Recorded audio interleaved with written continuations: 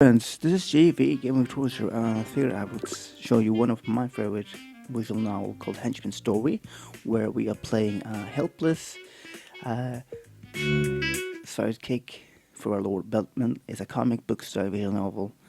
It was released back on 2021, developed by Silken Entertainment, and it's about 5 hours long. Enjoy. Yes! Another victory for the invincible Lord Bedlam! Excellent work, my brothers and sisters! At long last, the first phase of my master plan is complete! Now, gather the spoils of our conquest, so that we may return to our fortress post-haste! So you want all these pet supplies stacked in the truck? Yes, stack the pet supplies in the truck. Okay, just double checking because there is a lot of dog food here and I'm just not sure the resale value is worth the back strain, you know? Oh, and do you care about organization? Like, should we sort it by animal or... Just load the boxes! If you please, Value Combat. Right. Sure. God damn it. Hey, Dave, can you help me with this? Oh, sure thing, buddy! Try lifting with your legs! I hear that helps. I meant help me lift the box, dude. Oh, gosh, no! I'm a squad supervisor. I'm supervising. But I believe in you, Stan. You can do it. Thanks. Great work on that box, buddy! Way to go.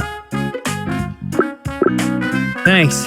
You know, the whole lift with your legs thing actually worked. I mean, you hear it all the time, so I just figured it was bullshit, but it really...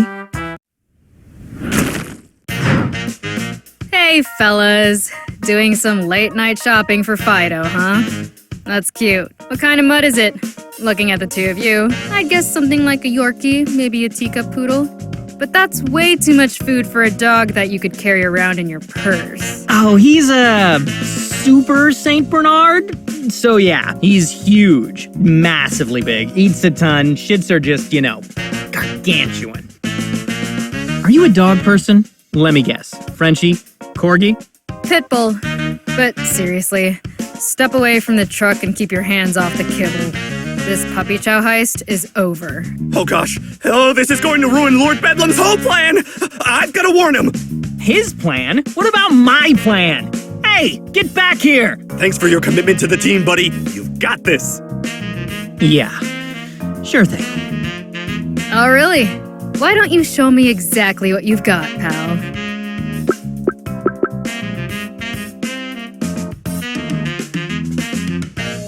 Let's see. I do know a few magic tricks.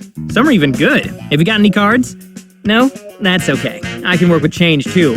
Just no dimes. I've got fat fingers, so sometimes I drop those. Hey, what a coincidence! I know a magic trick too. Oh, really?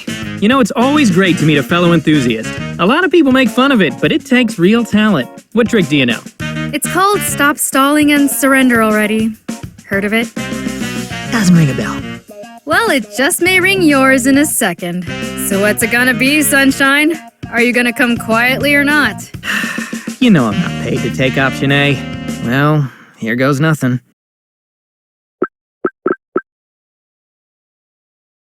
Bet you won't see this coming!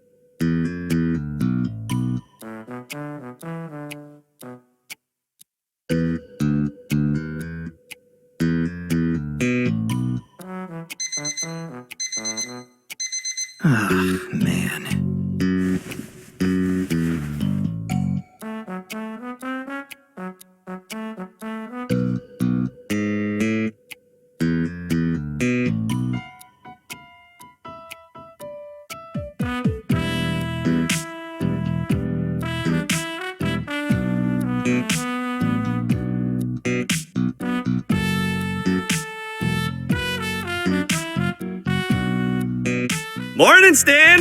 You're looking chipper as usual.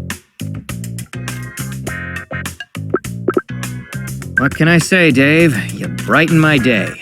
And everything within a 200-foot radius. Well, gee, buddy, you know me. Just trying to make the world a better place, one smile at a time. I must have missed that intermission statement.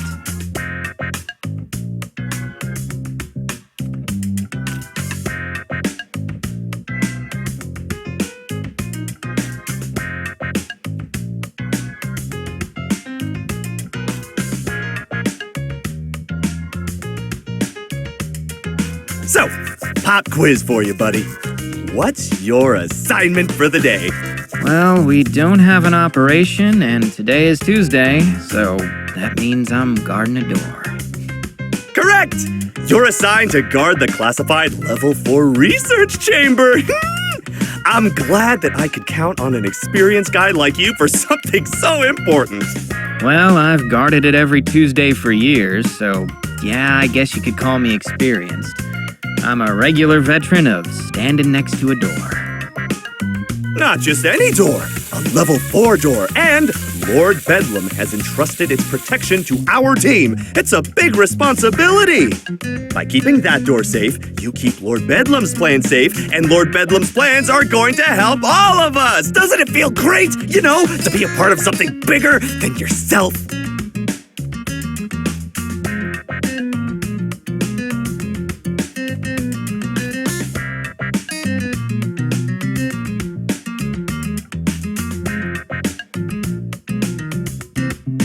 Yeah, it's fantastic.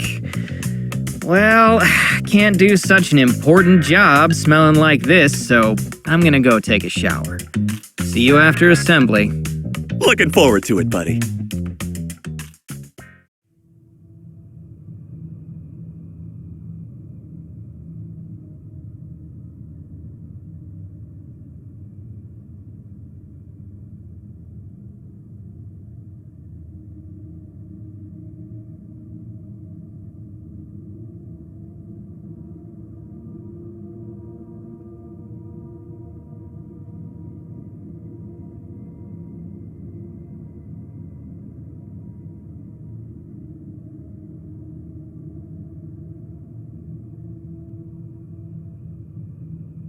Good morning, my loyal compatriots!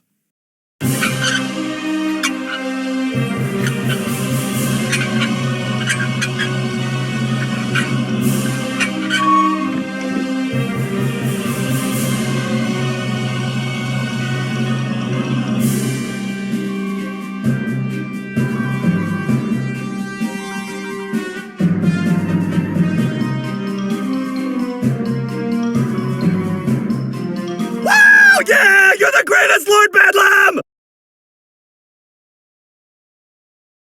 Thank you. I love the enthusiasm.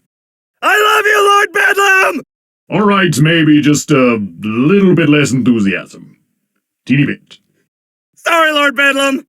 Yes, well, moving on. Today is a normal Tuesday, so you should all know your daily assignments. If you've somehow forgotten, consult the laminated schedule you received at the beginning of the quarter. If you lost your schedule, see Sam Leonhardt in HR and she'll make a new one for you. But the printing fee will come out of your paycheck, just so you know. I mean, they're laminated after all. That's not free. We do have some injury updates for you today. First, the good news. It looks like John Kess will walk again after that encounter with Muscle Master. I know we were all pulling for him. The bad news, Mace apparently has no idea who he is following his 7th concussion at the hands of the Shrouded Avenger, so he will not be returning to work. His family has received a fruit basket. For some lighter fare, we do have a birthday today. Congratulations to the Bacon Bruiser, who joined us in June after that unfortunate waffle iron incident forced the Breakfast Bandit into retirement. There will be some mini cupcakes in the East Break Room to celebrate. Please feel free to treat yourself to one between shifts. And it looks like that wraps up our morning announcements. So let's go out there and work together to make this a great day. And remember, The secret cabals, juntas, and unfairly moderated LARPing message boards that manipulate our society must all be destroyed! They will pay for their crimes in blood! And when my master plan comes to fruition, we shall be the ones to exact the toll! Then we shall rip out the diseased heart of modern society and replace it with a newer, better heart of our own making! A heart that actually enforces the rules about period-appropriate clothing and has no limits on caps lock usage! So says the invincible Lord Bedlam! Happy Tuesday, everyone. Go get 'em.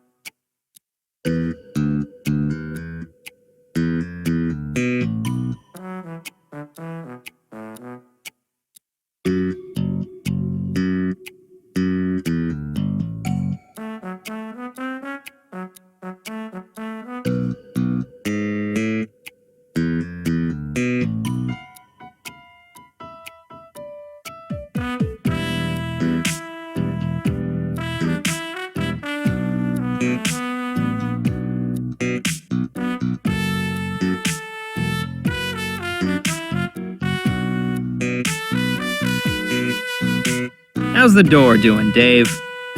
All's quiet so far, luckily. You're 1 minute and 35 seconds late, you know. If you were 8 minutes and 26 seconds later, I'd have to mark it down. Noted. I'll remember to teleport next time. You can teleport? Yep, but only once a week, and only if I have a breakfast burrito with mango habanero sauce in the morning. Think you could hook me up? You know, for the team. Well, gosh, Stan, that's outside of our team's budget. But if it will keep you on schedule, then by golly, I'll see what I can do. Thanks, buddy.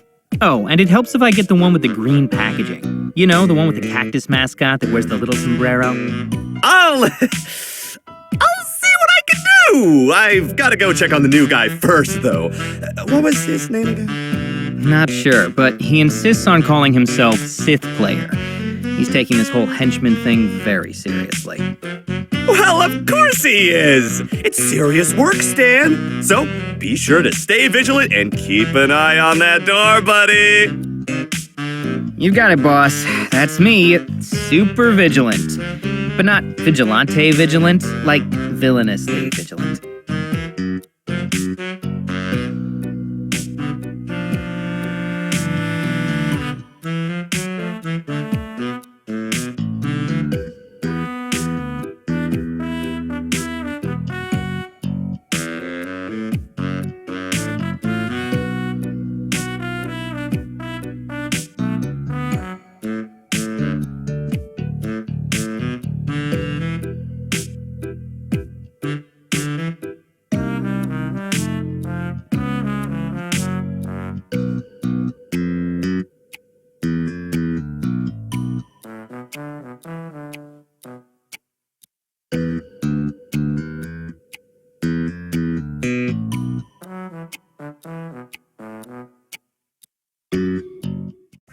Hey there, buddy! How's your day going? All your tasks on schedule?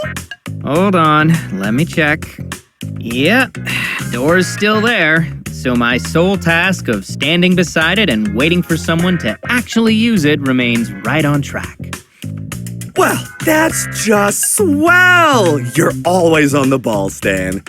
Was there anything I can do to help you out? Maybe get the facility crew down here to give that door the old spit shine. I think the door's shiny enough for now. But do you mind if I ask you something? Non-work related, I mean.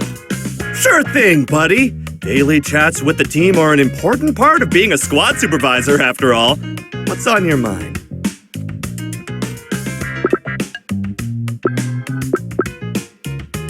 So, how are things going with that dating app? Have any hot dates? Huh? Oh, I don't know, I've chatted with a few girls. On the app, I mean, it usually starts okay, but we always seem to have a difference in our beliefs. What, like religion or something? I think there are specific apps for that if it's a big deal for you. Oh, no, not that. It's just... none of them seem to believe in Lord Bedlam's mission. Shit, dude, you don't tell them you work for Lord Bedlam, do you? Oh, no, I would never violate the sanctity of our brotherhood. But it's very important to me, so I give them the bullet points of our code, and then they, unmatch me. Damn, Dave. That's, sorry, man. Thanks, buddy. I just wish I could date one of the girls here. It'd be so much easier. I've always really liked Jen from Squad 23.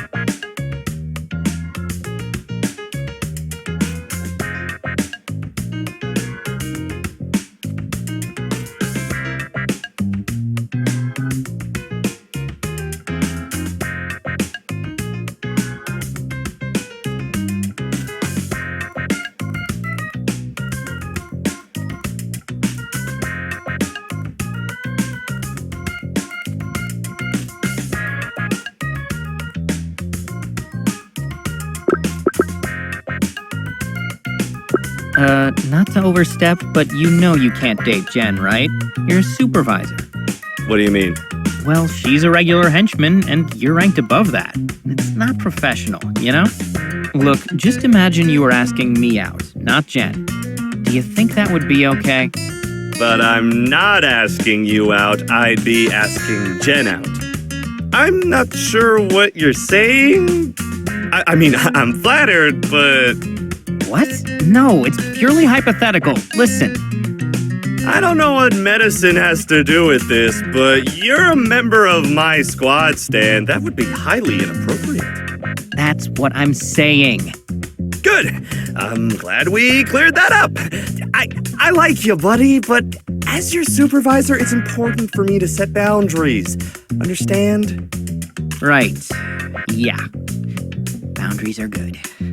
Great, good talk, buddy. It's important for us to communicate about this stuff. That's why I have an open door policy. Just not the door you're guarding, though.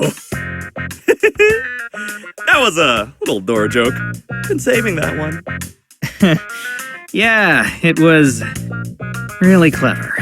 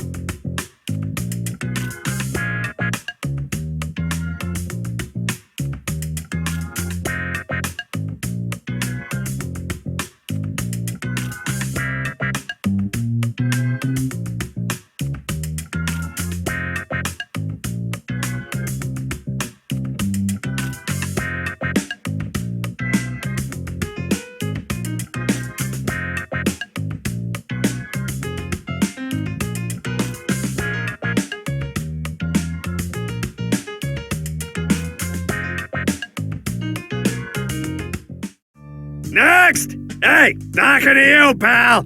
Oh, sorry. What's on the menu today, Chef Antonio?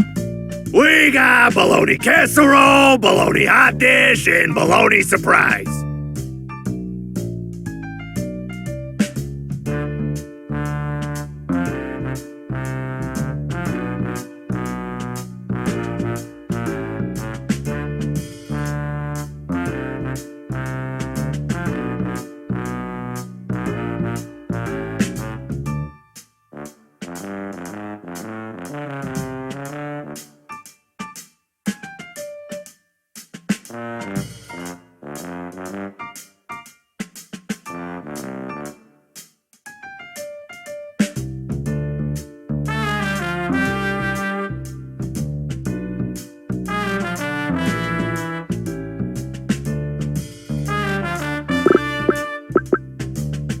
I suddenly seem to have this real bad stomach thing, and as appetizing as all that looks, I think I'll actually pass. Oh yeah, just now, huh? Just now you happen to not be hungry. Yeah, I know, bad timing, right? Because this food smells so... So what? What are you trying to say, you ungrateful little shit? You saying Master Chef Giamatti ain't good enough for you? Is that it? No, honest, I just don't feel good. That's it. Right, sure thing, smart guy. Well, I'll tell you what. From now on, I'll have something just for your delicate little stomach. Specially made. How's that sound?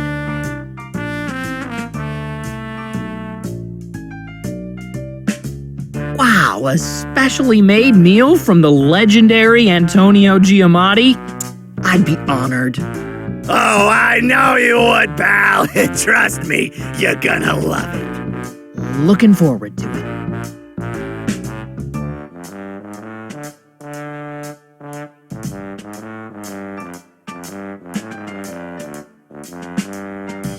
Next!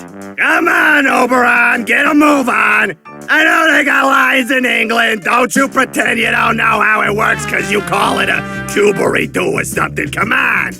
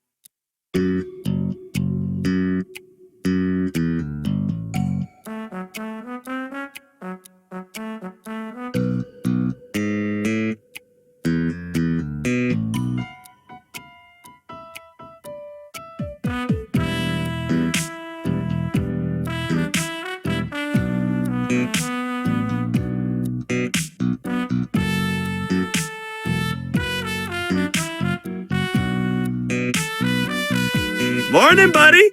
You know what today is? Yeah, it's, Operation Day! Oh boy, I'm so excited. I've got that tingly feeling in my bones. well, that's more than I needed to know. Aren't you excited too? I hear this is a big one.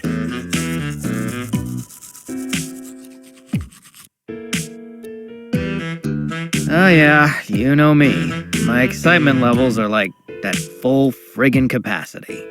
I live to get powerbombed by masked millionaires with messiah complexes. Oh, I don't think any superheroes will be there this time. I heard this is something totally different. They'll never expect it.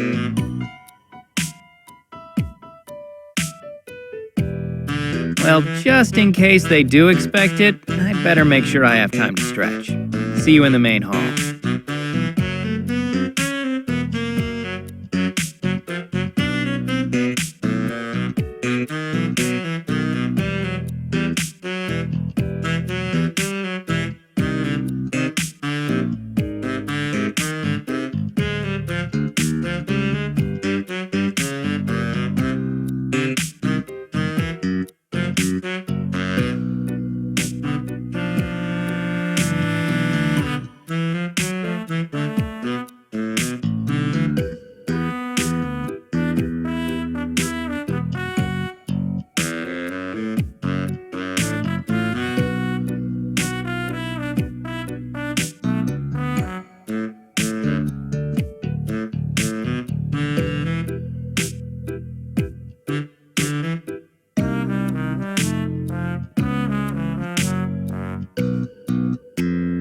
The shadowy masters who control our society are growing nervous, my comrades! With their hold on the artisanal baloney industry shattered, they see the writing on the wall! And that writing says they are the ones who are ruining the weekend for everyone! Not the righteous masses who just want the orc barbarians to stop wearing jeans!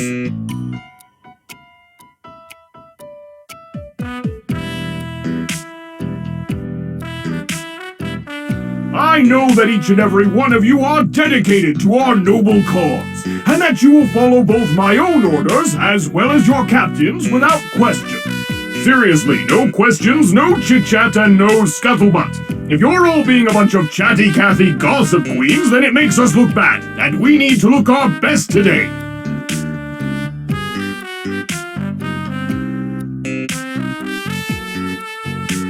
Now go forth, my comrades, and let loose the hounds of our endless parade of glory!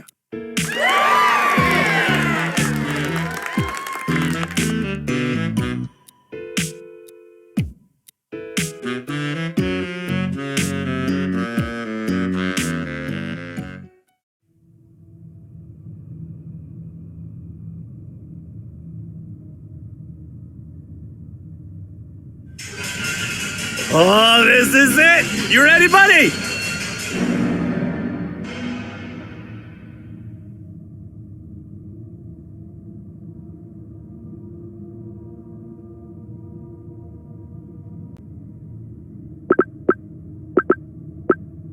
Nah, but screw it.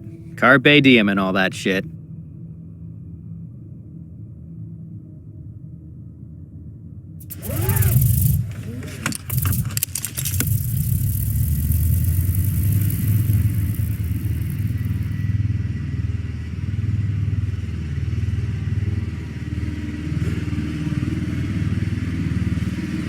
Alright, meat shields, put on your makeup and hold on to your eyeballs because we're in the pipe and going in hot! Actually, we're third in line in, so we're in a holding pattern for a bit. Then we're balls to the wall with foils locked and guns blazing! Woo!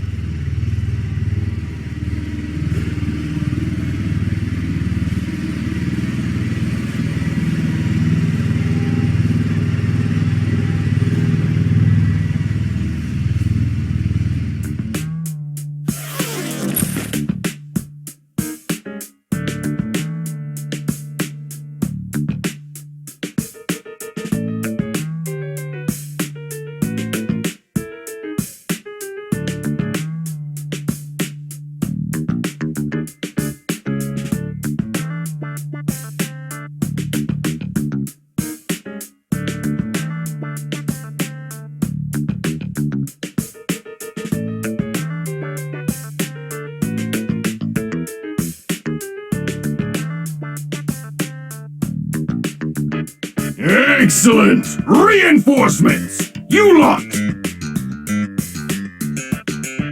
You shall remain here as our rear guard! The rest of you, with me! No problem, Lord Bedlam. You heard him, squad! We're the rear guard, and the rest are going with him! That last part isn't really relevant to us, but I just wanted to make sure you heard.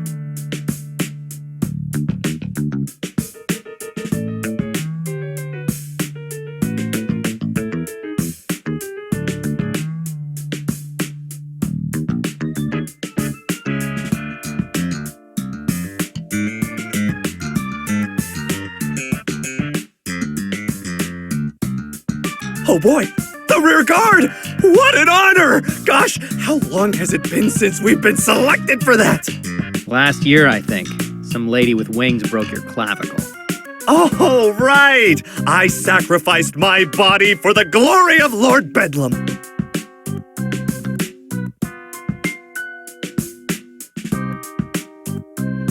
Hopefully Lord Bedlam's glory will come sacrifice-free this time. But if it doesn't, we'll be ready! Right, team? Sure, sure.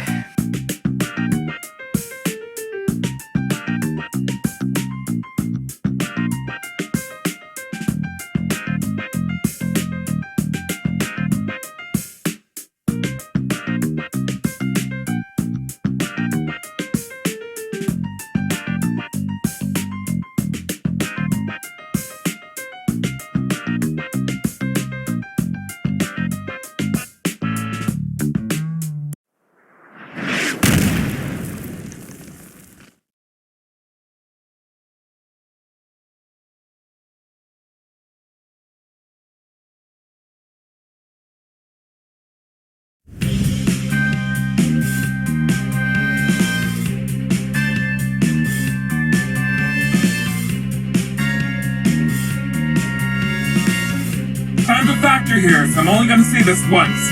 There's no way you can beat me. That means you can either give yourselves up or get your asses kicked. Your call. I can't make it for you.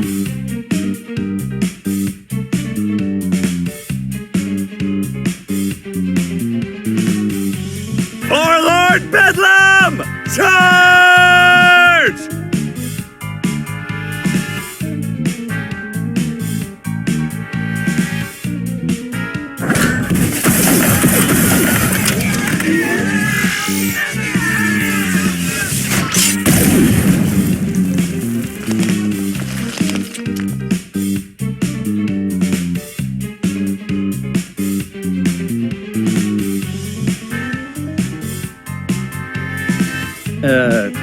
Hey.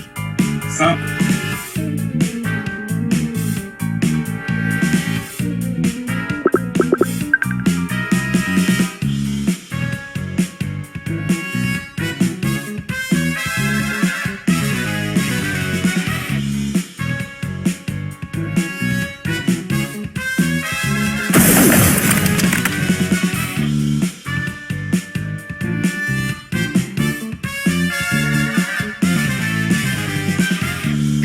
Aw, don't go. We're just getting to know each other.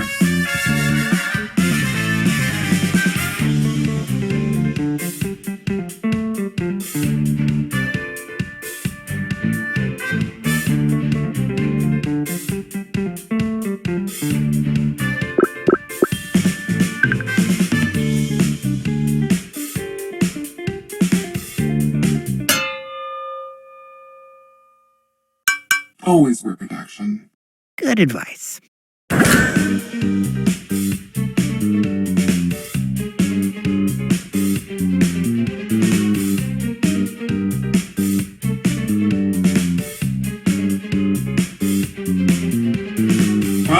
I'll give you this. You lasted at least twice as long as the rest of these idiots. Do I get a prize? Yeah, you win an extended beatdown. Congratulations. Yay.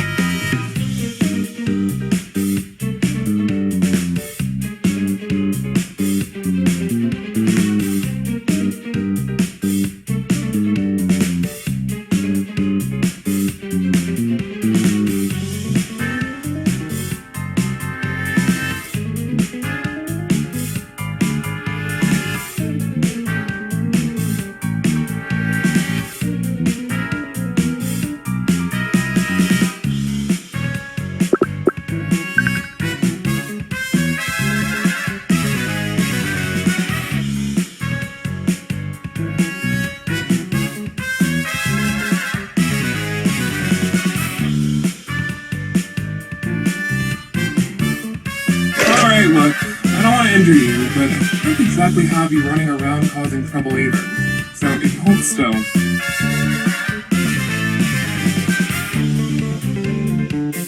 Hey!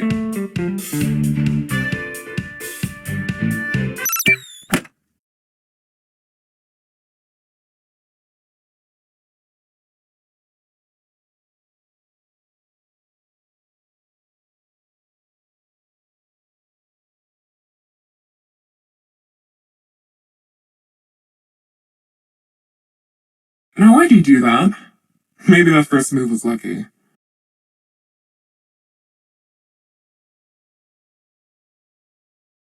Or maybe you're more different than I thought.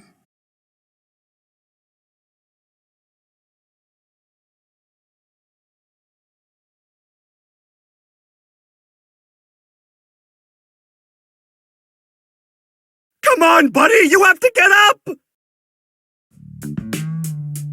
Where? What? Dave? What's going on?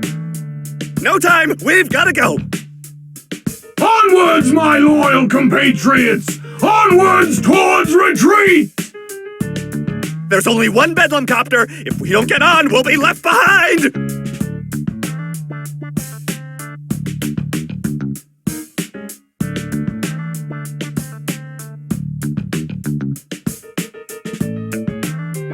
All right, I'm good. Let's go.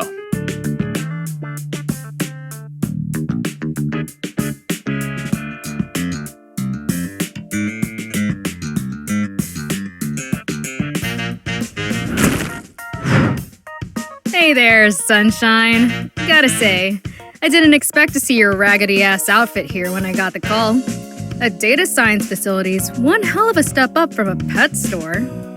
But you're not too much of a big shot to leave without saying hi now, are ya? After all, we're old pals, ain't we? Oh, you know me. I'm not big on long goodbyes. So awkward. Wait, you know her, Stan? But she's a superhero! Case in point. Dude, you were there, remember? Briefly, anyway. She dumped me into a trash can. Yeah, that was great. That picture of you was trending for hours. Would have been a great night for me. If you clowns hadn't ended up giving me the slip. Yeah, we were pretty slippery, huh? Oh, what a night that was. Just a peach of a time, wasn't it, Dave? Oh, yeah, I guess. I didn't know you cried so much when you had fun, Stan. I'm easily moved, Dave. You know that.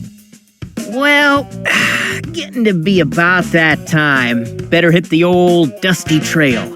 Nice seeing you again. Don't be a stranger. Don't think so.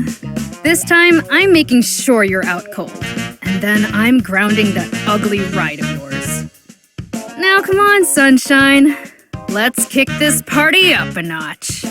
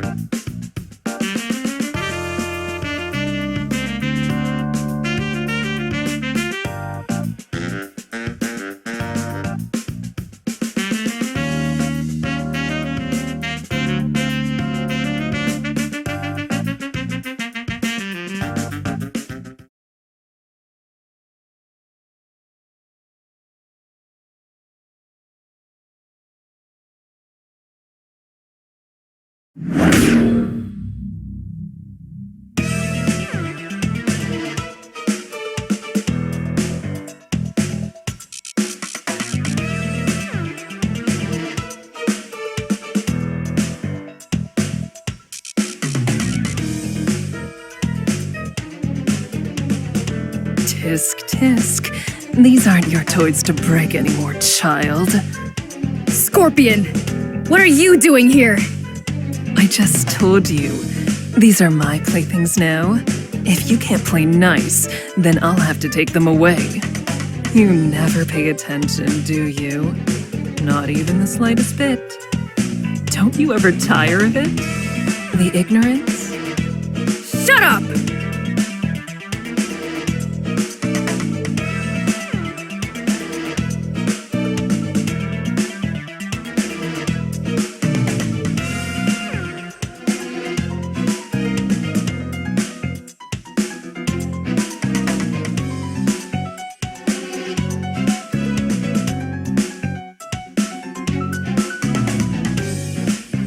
Temper, temper, child. Stop calling me that! But you are. Listen to yourself. If you're not careful, you'll have another tantrum. And then who will have to clean up your mess this time? Oh, it won't be you. Don't worry. Nah, you're gonna be the mess. What's left of you, anyway. Promises, promises. Always promises with you. Never once delivered.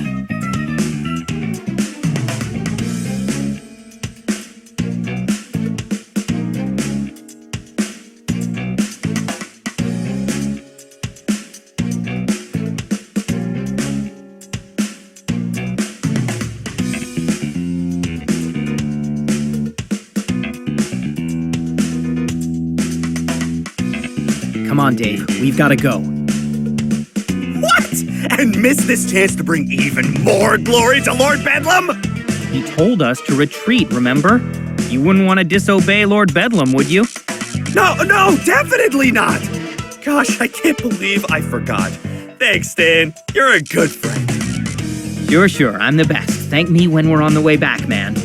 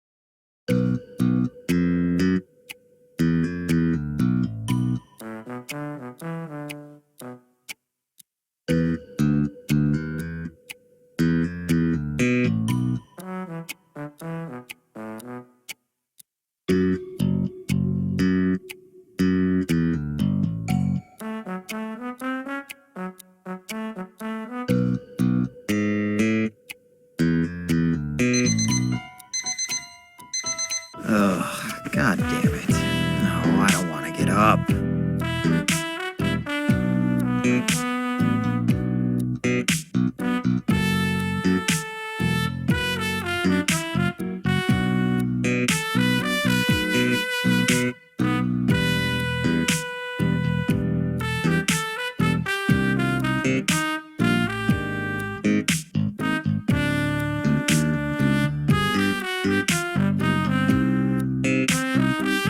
Morning, buddy! Morning, Dave. How are you holding up? You took one hell of a punch. Just some heavy bruising. The doc was worried about internal bleeding, but I guess I got lucky. How about you? You were out way longer than I was. I'm fine, just exhausted mostly. Still can't believe I got tranked like I was an escaped zoo animal or something. That's my Shining Nova story. Can you believe it? Oh yeah, the hero that took down Dr. Calamity's Ultra Death Bot? They shot me with an elephant tranquilizer. Yeah, it was fine. I just drooled a little.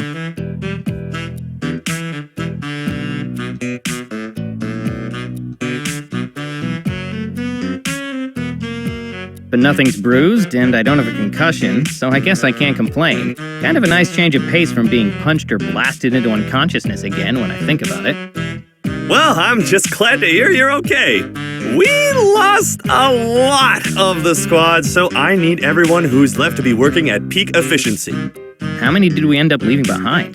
Feels like at least half.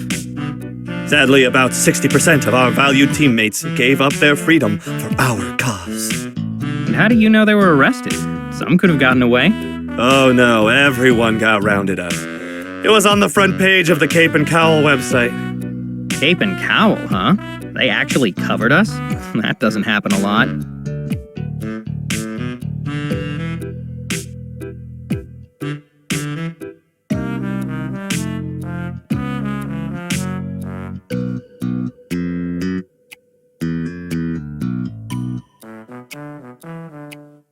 Yep, it was quite the day.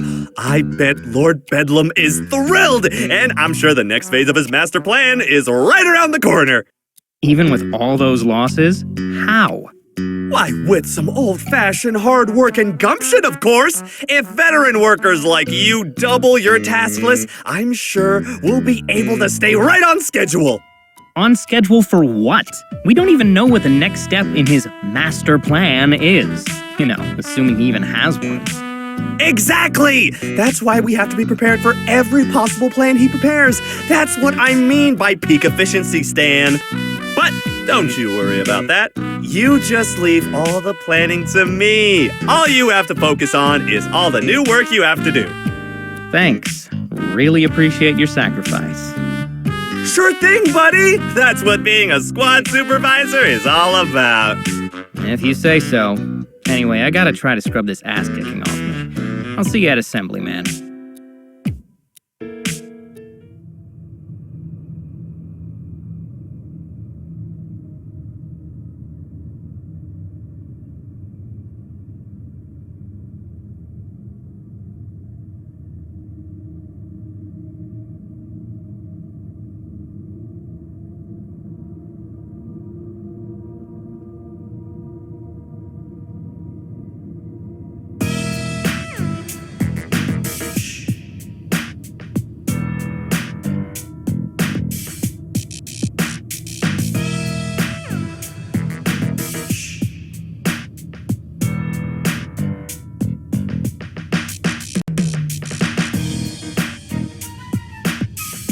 morning, my loyal compatriots! Well, most of my loyal compatriots. Some of them. An amount. You'll notice that we have a few new faces here. After the success of yesterday's operation, Madam Scorpion and her organization have agreed to help compensate for our sudden personnel shortage.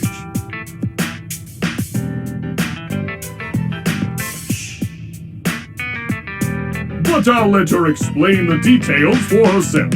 So let's all give a warm Lord Bedlam welcome to Madam Scorpion and all our new comrades for joining us in our unending Ferris Wheel of Triumph! Madam, take it away. Thank you. Today, your organization is making an important step forward. Today, you join a select group of the most elite supervillain organizations at the cutting edge of our industry. Normally, a day like yesterday would have been devastating for a small team like yours. How could you hope to replace so much manpower so quickly? In the past, it would be impossible. But today you can.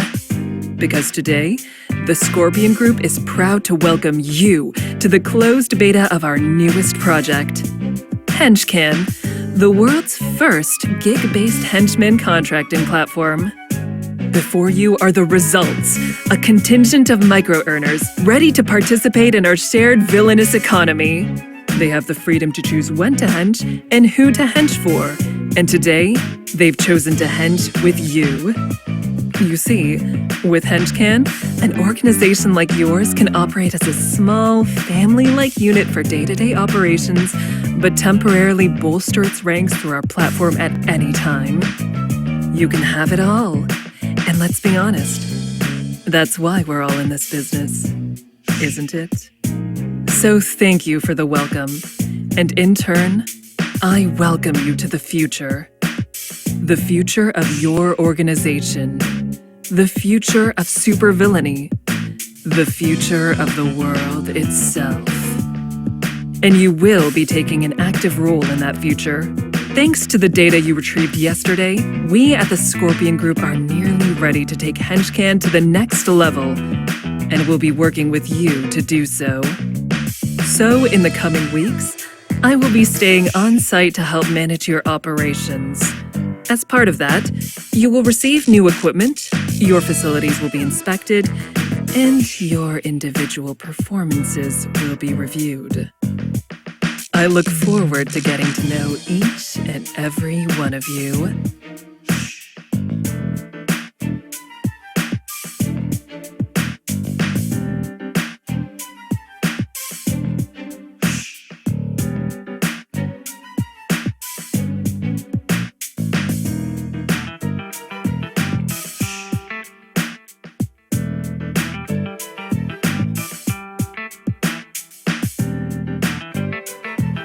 Thank you, Madam Scorpion. Now, while all our recruits are fully henchman certified, this is their first day here, so that means that for today, you'll all be in charge of their orientation. They may only be with us for a few weeks or months, but while they're here, they are our brothers and sisters in arms. So that means they need to know the ins and outs of working for Team Bedlam. Anyway, we should have the same number of new recruits as veterans. So once we're done, I'd like everyone who was here yesterday to pair off with someone wearing a name tag. Once you have your newbie, give them the tour, show them your weekly routine, and just teach them the ropes. Remember, the security cameras work again, so we'll know if you decide to sneak off to watch web flicks. You're so funny, Lord Bedlam! Anyway, dismissed.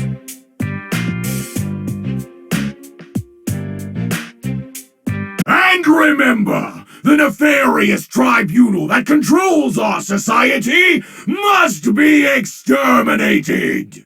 Remain ever vigilant against its subliminal advertising and unfunny meme generation algorithms. Sorry, almost forgot. Carry on.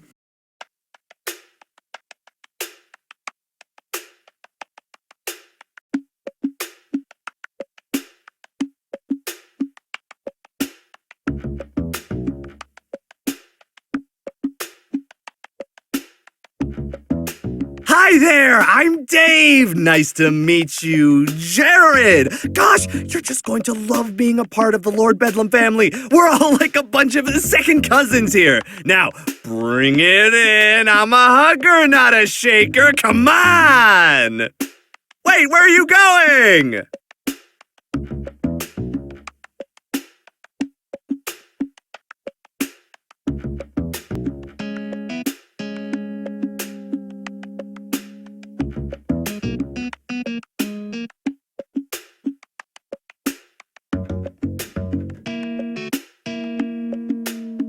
Hi, nice to meet you. I'm Kate. And why does your name tag say Beatrice? Oh shit, it does? No, it definitely says Kate. Oh! Oh, you were making a joke about? How I already know your name. Because it says on your name tag. Right. I guess it's a little silly to tell you that, huh? Nah, you're just being polite. I'm Stan, by the way. Guess that makes me kinda rude. Wow, a Stan. I'm not sure I've ever met one. You mean ever met one under 60? No. I mean, Hey, I admit it. It's an old man name. The only benefit is that if you're ever cool enough, you get to be Stan the Man. so are you cool enough? Well, I'm wearing this goofy purple uniform, so no, definitely not. Okay, Stan, who isn't the man. Up for giving me the tour? Sure thing. I hope you like stone walls and fluorescent lighting, because you're gonna be seeing them all day.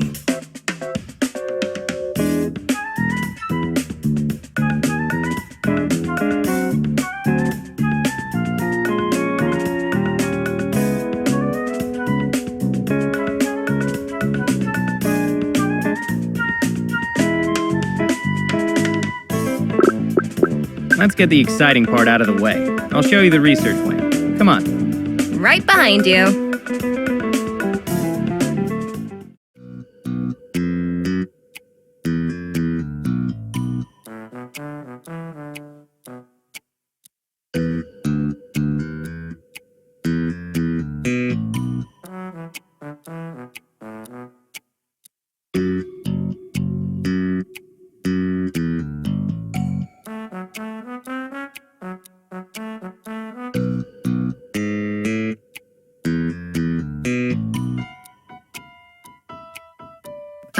Why did we stop? Because this is it. Behold, the crown jewel of Lord Bedlam's fortress, the research wing. Are you sure? It doesn't really seem like a jewel or a crown. Well, Lord Bedlam did put up majestic golden emblems of his face around the entire base, so it's kind of like a crown, don't you think? Oh no, that's definitely tungsten, not gold. It has a similar density, so it can be hard to tell, but I've seen a lot of fakes. Those aren't even gold-plated. I think he just painted over them. Tungsten, gold, unobtainium, what's the difference? It's all metal, so close enough. They're still regal and majestic, right? There are 94 different basic types of metal on the periodic table, so I wouldn't say close enough, no. But you're clearly more of a poet than a scientist. Well, I did take a poetry elective in college. Slept through most of it, but at least some of it got through. So I guess I'd agree. But hey, that's why I work outside the doors and not behind them. I see. So you work as a guard here. On Tuesdays, we rotate around daily, so on other days I guard other places or do grunt work.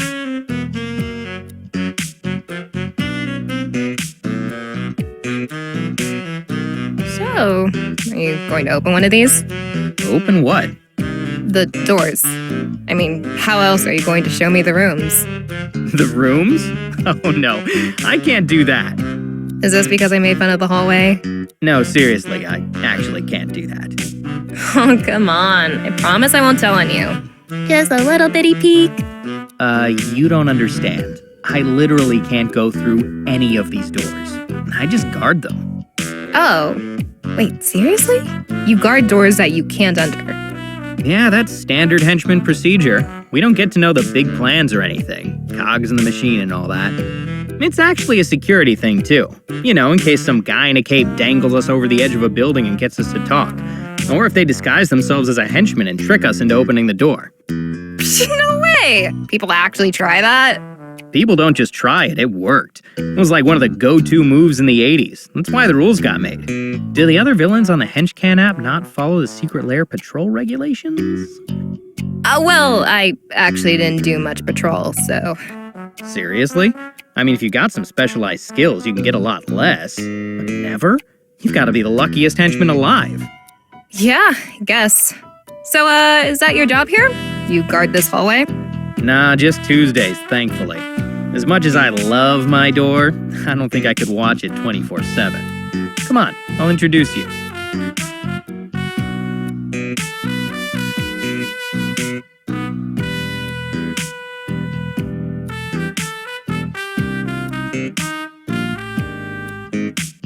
Kate, meet door 1385. Inanimate object extraordinaire and my ward every Tuesday from 9 to 5. Nice to meet it. And you have no idea what's in this room. Nope, and you won't either. This bad boy requires level 4 security clearance to get through, one of only a dozen in the whole base. It's very important. You should be impressed. I'd be more impressed if I knew what was behind it. No idea, but it's a big deal. So probably Lord Bedlam's snow globe collection. Or a super weapon. It's a toss-up. I see. So, what was that about college earlier? Did you graduate? Yep, Richardson State. Go fighting... whatever we were called. I take it you weren't the captain of the football team. Are you doubting my athleticism? I'll have you know that I have the agility of at least, 2 whole panthers. No doubt here. You just seem more like a gymnastics captain. Actually, soccer was my sport in high school. I was a pretty serviceable midfielder, believe it or not. Didn't score a lot of goals, but I could facilitate well enough. Why didn't you play in college? It's just so much running. All right, smart guy. What were you doing in college then? Majoring in history. So basically, I joined a very expensive nonfiction book club. Hey, there's nothing wrong with books. I actually really like reading, though I'm usually into fiction and literature myself. For a while, I was buying so many that I feel like I had to get a new bookcase every few months. Wow, you have a place with your own furniture? I guess I figured this henchcan thing would mean you were drifting from lair to lair. Oh, no, I meant my old place. Back in college, I majored in mechanical engineering, but I read a lot. I even tried to write a little on my own. Really? You wrote stories? Did you finish any? Oh, yes, but... Shit, I didn't mean to tell you that. Uh-oh, someone's a little embarrassed about their Professor Anomaly fanfiction. First of all, there's nothing wrong with fanfic. Can we talk about something else?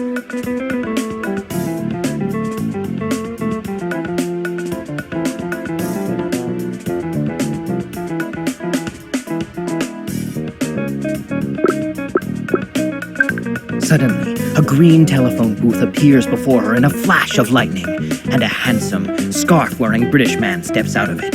He places a hand on her shoulder and says, "You're the real professor now, Kate." First of all, only the 5th Professor Anomaly ever wears a scarf, and other people can't become the professor. He just has lots of forms, okay? Also, I've never put a self-insert character into... damn it. Oh my god, I was just joking, but now? This is too good. Which Professor Anomaly was your favorite? Clearly not the 5th. Maybe the 8th? No, you strike me as an 11th Professor gal. Look, I was young. I just wanted to write, so... And I told you I never put myself in the story. But then who would make out with Professor Anomaly in Chapter 7? Kate, you're not thinking this through. Okay, I wrote Professor Anomaly fanfiction when I was 15. I admit it, but I did not put myself in the story, and it was not smut. Hey, it's cool. I believe you. Trust me, I play spells and swords, and that's basically fanfiction, except you're making up the story with your friends. And sometimes the story changes because Jason rolls a 2 and dies to a rat, or Gavin's mom decides SNS is the work of Satan and he has to quit. So when it comes to embarrassing hobbies, we're pretty much equals. I guess so. Thanks. Sort of. You don't sound too embarrassed, though. Or is talking about SNS your go-to move with all the girls? Oh no, I've pretty much accepted my lot in life as a social outcast. I mean, I work as a henchman for a supervillain. My place at the bottom of the totem pole is secure. Hey, you never know. Things can change. It's a crazy world. But it's still good that you're comfortable with yourself. Though, I gotta say, you're not a great salesman. You're not gonna tell this eager new recruit how wonderful this job is? Nah, that would just set you up for crushing disappointment. I'll make fun of your fan fiction, but that's too cruel.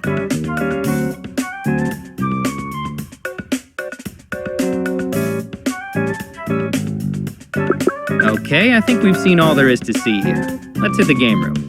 Sounds good. Lead the way.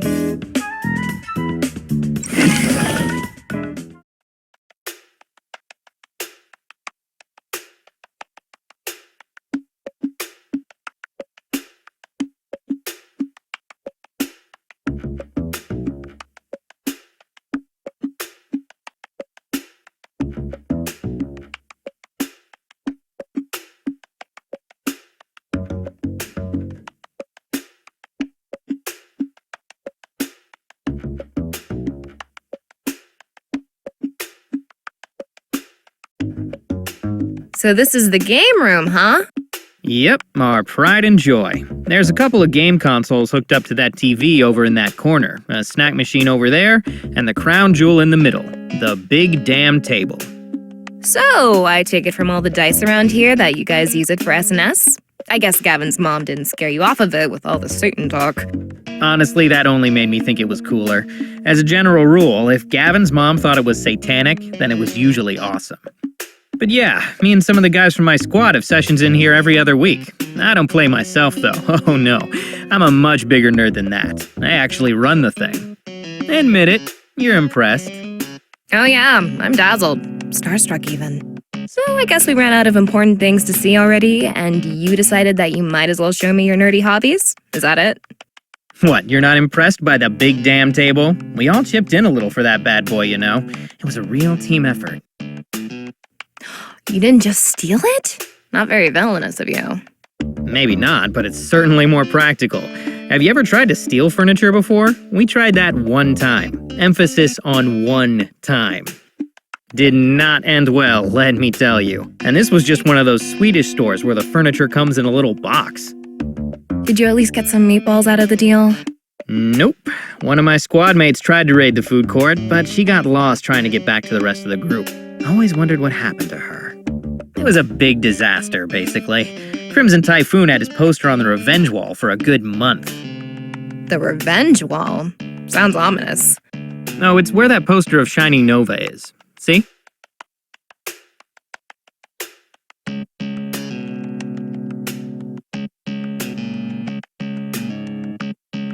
Oh, that's charming, in a way. You guys really don't like Shining Nova, huh? Someone doesn't anyway. That definitely went up a little faster than normal. But then Nova did tear through us like paper mache. Well, that's the closest most of these guys will ever get to laying a finger on Shining Nova. So they need to get their shots in where they can, I guess. Yeah, you're telling me. I found that out firsthand. Still feeling that ass whooping, honestly. Well, don't be too hard on yourself. Shining Nova's at the national level, and Lord Bedlam isn't even on most people's radars. You guys didn't stand a chance, honestly. Hey, come on, we stood a little chance. Like, a tiny bit. Non-zero, anyway. Effectively zero. So, are any of those darts yours, by the way? Me? Nah, it's not really my style. Lord Bedlam had a nemesis for a bit, and it just seemed exhausting. Also a little romantic. I don't know, man. Supervillains are weird. Yeah, that's what I figured. You don't seem like that kind of guy. Well, since it doesn't sound like you're that into the revenge wall either, why don't you join our SNS session tomorrow night? The only vengeance that might be enacted there is if Zach rolls 2 natural ones in a row and throws his dice in the trash. That does sound mildly more sane. I'll think about it. No promises. Sure, no pressure. But if you show, I promise it'll be fun. I swear on my poor lost squad mate and the meatballs they never got. So, I'm curious. How did you end up here? I was listening to Chill Beats to Wallow in Student Loan Debt 2 on YouTube, and one of his recruitment ads popped up. So I applied. Simple as that. Seriously, Wait, are you for real? You put an ad online? On freaking HooTube? Yep, it was a lot less annoying than the ads I'd usually get, if you can believe it. At least it wasn't an influencer filming themselves in vertical video mode. That is...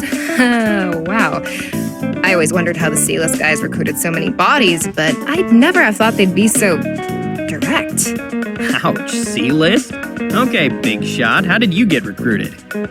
Definitely not like that. But seriously, I meant, why did you end up here?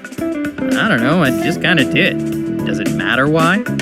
It's just that you don't seem to have the, fervor of some of your peers. You haven't praised the almighty Lord Bedlam one time. Hey, I like Lord Bedlam, don't get me wrong. He's a good boss, but that's just it. He's not my god or, oh, captain, my captain, or anything like that. He's just my boss. So what? This whole thing is about the money for you? And the benefits. Don't forget the benefits.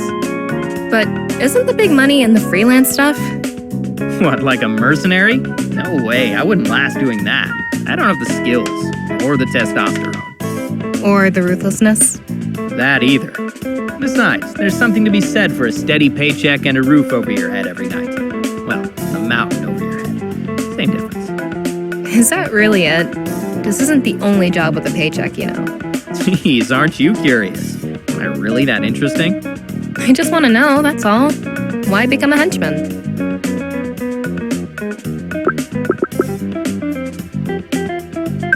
Instead of, what, finding a cubicle to waste away in?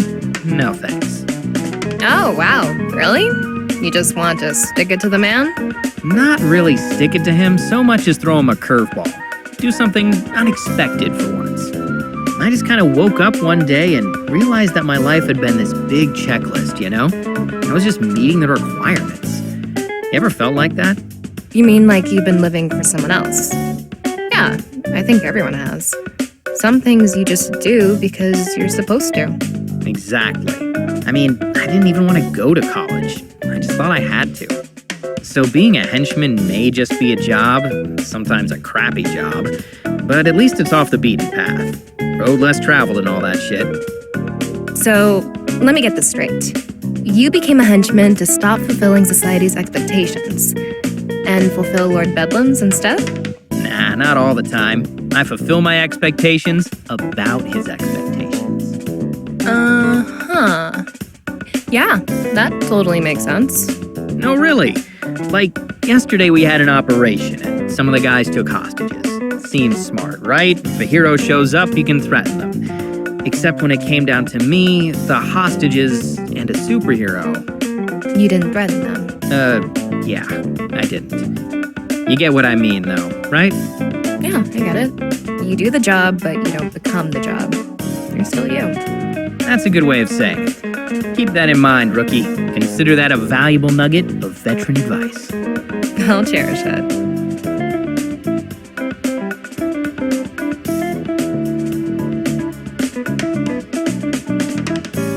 All that's left to show is the cafeteria, which is great because I'm starving. All right, I expect a thrilling conclusion. I'd promise that you won't be disappointed, but I'm an honest man. Come on, it's this way.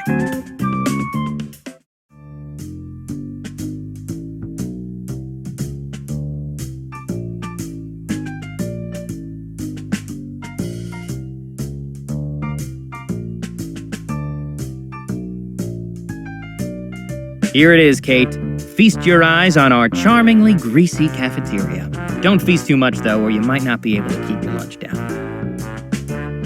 That's good advice. Thanks. Maybe don't look at the food too hard, either. Or the chef. You know, maybe just don't look at anything. Got it. Guess now I know why you didn't mention the free food as a reason for becoming a henchman. Yeah, sometimes things are free for a reason, you know?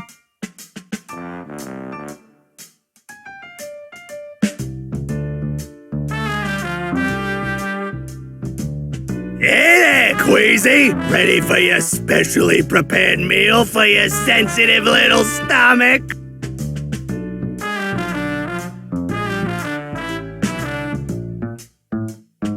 Chef Antonio, I feel like I've been looking forward to this meal for my entire life. Me too, Queasy! In fact, preparing it was one of the most grueling tasks of my whole friggin' career. Now, without further ado, I present Chef Antonio's L'Herbe d'Imbécile.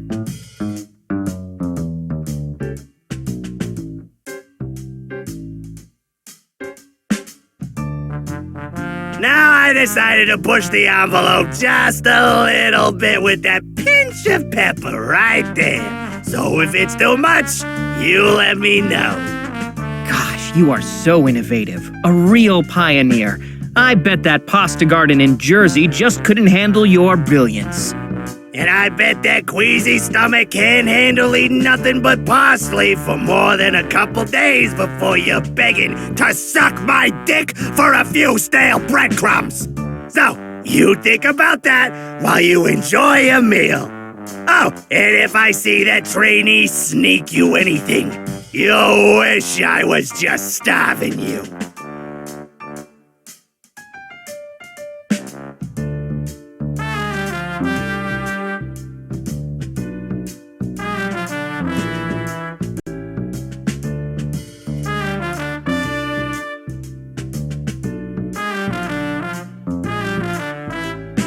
You gonna be okay? That doesn't look very filling. It's not. Don't worry though, I've got some ramen packets in my room. Hopefully they'll last until we restock the vending machine. Ooh, fancy. Look at you with your veteran salary. What did you do to deserve such fine dining anyway? I decided I'd rather eat nothing than his bologna casserole. Bologna casserole is a thing? Ugh, I had no idea. Oh, it's all too real. I should add that this was the 30th lunch in a row to feature a bologna-based entree. Wow. I admit, I kind of assumed you actually did something wrong, but now I'm just impressed that you made it 30 days. Hey, even us henchmen aren't pushovers all of the time. So anyway, I was... Nope. You've had all day to ask questions. It's my turn now. What? Since when did this tour come with a rulebook? Since I made it up, basically.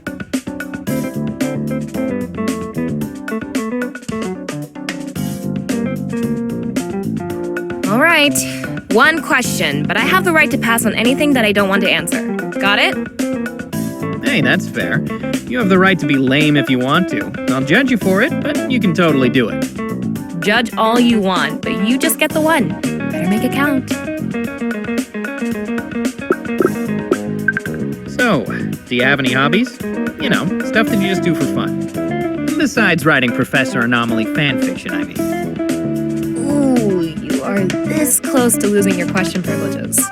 Okay, last time, I swear. It better be. I promise. It's gonna take every ounce of self-control I have, though. That's like 2 whole ounces. Seriously, though, you have to do some fun things. Well, I like working out, and I practice martial arts a little, though I'm not very good at it. Oh my god, what are you, some kind of monk? What? What's that supposed to mean? Because everything you do is, like, productive. No normal person is that productive. I'm normal? I'm totally normal. I'm just Kate. Normal, ordinary Kate. Besides, don't you do combat training here? Nope, not that it would be any fun if we did. Seriously, no training at all? Well, we did watch a self-defense video from the 80s. I do have a few pirated kung fu movies on a USB somewhere. They're pretty legit. You want to borrow them? No thanks, I'm good. I'm just a little surprised. I figured you didn't have much, but none? And according to Lord Bedlam, being a team player is much more important than technical expertise. Well, if you're ever so bored that you don't mind being productive, maybe I'll give you a few pointers. I'll consider it. Still sounds like a lot of work, though. You know, maybe it's not that I'm a monk. Maybe it's that you're lazy. That is entirely possible, but I'm going to refuse to acknowledge it until I absolutely have to.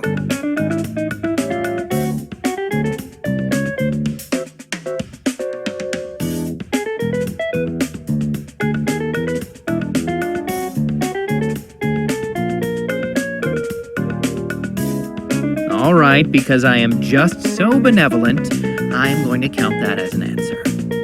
I'm in awe of your mercy. I get that a lot.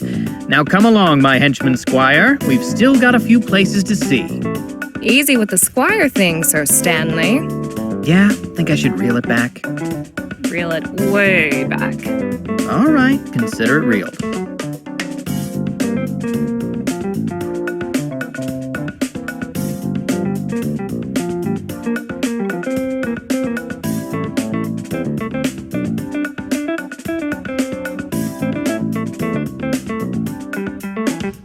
And so our whirlwind tour comes to an end. What do you think? Impressive? I'm more impressed that you didn't get lost. This place is like a maze. Not like a maze. It is a maze, literally. If a superhero ever gave enough of a shit to come after us, they'd spend so long figuring out where to go that we could just leave them in the dust.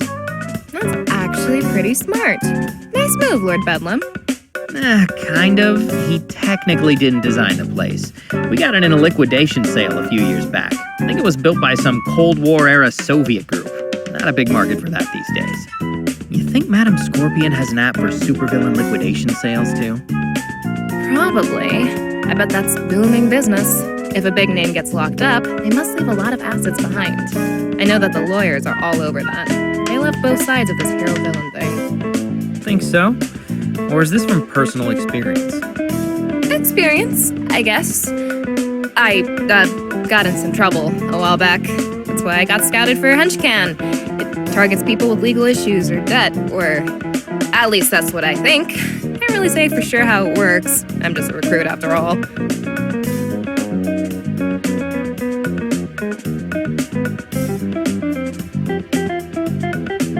So, I guess I'll see you around? Yeah, for sure.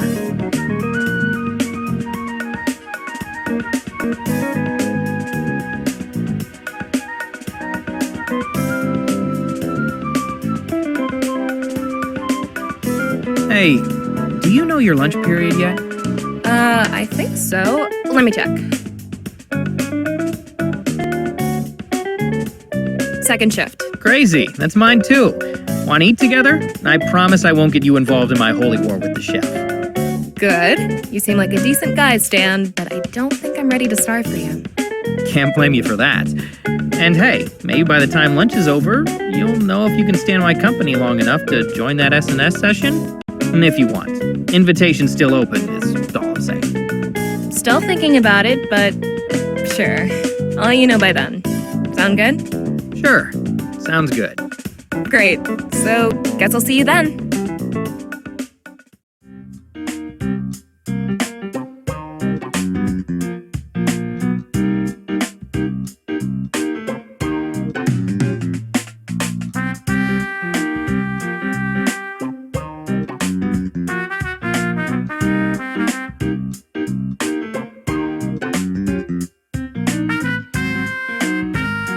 Welcome back, my loyal compatriots, and compatriots who aren't yet as loyal, but will be soon.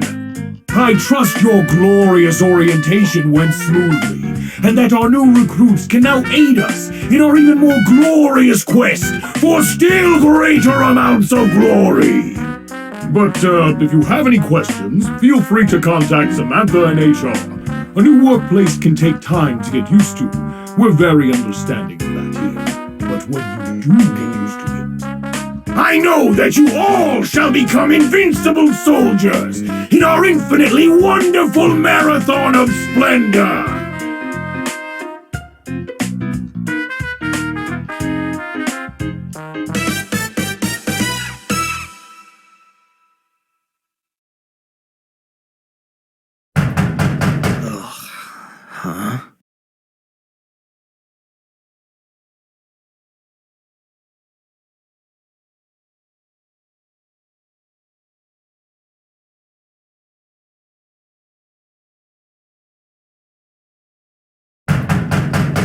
Yeah, just a second.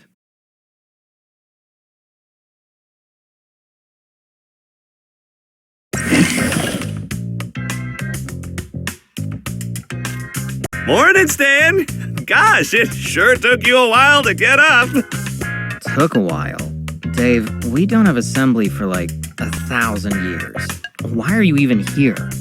Actually, Stan, that's the thing. You don't have assembly today. Here, this was at your door. Henchman number 065. In light of our administrative changes and our integration of the Henchcan program, you are scheduled to receive an in-depth review of your recent performance today. Arrive in room 243B no later than 8:30 a.m. Failure to comply will have dire consequences. Yikes, that seems a little over the top. Wait, if this was just posted here this morning, how did you know to come wake me up? Oh, I didn't. Mine's not until tomorrow. But I figured there was a slight chance you might have an early review, so I just wanted to make sure you were ready anyway. Better safe than sorry, right?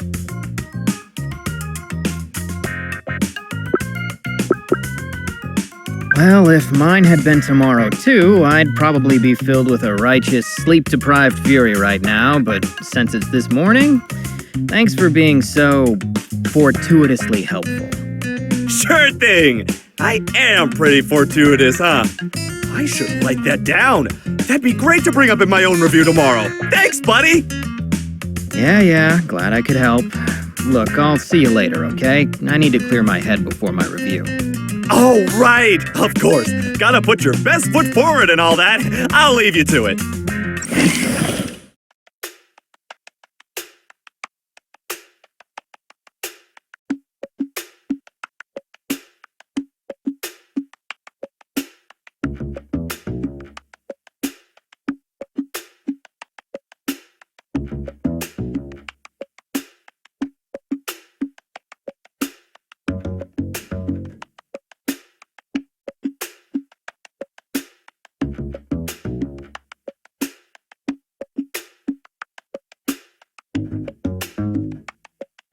Okay, Stan, you got this. No sass, no backtalk, just get it over with.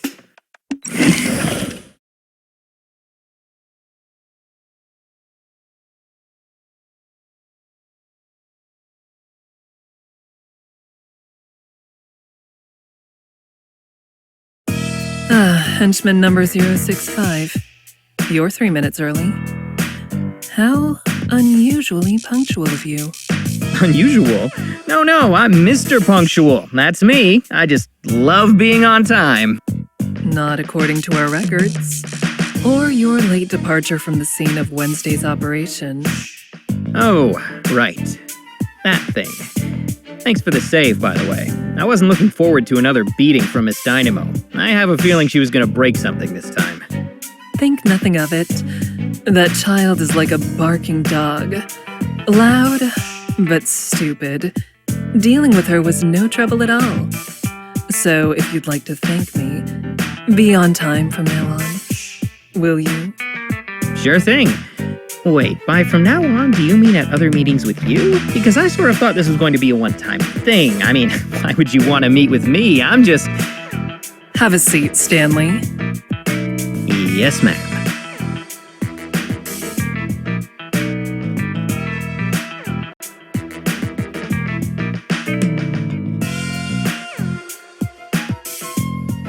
Don't fret.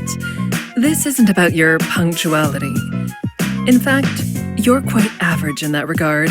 The henchmen here tend to be late in general. But you know that, don't you, Stanley? After all, you've been here for years, haven't you? Yeah, that's right. I'm what you might call a seasoned veteran. An experienced, loyal henchman or henchmanee. Henchmanist? So you are. And how many promotions have you earned in your long and illustrious career? Technically, about, 0-ish? Not ish, just 0. You have had 0 promotions. Well, I mean, I've received some pretty good compliments every now and then. That's kind of the same thing, right? No. No, it is not.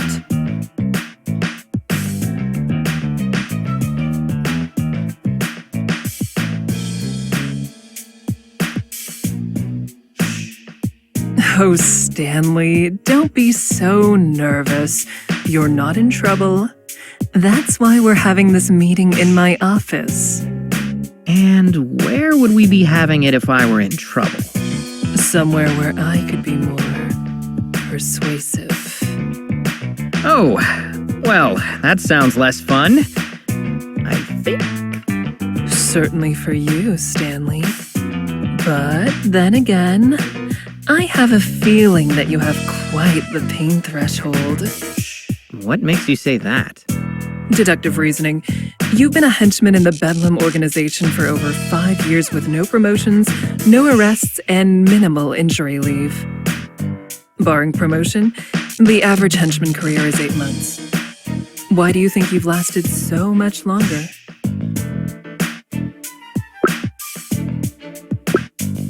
Well, you know, life's not a sprint, it's a marathon. And that means you've got to pace yourself. I have no use for vague metaphors, Stanley. Be specific. Okay, what I mean is, the thing about being a henchman is, we're not really supposed to beat the superheroes, right? It happens every now and then. Yeah, but not often. And when it does, usually we've got some crazy advantage. You can kind of see it coming. A lot of guys don't get that, though. They're always trying to win. Me, I know my role. I know what I'm up against. So maybe sometimes when I'm lying on the ground, seeing stars, and I know that getting back up isn't going to do any good, I just stay down. Some might call that laziness. Even weakness. By some, do you mean you? That depends on your reasoning. I'd call it knowing my limits. I do what I can, and that's all I can do.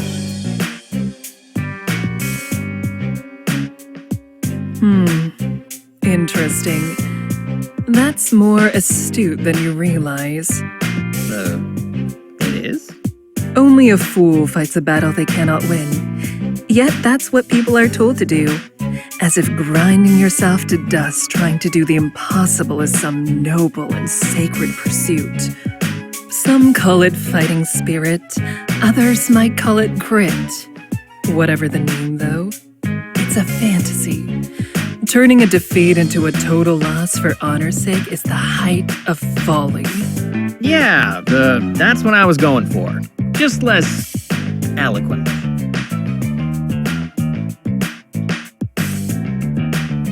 Whether you were going for it or stumbled into it face first doesn't matter.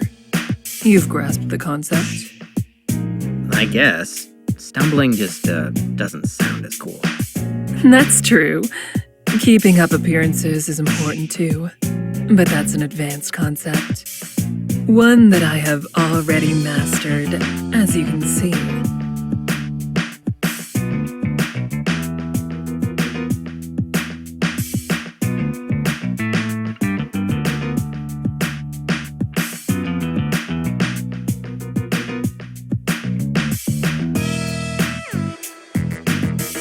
Here's the point, Stanley, and do keep this in mind.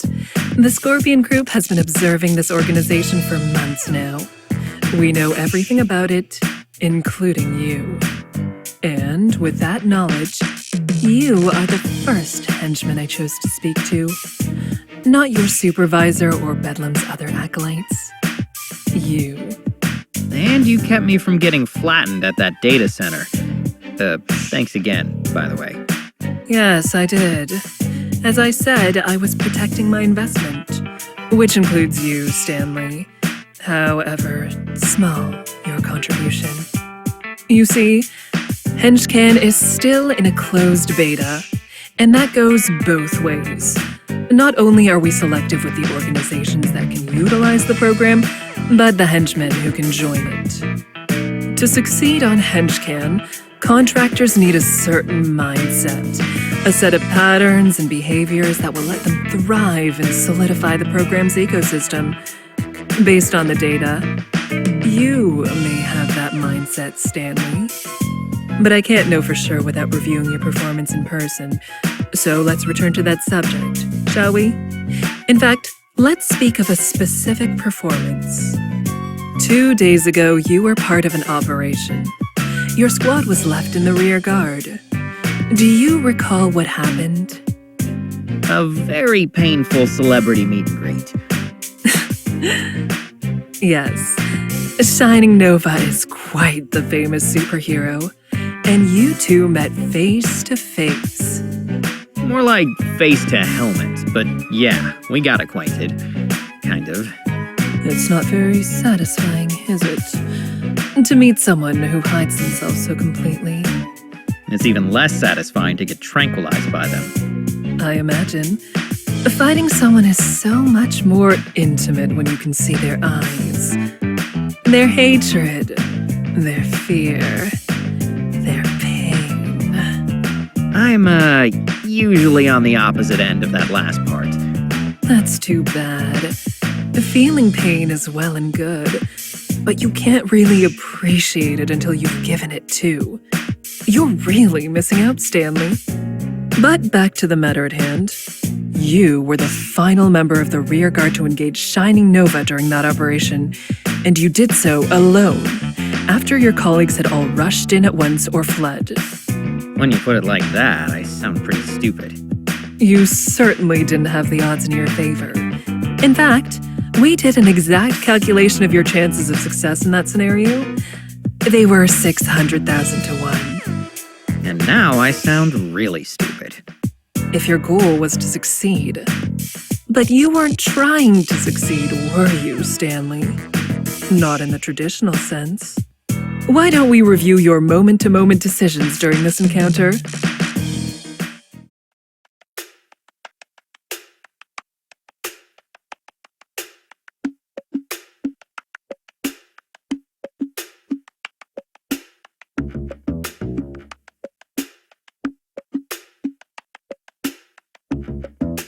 So, Stanley, here you are. You were faced with an A-list superhero all by yourself. What did you do?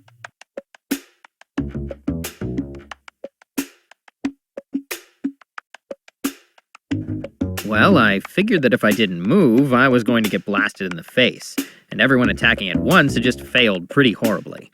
So I just kind of dove for cover. That's sound reasoning. If unconventional for someone of your lowly rank. Unconventional how? Seems like common sense. Statistically, of course. Typical henchman reactions to a threat are to flail wildly in some pale imitation of attack or to flee in terror. Every now and then you may see a few try to avoid a specific attack, but it's rare for such an attempt to succeed. Based on the data, your actions and their outcome were somewhat remarkable.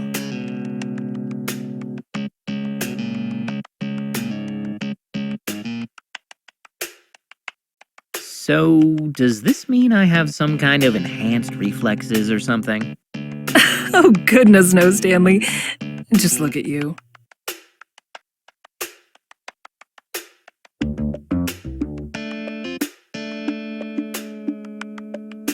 Yeah, I guess I see your point. I should hope so. You land with all the grace of a bag of yams. I think the expression is a sack of potatoes. Does it matter? Are potatoes more graceful than yams? No, I guess they basically have the same amount of grace, as in none whatsoever. And yet, despite your starch-like reflexes, you managed to avoid Shining Nova's blast. Because, fortunately for you, you think faster than either a yam or a potato.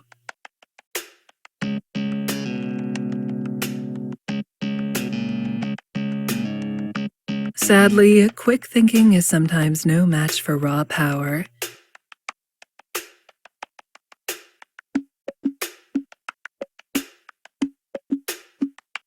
Trust me, you're talking to the man who knows, like, intimately. I should hope so. You ran headfirst into that fact right here.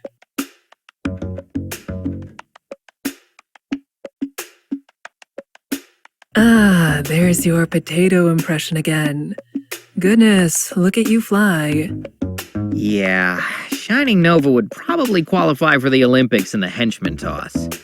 And yet you still weren't unconscious. I'll say this for you, Stanley.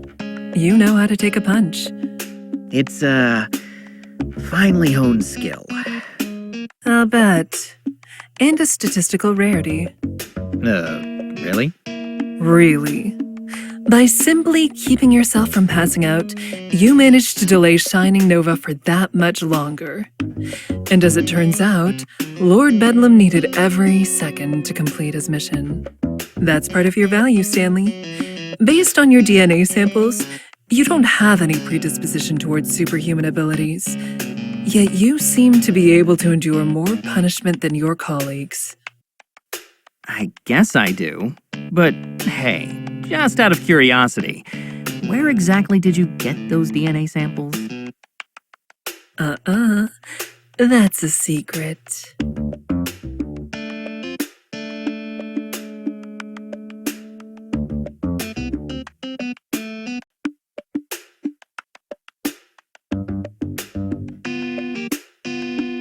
But let's get back to Wednesday's operation. If you look at the footage right here, you'll notice something interesting about where you landed. What might that be?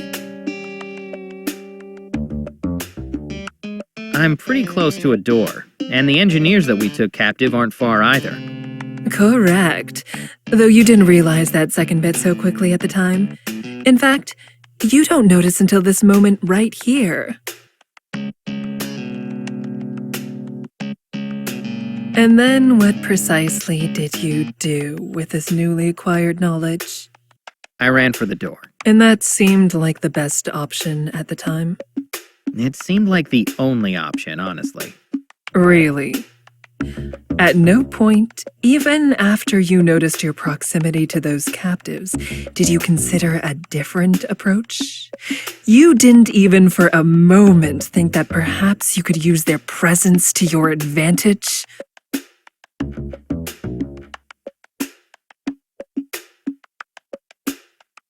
No, I didn't really think about that. I was kind of preoccupied by all the high-tech projectiles that could be fired at me. They were my most immediate concern, you know?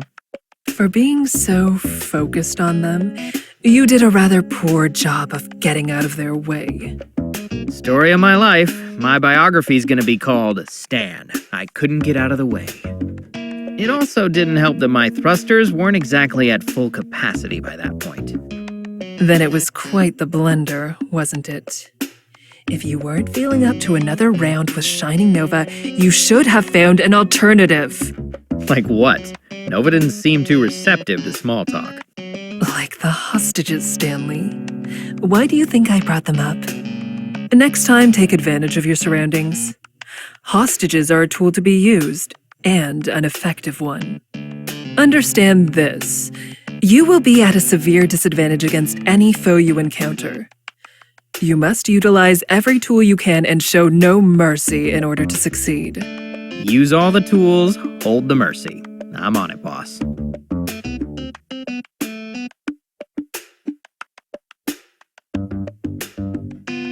See that you are. It's for your own safety. We wouldn't want anything unfortunate happening to you out there, would we? And we certainly wouldn't want to demonstrate what happens to subordinates that fail to learn from their mistakes. Now then, I think we've seen enough of this, haven't we?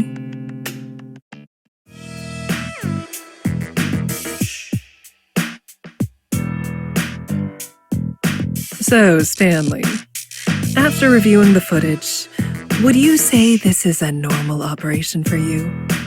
No, definitely more exciting. And after our review, would you say that you performed better or worse than your peers in this scenario? Well, better, but... And how were you compensated for this operation compared to normal? How about compared to your peers? I'll answer for you. The same on both counts. But that's how it works, isn't it? You're paid a salary, and that doesn't change when things are harder or your performance is better. No, you can't earn more without a review, like this one, and they don't come often. But dear Stanley, what if I told you that you can? You mean I, can? Exactly. I admit, I wasn't entirely sold on the name until we focus tested it with a few slogans. But it really works, doesn't it? I guess so. Where are you going with this? I'm getting to that, Stanley. But first, why don't we turn this discussion inward? What drives you, Stanley? What do you mean? I mean that as a henchman for Lord Bedlam, who or what do you serve before all else?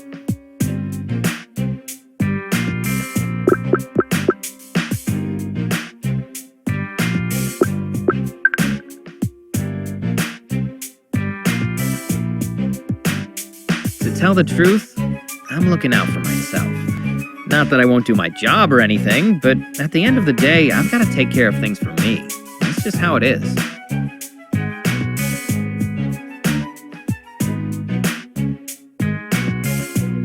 Correct.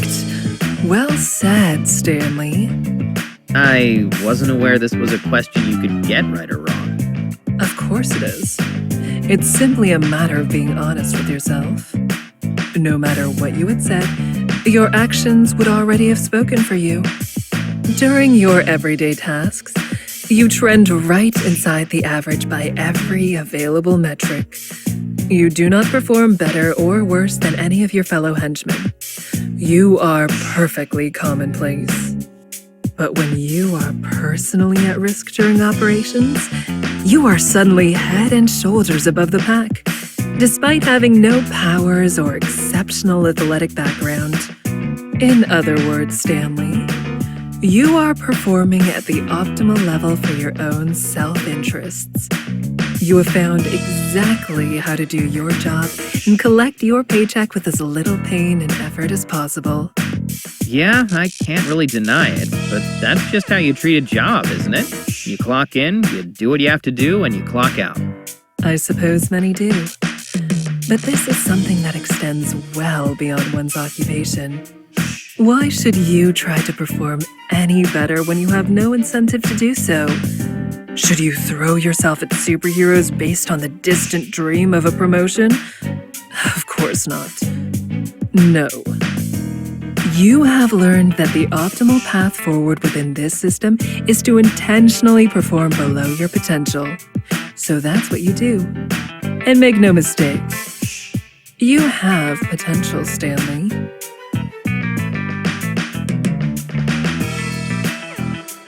All you need to bring it out is a system that rewards you appropriately. And this, Stanley, is what I have been getting at. Henchman is that system. With Henchman, you would be rewarded based on the work you do. If you accept more gigs or more difficult ones, then you earn more.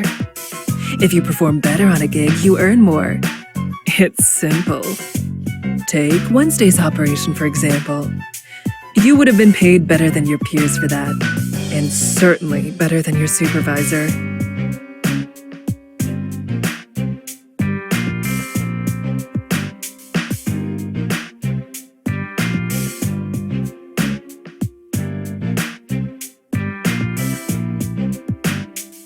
How would that make you feel? Good, I guess. But, I work for Lord Bedlam. And?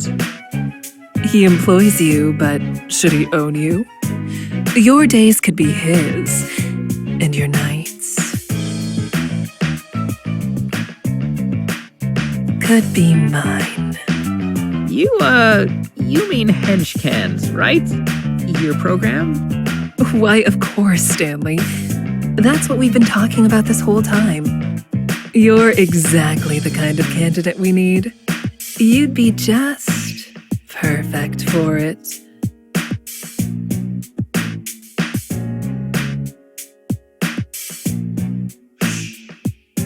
And as it happens, I know of a gig tonight that would be an excellent trial run. You should sign up.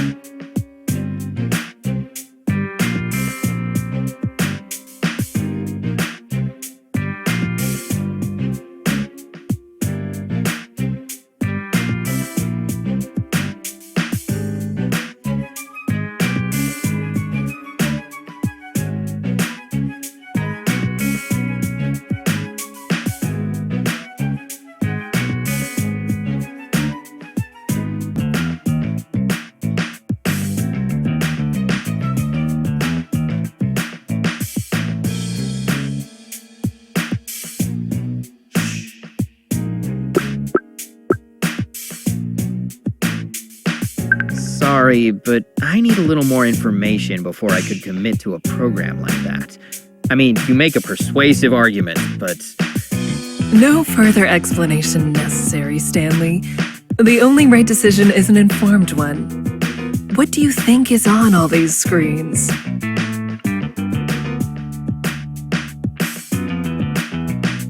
Information. Data. Without these things, on what grounds can someone make a decision? Intuition? Instinct? Why, that's no better than a dog. Though I think you'll find the gig itself to be quite enlightening. Think of it as a scouting mission of sorts. That makes sense. I'll think about it.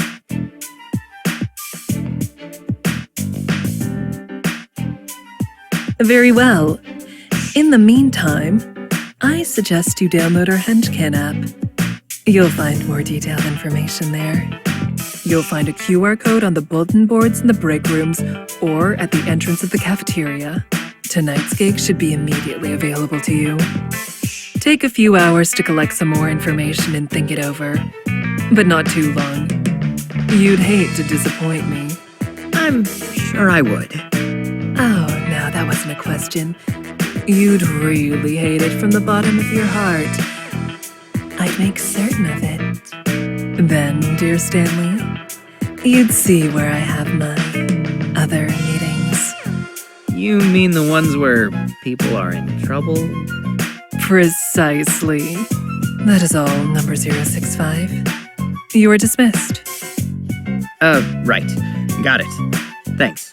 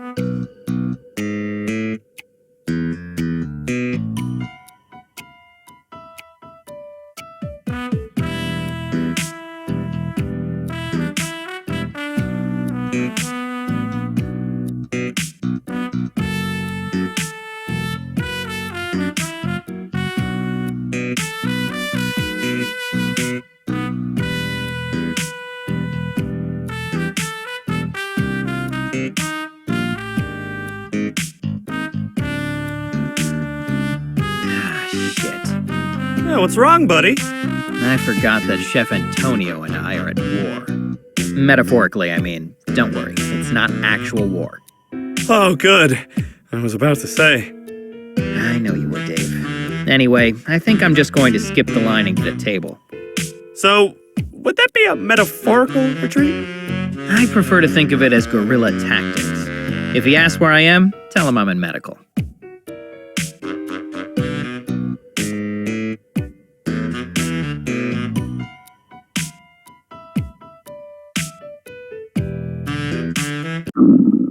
You filthy traitor.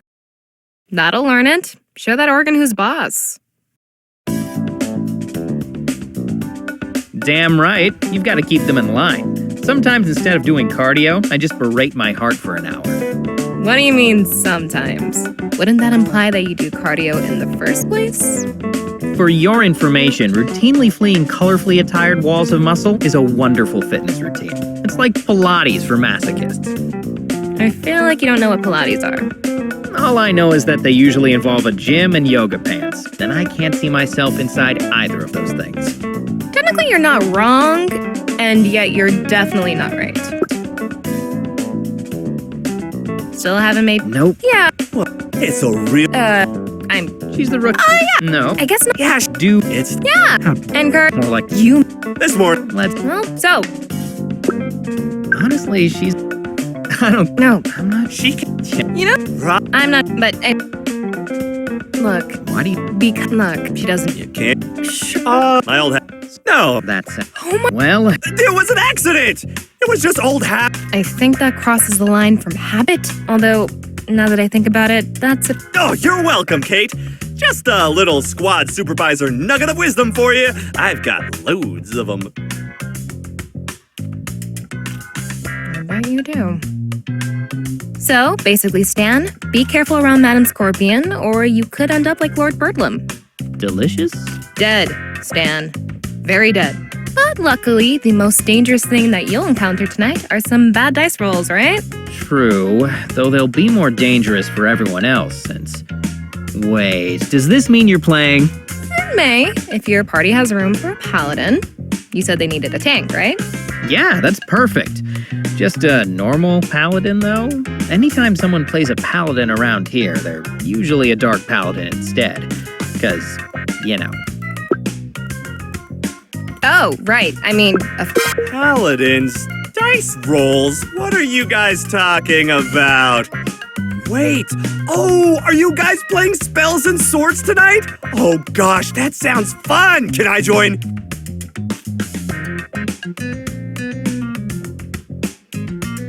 I don't see why not. There's not a limit on players. As long as it's okay with Stan, of course.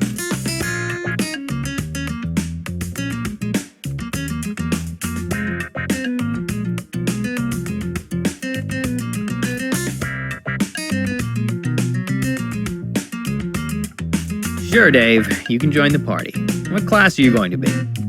Yeah, I'm not sure. Is there a class that's kind of like a squad supervisor? That would work great! How about a cleric? They're sort of like a supervisor. So they make sure everyone is on time and focusing on their work? No, I mean they help support everyone and keep them feeling good. Supervisors aren't supposed to do that? Oh, Stan, it's okay. Being a squad supervisor is a complicated job. Not just anyone can understand how it works.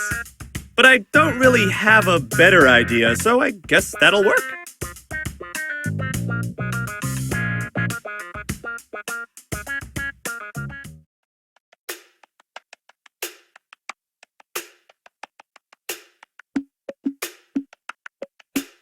So, not to change topics or to kill anyone's enthusiasm, but I may have gotten ahead of myself about tonight's session. What's wrong? Is a dark paladin not villainous enough? Do I need to be a demon paladin or something? No, there's definitely enough villainy. It's just that something else happened in that review. The thing is, Madam Scorpion asked me to sign up for a henchman gig. Tonight. Wow, that's great, Stan! As your squad supervisor, I'm proud of the recognition you're getting for your hard work and the recognition your squad and squad leadership will also get for helping you work so hard. Sure. Thanks, man.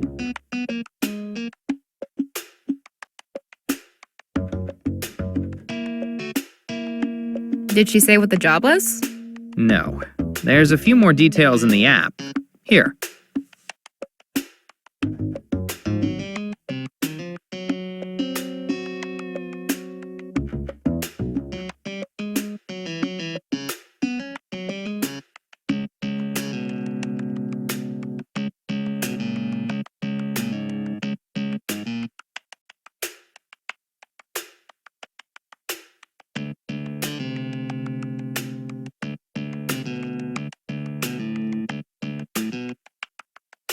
Seems like a good payday. Could be risky, though. This is an entry level from the looks of it. That's the idea, I think. It's meant to be some kind of test. That's a tough call.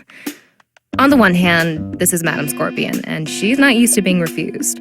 On the other hand, if it's meant to be a test, then it will definitely be dangerous. Plus, you'd totally be missing out on our awesome Spells and Swords adventure. So, if I were you, I'd take some time to think about it.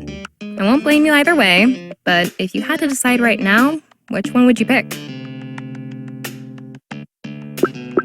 Well, I do love my free time, and I can't say I love danger. So right now, I guess I'm leaning towards game night. There's that bedlam spirit, Stan! I knew you wouldn't abandon the squad. Thanks, but don't go overboard, alright? It's an imaginary adventure played out with dice and stat sheets, Dave, not a battlefield. No, I thought these games could get pretty intense. Or is that only if Gavin's mom finally returns to take her revenge? Well, last campaign we did have a close call with a liter of soda and some handcrafted dice imported from Latvia. That was a tense moment, let me tell you. It was like our version of the Cuban Missile Crisis, but with less nuclear warheads and more corn syrup. Sounds harrowing. I don't know, you might be safe for our Man Scorpion's wild mystery adventure. That's true. I haven't decided anything for sure yet, so maybe I'd better think about this some more. Okay. I'd be really glad if you could join us for game night. Is that what you wanted to hear? Yes, but with just a dash of extra humility. Maybe a pinch of praise for my wisdom and empathy.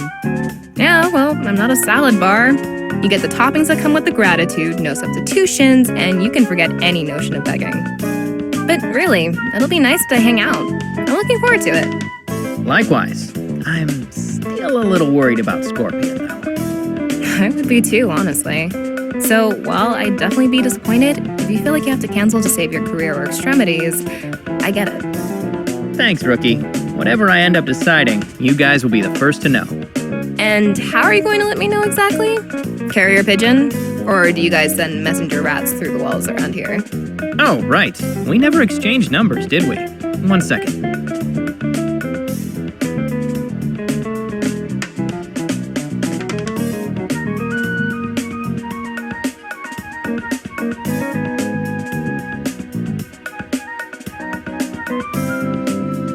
There we go. That'll be easier. Though, I admit, I was sort of looking forward to some kind of trained animal messenger.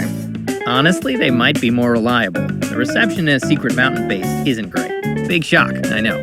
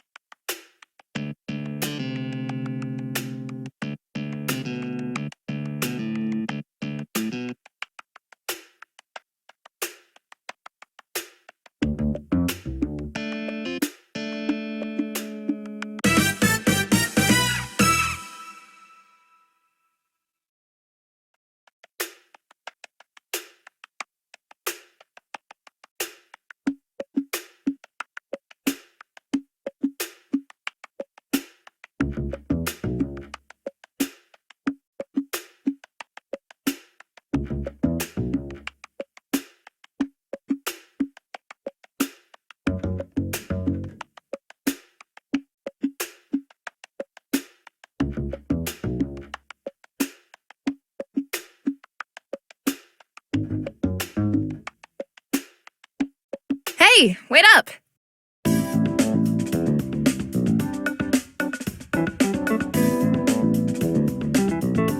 Oh, thank God it's you. I guess I'm going the right way after all. Or the wrong way, depending on your point of view.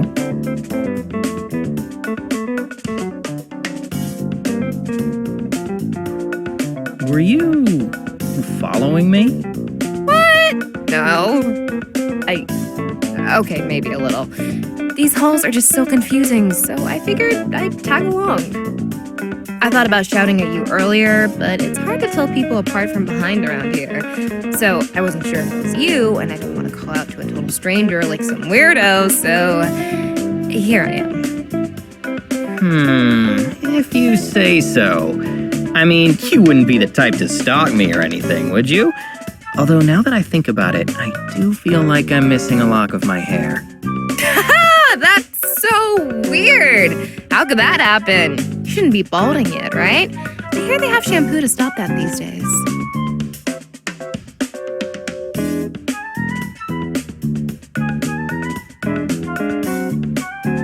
Very funny, but my hair is perfectly healthy. Luscious even. Can't you see the healthy sheen from my off-brand all-in-one shampoo? I think that might be grease, dude.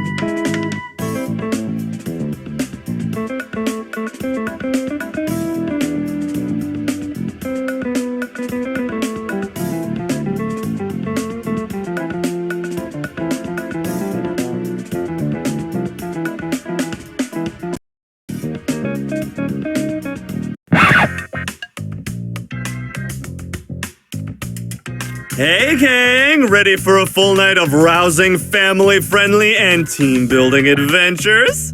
Jesus Christ, I almost kicked you in the... hi, Dave. Great to see you. Do you get used to that? Never. You just learn to accept it. Great to see you guys, too! Oh gosh, I'm so excited to get started! Come on!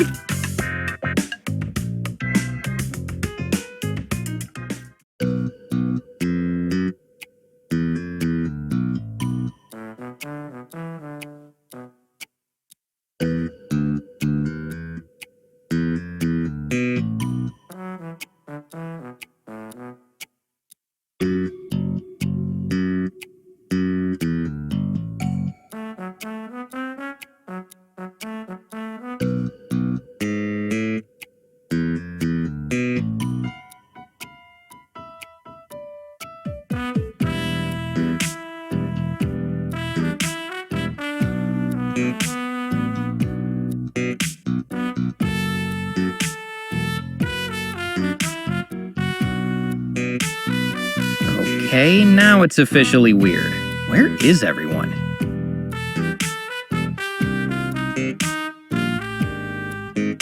Did they text you? What did they say?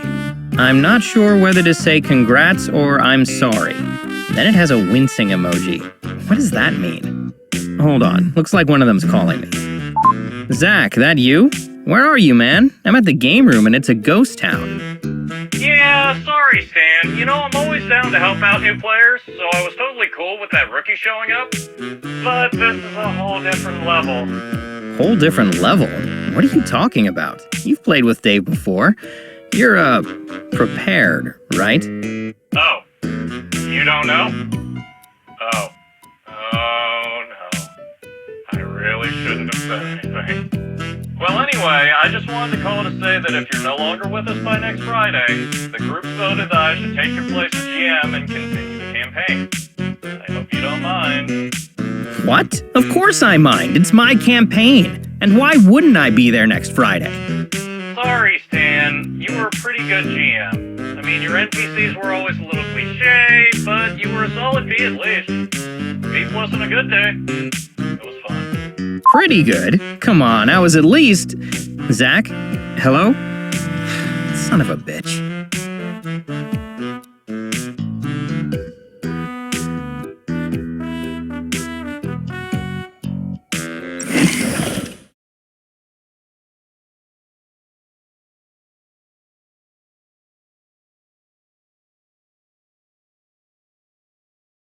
There you are, Stanley. You've picked a good location for this little sanctuary. Even I took a few minutes to find it in this labyrinth. Thank you, ma'am.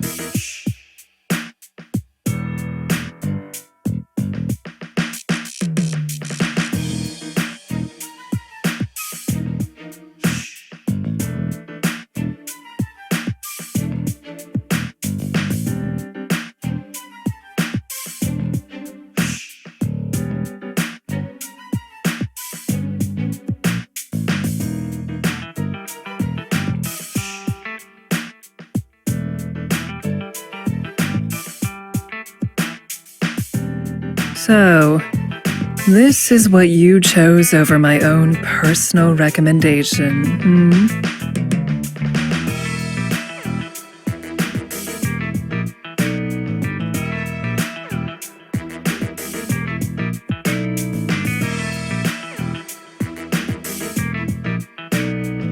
Ma'am, How utterly unimpressive. So ordinary. This ritual, I mean, your precious game night. When you said that you needed to gather more information before deciding, I had thought you prudent, not lazy. Now, Stanley, I am not so certain. But disappointment is an unbecoming emotion. Dwelling upon the fact that you have chosen poorly is fruitless. Gathering data on why you made that decision, however, is quite useful. So, where shall I sit? Excuse me? At the table, Stanley? If I am to take part, I need to be seated, correct?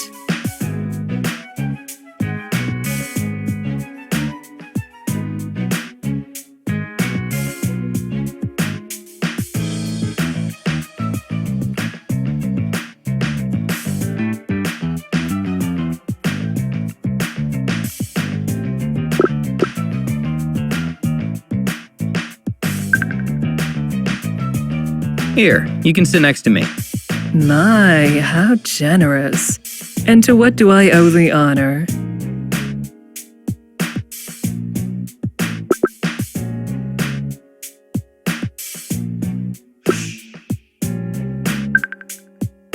Is enjoying each other's company not reason enough? I don't know, Stanley. Do we? Sure. I thought we had a nice, mildly threatening chat earlier. I thought we were getting along. That was a meeting among professionals, darling.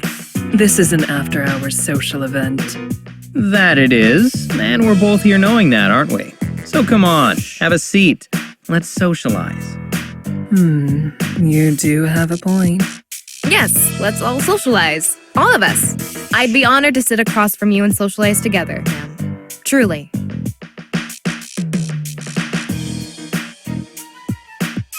Know you, David? I already know from my initial reports. You are Stanley's direct supervisor, are you not? Oh, yes, ma'am. My good buddy, Stan, over there. Oh, his friends call him Stan, you see. Well, I'm his squad supervisor, but I'm sure you already knew that. Yes, David. In fact, I just said so myself. Right, you did. I remember now. Anyway, I supervise all of his day-to-day assignments, so if there's anything he did or achieved anything that you need to know more about, just let me know. I try to have a hand in all of my squad's achievements, you see. That's what leading a squad is all about. Just getting all hands-on with every little thing they do, you know? I believe the term for that is micromanagement. Gosh, I don't know anything about that high-tech stuff, ma'am. But whatever it is, it gets the job done right. My, you really are quaint, aren't you? And you speak with this man every day, Stanley? Every day. Remarkable. Your mental fortitude continues to impress.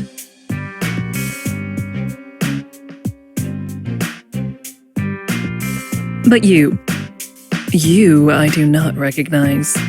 You're not with Lord Bedlam's organization.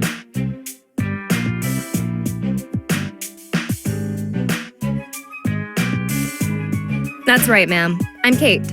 I'm with your Henchman program. Just arrived yesterday. I can see that. Your name, I mean. You forgot to remove your name tag, Kate. Oh, no. That's on purpose.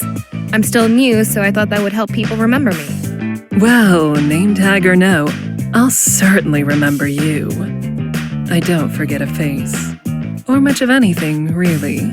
But you've made fast friends, haven't you? How very sociable of you. I try my best to fit in, ma'am. So it seems. And you picked quite the circle to join. Stanley here is someone we've been monitoring very closely. He's a henchman of interest, such as it is. I am? Oh, I mean, thank you.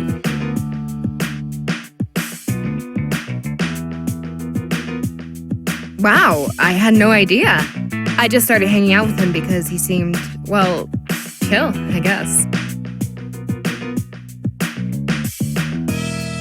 Thanks, Kate. That's the kindest thing anyone said about me. Think I might have that chiseled onto my gravestone. Here lies Stan. He was pretty chill, I guess. Or whatever. Who can say?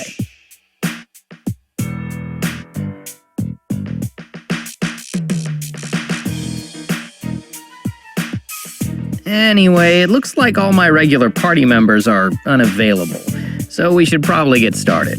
Looks like the three of you are a party. The four of us, you mean? 4? Who? Behold! At long last, Lord Bedlam has come to claim his destiny!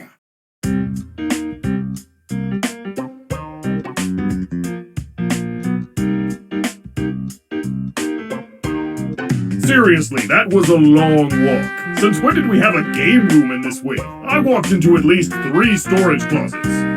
Oh my gosh! Oh my gosh! Lord Bedlam, sir! Your lordship, are you joining our spells and swords campaign tonight? Indeed I am, my comrade in arms! So I hope you have a glorious game night planned for us, Stanley!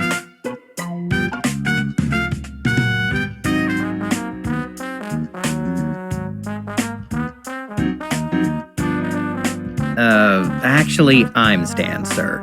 That's Dave. It's okay, sir. I'm Stan's squad supervisor, so it's kind of the same thing. Oh, sure. Kind of. Not really, but kind of.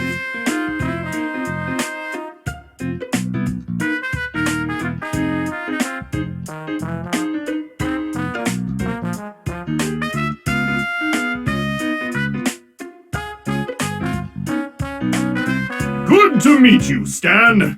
Yes, good to meet you. Again. We've been meeting for a few years now. Yes, of course. You're one of our decorated veterans. A real senior member of the Bedlam team. That was just a turn of phrase.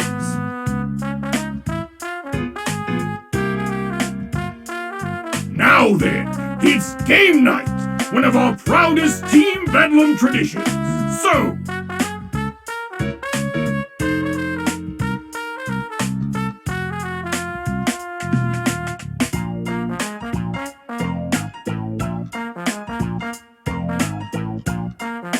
take charge and get this game started. Show us the creativity and discipline that a senior henchman in this organization is capable of.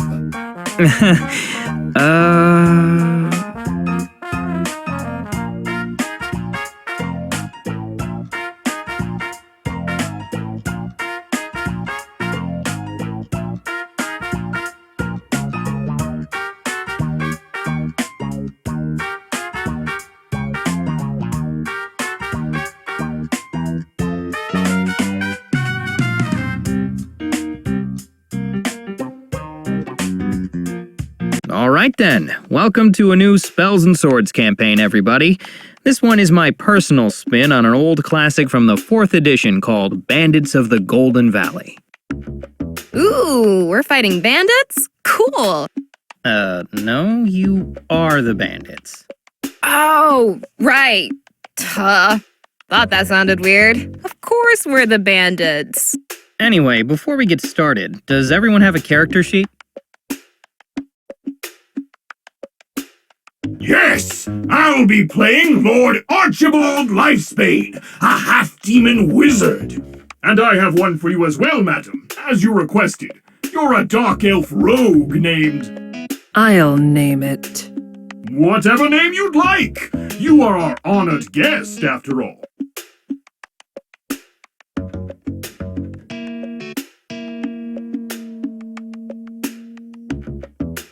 I'm all set too, don't worry. Scarlet Ravenblood, the human dark paladin, at your service. I mean, at your service darkly. Oh, good. I had a couple spares in case you needed one. I'm impressed though. When did you put that together? This morning. It was no big deal. I found that you could do just about anything as long as you put in the research. That much is true, at least. And that leaves... I'm Dave! Yes, we know. No, not me. I'm Dave, and I'm playing Dave. Dave the cleric! Fascinating. All right then, Lord Archibald Lifesbane, Scarlet Ravenblood, Dave, and... Sorry, ma'am, what did you say your character's name was again? I didn't. Right, sure. That keeps things simple, I guess. So anyway, you people, all of you, even those without names, have separately traveled to the city of Ilex, a hive of villainy and other exciting family activities. Great trails, scenic views, very outdoorsy. Anyway, all that really takes a backseat to the whole villainy thing. It's not that the place has lots of crime, it's that there is no crime. It's entirely lawless.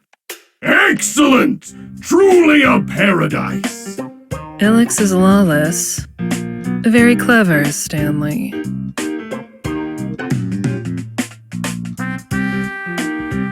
But you four can handle it.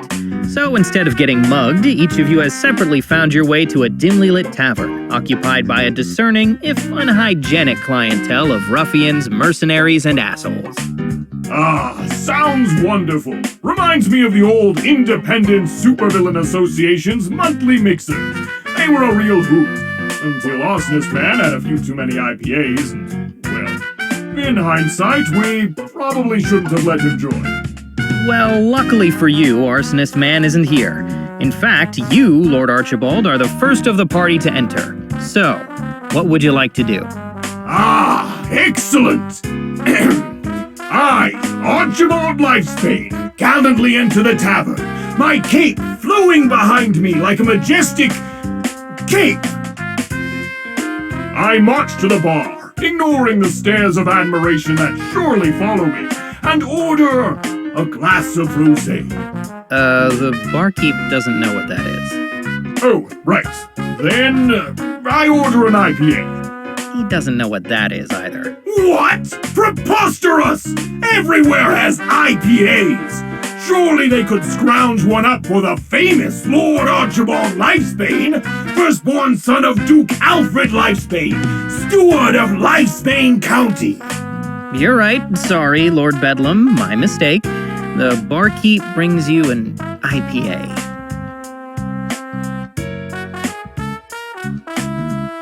Anyway, Scarlet Ravenblood, you enter the tavern next. What do you do? Oh, already? Okay, hold on.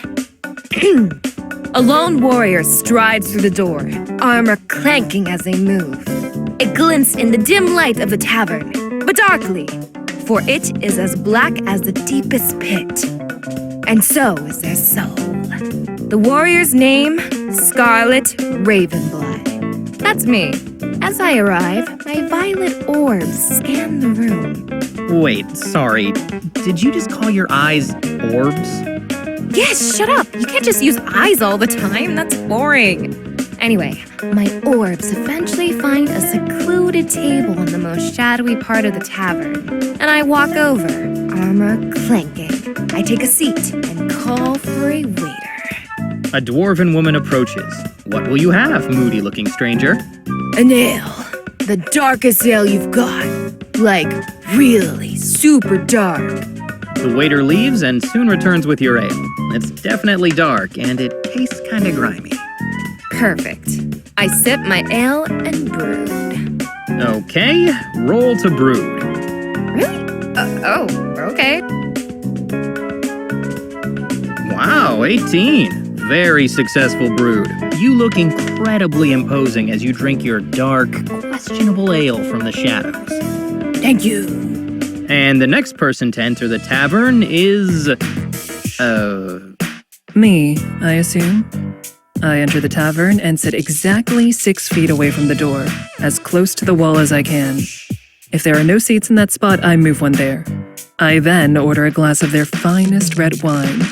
If it is not their finest wine, then I explain to the waitress that their blood will do instead. Red is red, after all. Supervisor, put in an order for some red wine, please. Very expensive. Well, luckily for the waitress, she manages to find some very nice red wine. Some of the best red wine you've ever tasted. I doubt that. I'll mark it down as acceptable. Works for me. Anyway, last up is Dave. What do you do? I enter the tavern and approach the barkeep. Good afternoon. I'm Dave, and I'm here to tell you about our Lord and Savior, Ing with the Unknowable. The barkeep says that drinks are on the house if you quietly and calmly take a seat. Oh, great! I'll have a cherry cola, please, and a spare flask of it for the road. The tavern doesn't have cola. Oh. Bartender, may I please speak to your manager?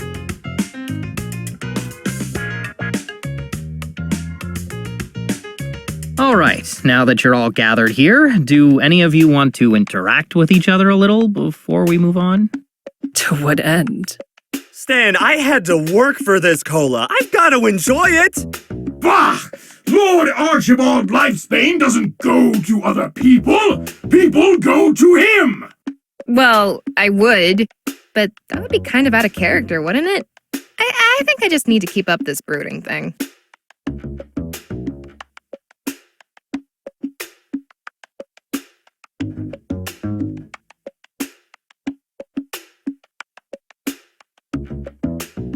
All right, well, some time passes and everything seems normal.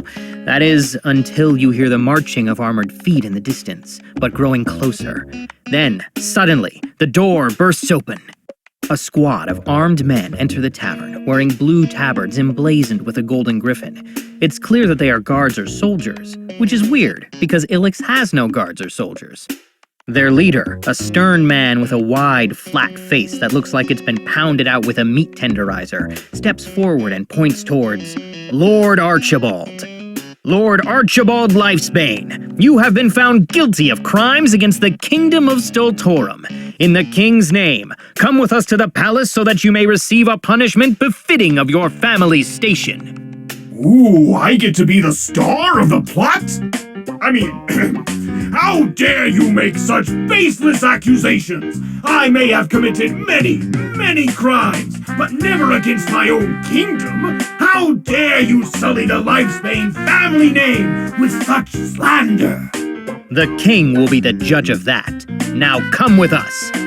Nonsense! Lord Archibald Lifespan surrenders to no man, or woman, or 63% of the world's known monsters.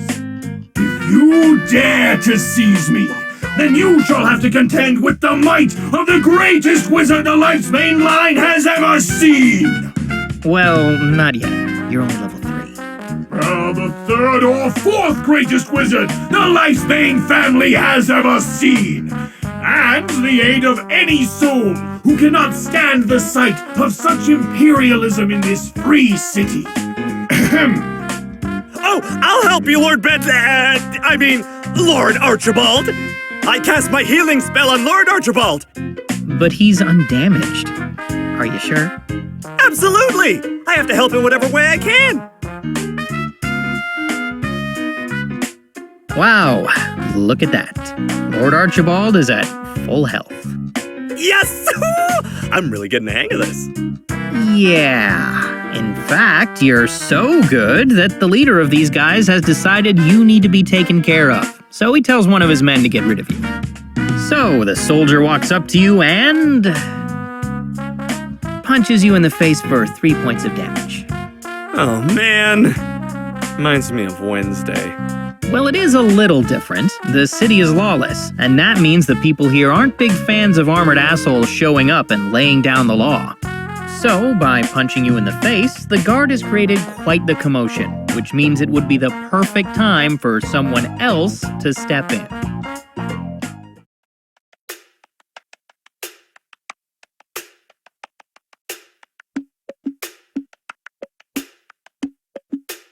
Anyone? Why? It would be much more advantageous to bide my time. Yeah, just biding my time. I'm all about biding my time. Plus, I'm way too busy staring into the abyssal depths of this ale and contemplating the horror of my existence. Okay, well, as you sit there brooding, one of the soldiers shoves a patron into your table, spilling your ale. You scum! How could you do this? It was one of the few truly pure things left in this world, and you destroyed it, murdered it in cold blood. I unsheath my sword. Now, don't rush into things, dear. All that bravado won't be necessary. Just leave this to me, Besides, I believe you've used too many actions for one turn. What? No, I haven't done any actions. I just started. And I, as I always do, shall finish it. Finish? But, meaning no offense, madam, I had a big plan and...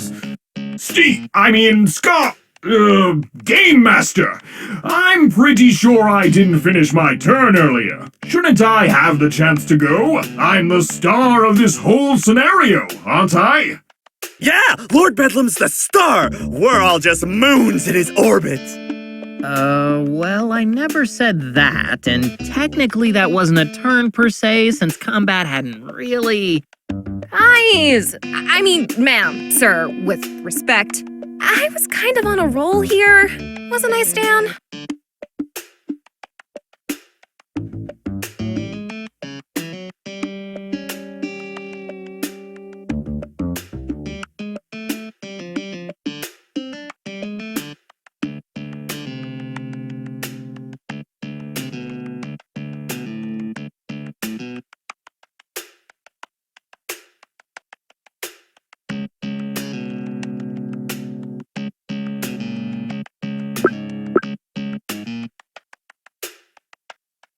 I think that Madam Scorpion is right. It's her turn.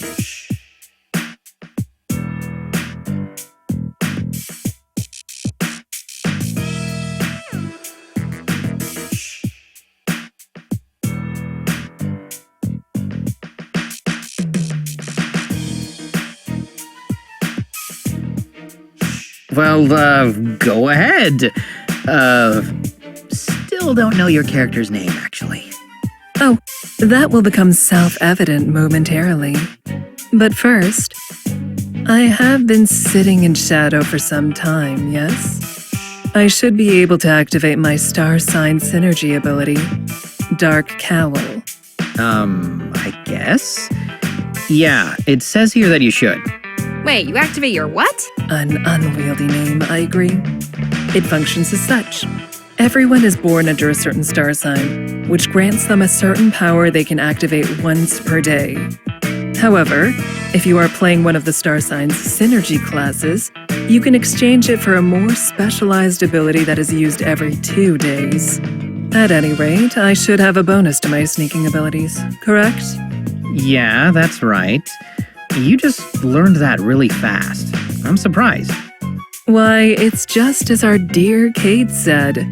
You can learn anything if you put in the research. Now, let's begin the slaughter, shall we? I stab the nearest 2 soldiers in the back.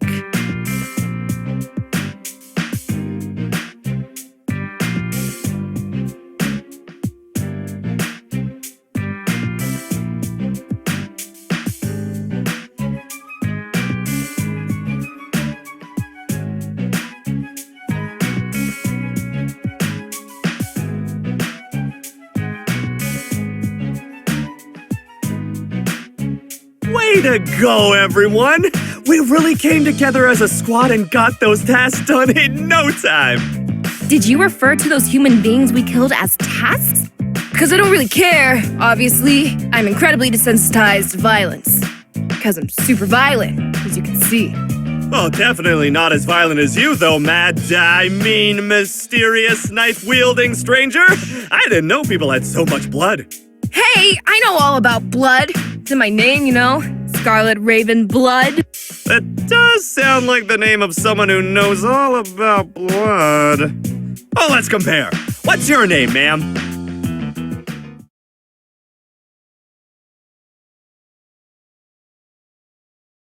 Me? Why, I'm Death.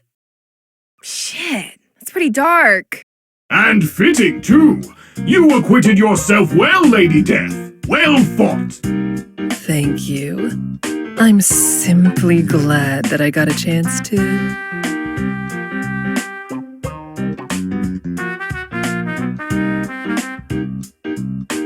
All right, look at that. You won your first battle, you introduced yourselves. You're basically a full-fledged party now. Really? Just like that? Just like that. Excellent! Then let us proceed with our quest. We must root out and destroy this threat to the Lifespan family name post-haste! Whatever that threat is exactly. We should probably find that out. Good idea, sir. Luckily for you, you may have your answers soon. For as the dust settles, a wizened old man picks his way through the carnage, waving towards you. He calls out, "Oh, thank goodness you're alive, Lord Lifespan. I was worried those ruffians would strike you down before I could find you. You see, I have something vitally important to..." I stab him. You what? I mean, sure. Life's pointless anyway. But he was about to tell me vital information about... Stanley, roll the dice.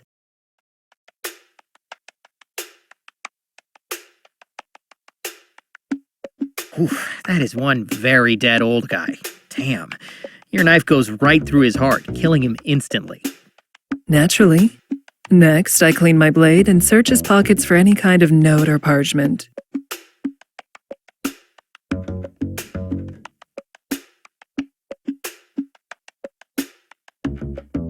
You find a letter addressed to the man from Lord Archibald's long-lost younger brother.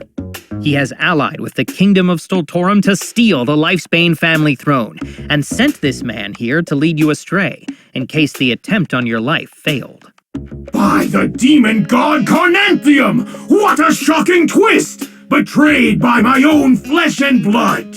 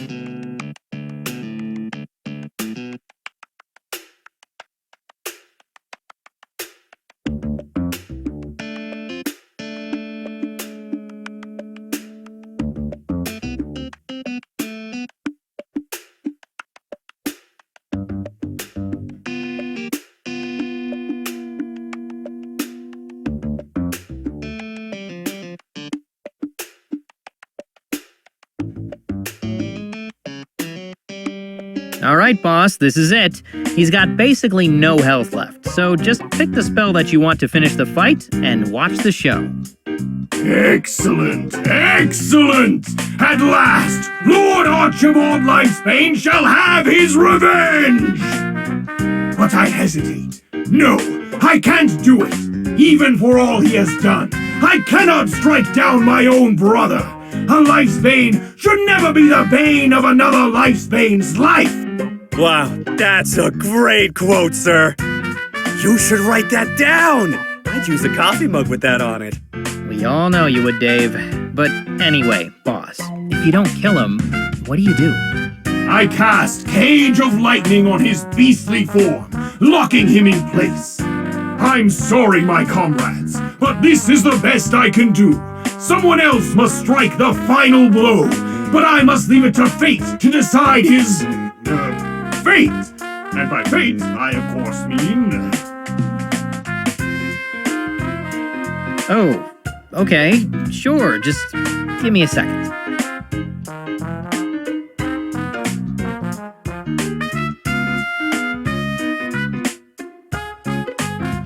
Just pick yourself, Stanley. I'm sure you'll make the right decision. Yeah, I trust you, buddy. Just think of what your supervisor would do. Oh, okay. If you guys think that's fair, I'm cool with it. No pressure, Stan. We won't hold a grudge, right?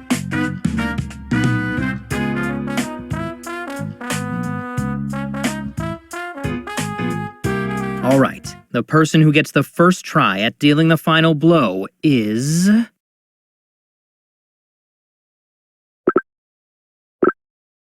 Scarlet Ravenblood. Go get him, you little edgelord.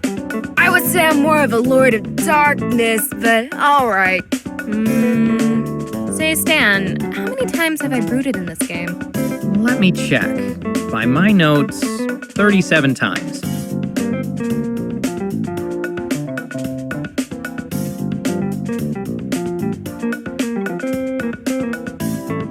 And how many of those were after I learned Dark Meditation?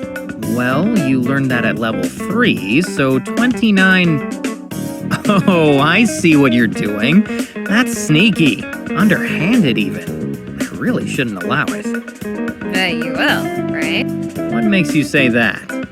You're smiling too much to actually be mad about it. How do you know? My eyes could be entirely serious behind this mask. Oh, for heaven's sake. Do get on with it, Stanley. Oh, right. Sorry, ma'am.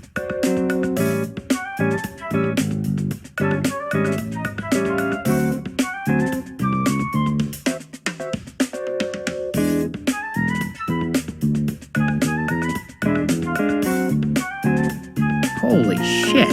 You've stored 351 points from Dark Meditation. That's more than 3 times what you need to summon the power of a dark god. I've never seen someone with that much.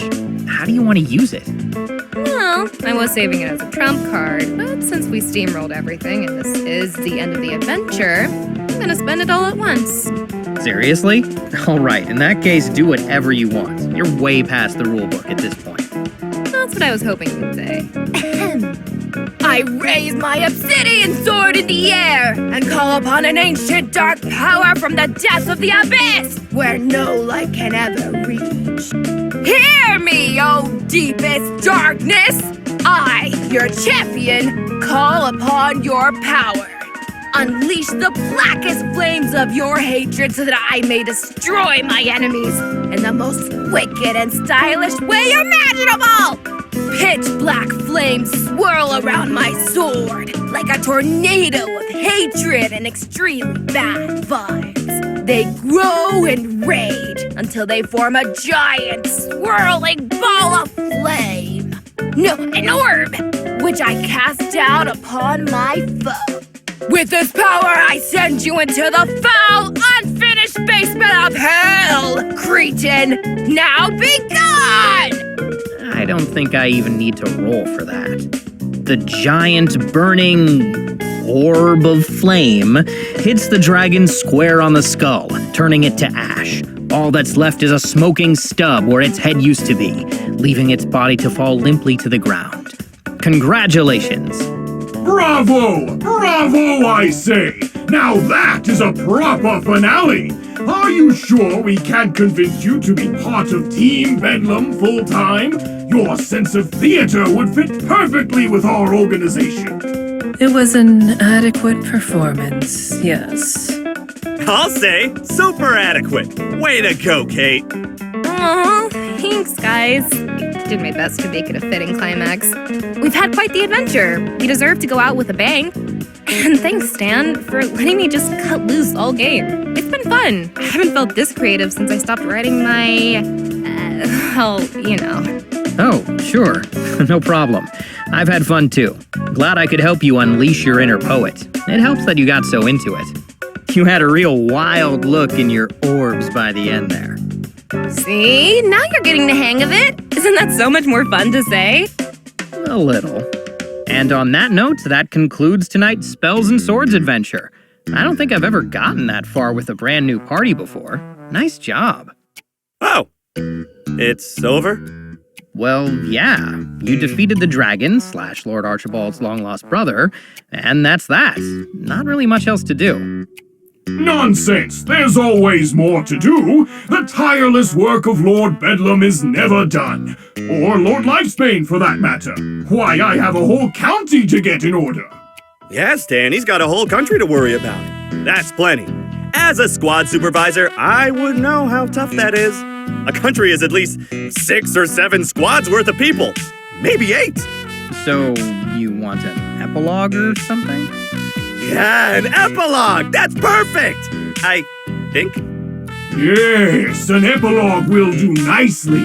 The legend of Lord Archibald Lifespan deserves to be wrapped up with grace and aplomb. Wouldn't you all agree? Sure. After all, a dark paladin's brooding is never done. It is infinite, like the black pit in the depths of my soul. I have other matters to attend to. But if all of you are staying... Oh, it's okay, ma'am. If you need to take any notes, I could forward them to you in the morning. So eager to be rid of me? No, of course not, ma'am. I was just... Trying to be dutiful, I know. A kind gesture, but misguided. It's not the game I'd be taking notes on, but the players.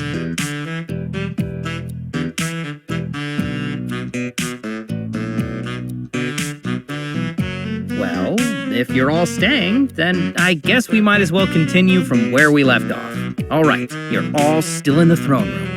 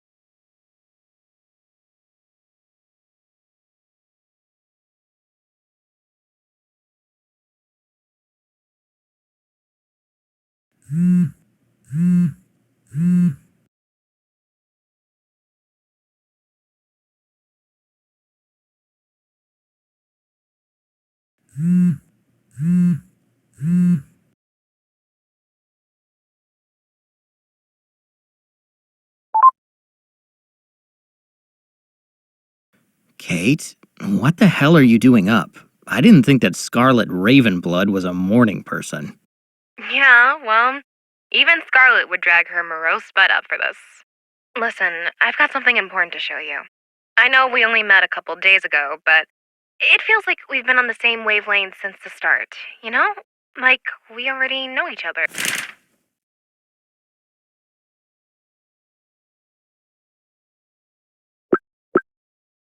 Ugh, it's not like someone who says they're only looking for Libras in their kindling profile. Ignore that. I'm not talking about some cosmic connection. I just like you, Stan. And I think you like me. So there's something I need to tell you before I lose my chance, and I need to do it in person. It's just one of those things you shouldn't do over the phone. Meet me at the door you showed me. Number 1385. Come alone. Hey, slow down. My brain's still in boot up mode. Let me just tell Dave where I'm going. No, I mean, look, please don't tell anyone, okay? I'm serious.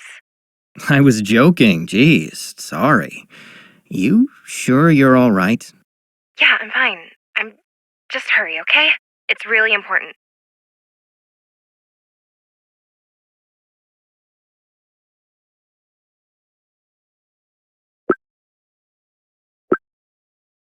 So you've said, but important how? It's hard to explain. I need to show you. Just please trust me right now. That's all I'm asking. All right, but can I get a dash of context? A pinch even? Kate? Hello? Ah, shit.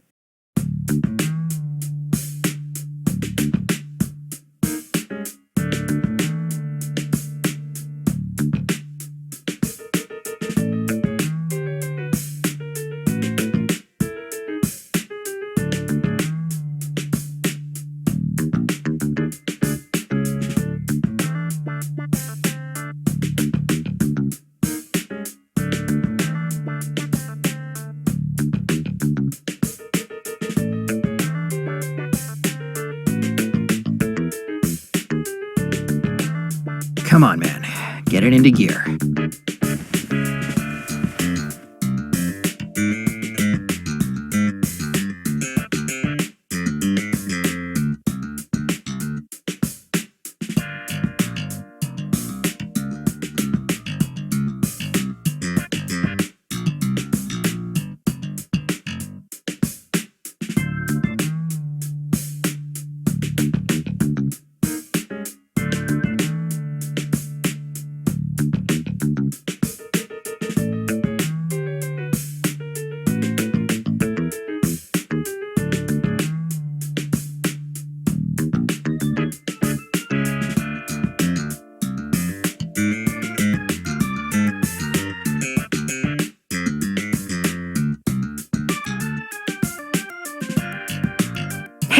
Thanks for coming. No problem. After all, you said it was important. Several times. Sorry, I had to be sure. I know I might have sounded like a crazy person, but I'm not. You know that, right? Yeah, definitely. I'm here, aren't I? So what did you need to tell me? Have you decided to quit the henchman business and start brooding full-time? If so, I completely support you. Clearly, you brood like a pro. No, bigger than that. Way bigger. I'm actually not sure you'll believe me. So first, I want to show you something. You know this door that you've never opened? Well, we're going to open it. You're gonna stab me in there, aren't you? What? No! Why would you think that?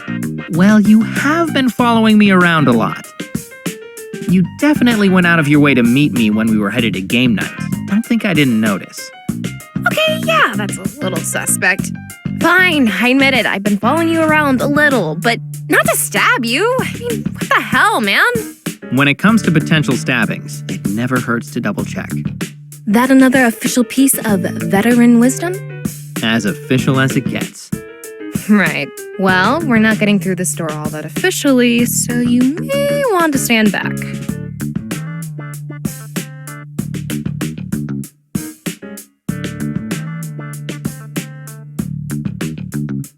Moment of truth.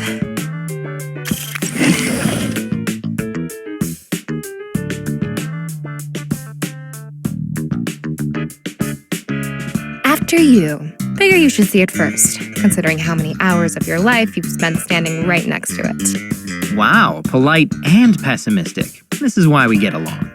All right, let's see what Lord Bedlam's been hiding. Maybe this is where he stashed all that dog food.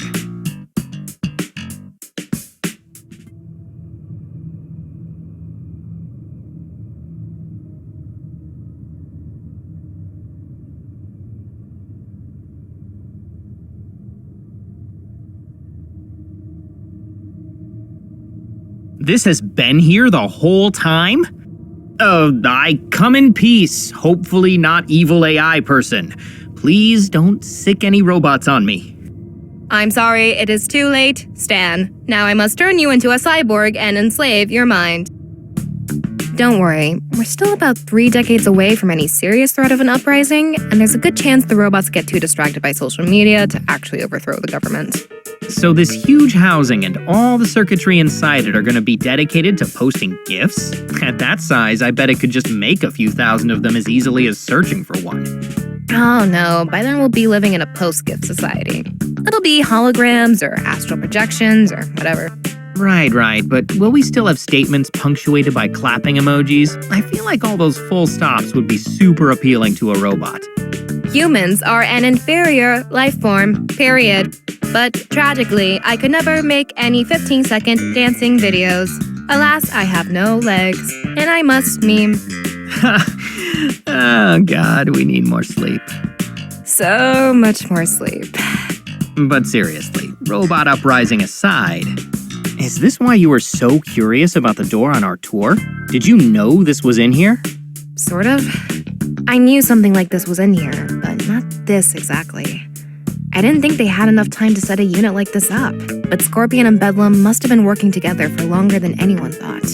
So this machine is Scorpion's? I guess that makes sense. Lord Bedlam isn't exactly at the cutting edge when it comes to technology. But what did she put it here for? And that's where things get complicated? Think, what do you know about Madame Scorpion, outside of the whole assassin thing? What are her skills? Her interests? She was Bedlam's partner on that job Wednesday, right? She showed up personally for it, even intervened. And what was she after? Data. Not really sure what kind, but it was a private tech company. No weapons, no financials. I never really figured out anything more specific than that. And her business, the Scorpion Group. They've got this new Henchman app, right? Others too. And how do apps identify, recruit, and monetize users? Data. The private kind that companies aren't technically supposed to keep, but always do. Okay, I follow you. But is that really all this is about? An app for hiring meat shields? No, not just that. They've got a lot of things in development. But more than that, think about her for a second. Remember last night? She'd never played SNS before, right? She barely seemed to understand what it was at first, but within minutes she was playing like she knew every rulebook by heart. Yeah, It even seemed like she could predict the campaign I was running. How could she have known to stab that guy in the first town? Exactly. She couldn't have, unless she was gathering and analyzing data about it in real time. Oh my god, Madam Scorpion's a robot. I thought you said we had 3 decades. What? No, she's human. She just has powers that let her brain work like a robot's. Sort of. It doesn't officially have a name because she's the only known case, and she's not exactly forthcoming on the details. I like to call it cerebral superprocessing. On a basic level, she appears to absorb and process data subconsciously way beyond the rate of a normal human. However, it's expanded to a variety of physical and mental abilities. Right, so that's how she was able to learn everything there is to know about SNS while sitting at the game table. She must have some kind of superhuman Wi-Fi, too. Sure, if that helps you understand it better. That Wi-Fi and her enhanced physique could come from nanotech that rides off of her power's coattails, or a completely organic evolution of her baseline abilities. It's like I've been telling you, she's uniquely dangerous, and since you've been caught in her gravity, well, I figured you ought to know. Appreciate it. I don't know if I'll be able to put it to use, but at least I know a little more about what all this has been for. No problem. Like I said, you deserve to know at least that much. You might work for a supervillain, but the difference between someone like Lord Bedlam and Madam Scorpion is vast. You're way out of your league. Kate, I'm always out of my league. That's part of the job. But why the steroidal server over there? Isn't all that information in her head? I'm not sure. Maybe it's meant to augment her power or cycle new sets of data in and out. Whatever it's for, she must think it's important. She's invested a ton in it. Her and Bedlam both, it looks like. Or at least he paid for the paint job. If that. As far as I can tell, your boss has basically turned into a supervillain shell company for the Scorpion Group. So he might have picked the paint, but paid for it? Doubt it.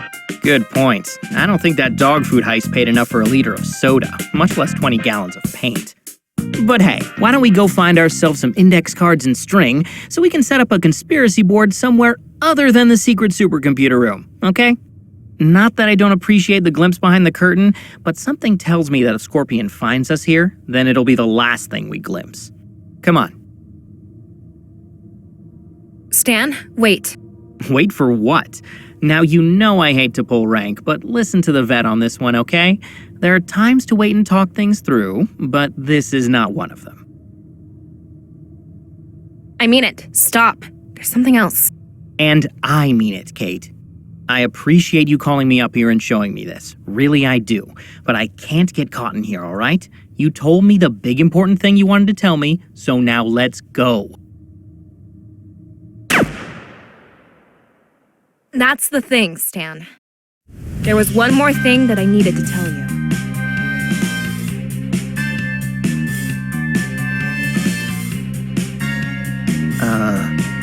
Kate? That's not my name.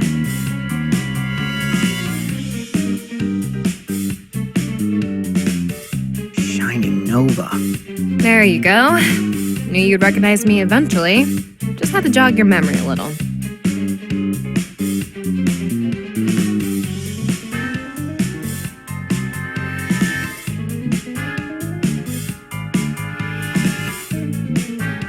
Sorry, elephant tranquilizers tend to make things a little hazy.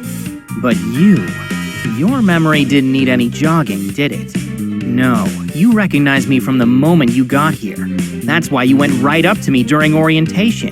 That's why you've been following me around. It's also why you made such a grim, edgy character in SNS, wasn't it? You were overcompensating. And that's why... Are you telling me you left your name tag on so you could remember your fake name? Seriously? Hey, it's tough to keep everything straight when you're going undercover. There's nothing wrong with a cheat sheet. It's one syllable. You work at the absolute cutting edge of robotics, and you can't remember Kate? It's just, I have a lot of names to keep straight, okay? Anyway, I was going to answer 3 questions as an apology for being dishonest with you, but I'm counting that as the first one. So now you only get 2. I don't think that's gonna cover everything. You'll make do. Oh, come on, fire away.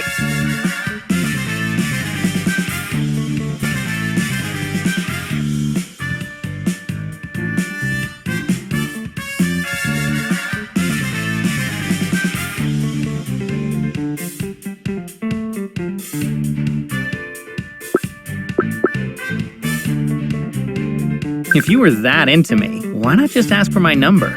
Could have saved us both a lot of hassle, don't you think? Don't flatter yourself. I'm here for Scorpion. Really? Like, I can see the appeal, obviously. But you two don't strike me as Romeo and Juliet. What? No, I'm here to take her down. The point is, you're not the primary target. But I am a target. Let's not get carried away. You're an optional objective. Third, maybe fourth priority. I'll take it. So, does this mean I can actually get your number? Your real one, I mean. I don't have a real number, not a permanent one, anyway. I use burner phones and disposable chat accounts. Yikes, no dating apps then? You're missing out. On what exactly? Dynamo tried to sell me on them once, and she didn't make a great case. A lot of corny jokes about your name and dudes who love to travel that are looking for a partner in crime. So the latter would be disappointed, and the former would, what, make a bunch of star puns? No, way worse. More like, wow, I never thought I'd find a girl this cute on here. Normally, I'd ask you to be my partner in crime, but how about you arrest me instead? Then they'd post a kissy face emoji, or the one with the tongue out. You get the idea. Thanks. I hate it. All right, I'm counting that as one question. You get one more. Make it count.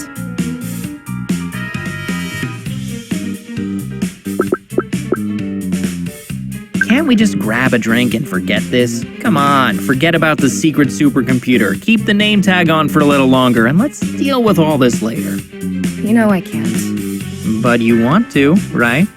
I didn't say.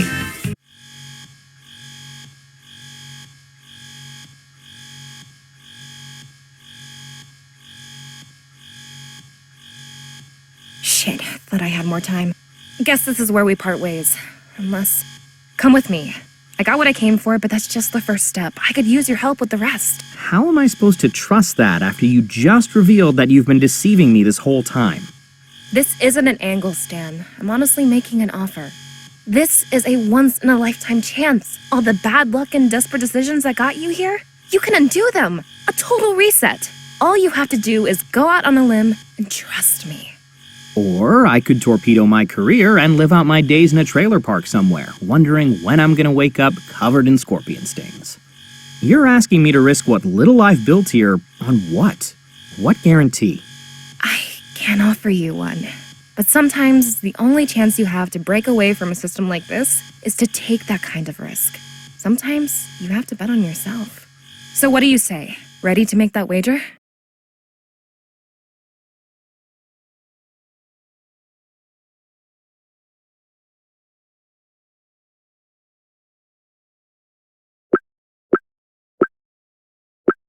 Okay, you convinced me. I'll go with you. No idea where it'll take me, but screw it. Chips on the table. Hell yeah, that's what I'm talking about!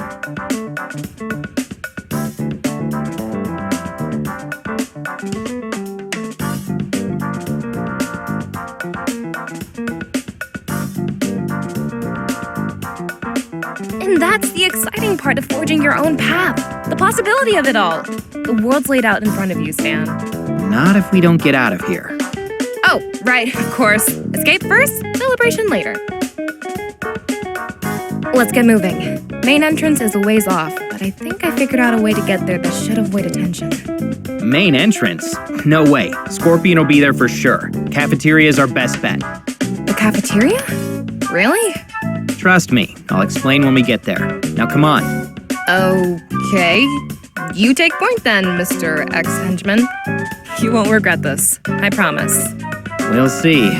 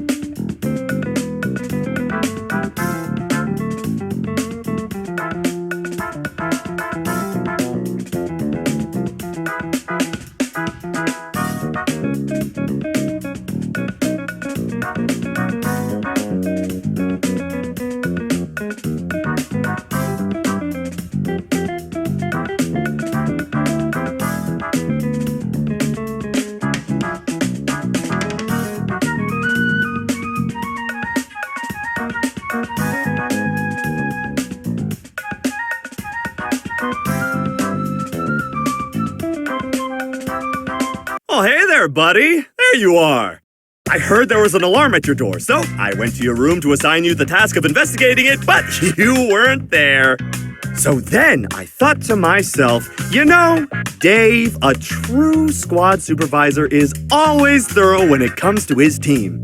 And that's when I decided to check on your door myself to make sure everything was A-okay. How is good old door 1385? Oh, you know, it opens and closes, like doors do. Doors do open and close, don't they? Wait, it opened? That door's not supposed to open. Oh no, not at all. It was just a turn of phrase. How do you turn a phrase? He means that the door wasn't really open, just that it's capable of opening. Probably. Oh, hey there, Kate. Great job during the game last night. I've seen a lot of people brood, and by golly, you brooded harder than any of them. Thanks! You weren't so bad yourself, Sir Dave of Clan Dave. But gosh, I didn't expect to find you here. I thought your squad was in the East Wing this morning. I got turned around. You know how these halls can be. Yeah, you know, right, buddy? Now we're really in a hurry, so... The door was open, you turned a phrase, and now an unauthorized contractor was at a door with level 4 security clearance? Stan, I expect better than this from a senior member of our squad. You're right, and I'm just so sorry, but we really have to... You know what my great-uncle Dale Dave said about butts? Everyone has them, and by golly, they really stink. So no butts, Stan. You're staying right here until we sort all this out. Dave, listen, this is my fault, so... No, I'm the senior henchman here. You're right, Dave. It's my responsibility. What are you doing? I can be held up. You can't. Keep going. I'll deal with this. Sorry, can you speak up? All the excitement from game night really messed with my hearing.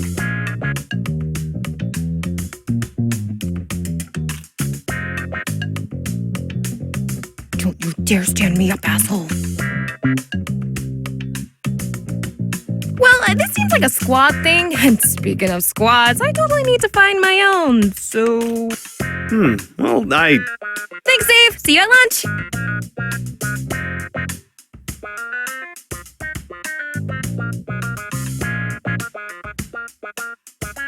Ah, jeez, I totally forgot. Madam Scorpion wanted to see me after I checked on the door. Super top secret stuff, but I'll tell you everything you need to know about the door after that, okay? Sorry, but I need to check our protocol on this.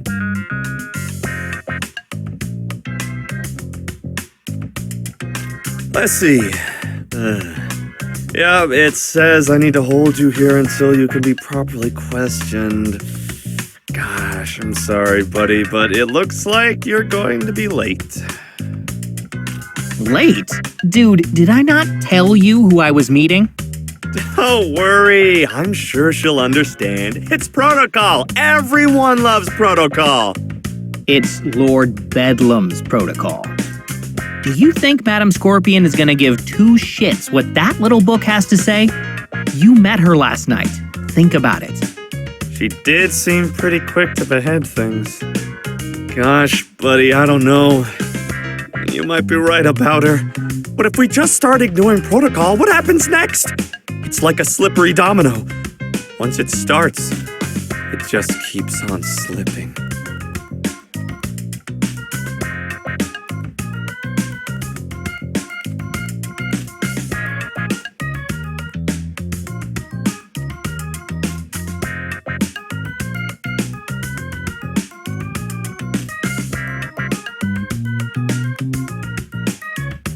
You know, with all this talk about door 1385, I'm getting a little nostalgic.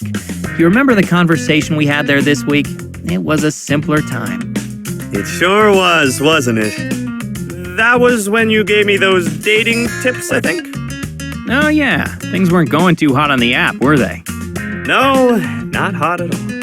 That was when you said I shouldn't date Jen from Squad 23, right? Yeah, that's right. And for the record, I still think it would be a bad idea. Well, I don't. There's no rule against it, and I like her.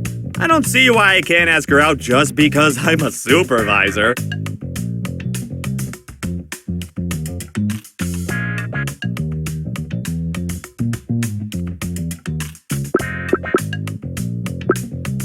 not everything has a rule.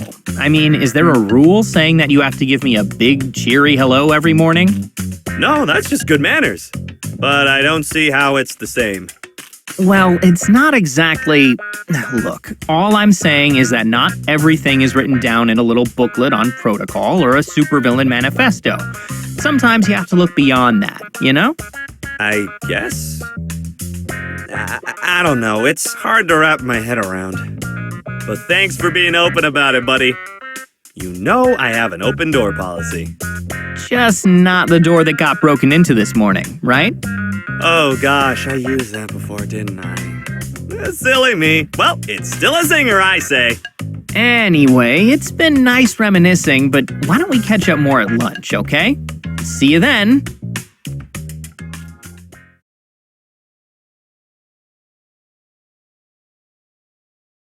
Whoa, just where do you think you're going, mister? We talked about this. You have to wait here. It's protocol.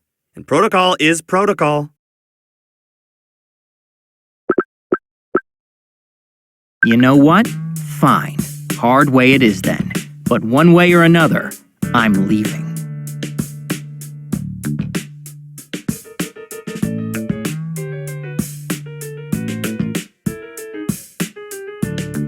I don't like your tone, Stan. Or the fact that you're about to unholster your weapon without my authorization. It almost seems like you're threatening your supervisor. Let me save you a few minutes of thinking. There's no almost about it. I've been patient with you, Dave. Real patient. Like a monk in purple spandex while you strut around with that big grin on your face, reminding me how you're in charge. Like your job title makes you so special. But it doesn't. When some Cape demigod crashes our little heists, you and I are identical to them. Whatever rank Bedlam may plaster on your ID, you're not above me. Not really. So when I say that I'm leaving, I don't think you can actually stop me.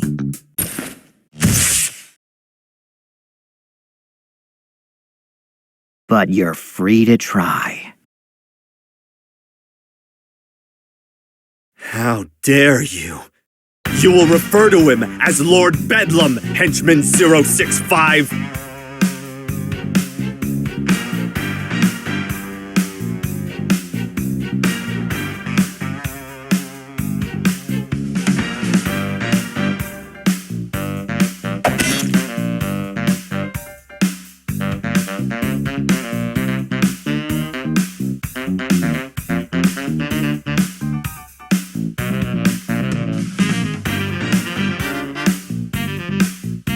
Just surrender to the will of Lord Bedlam 065 and I'll only have your pay docked for a month.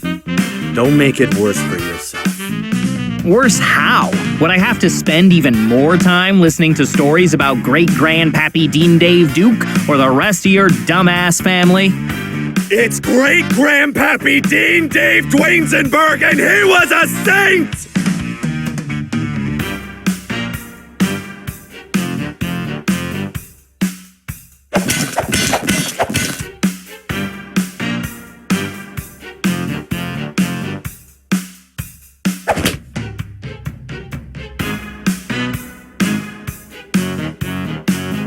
For Lord Bedlam!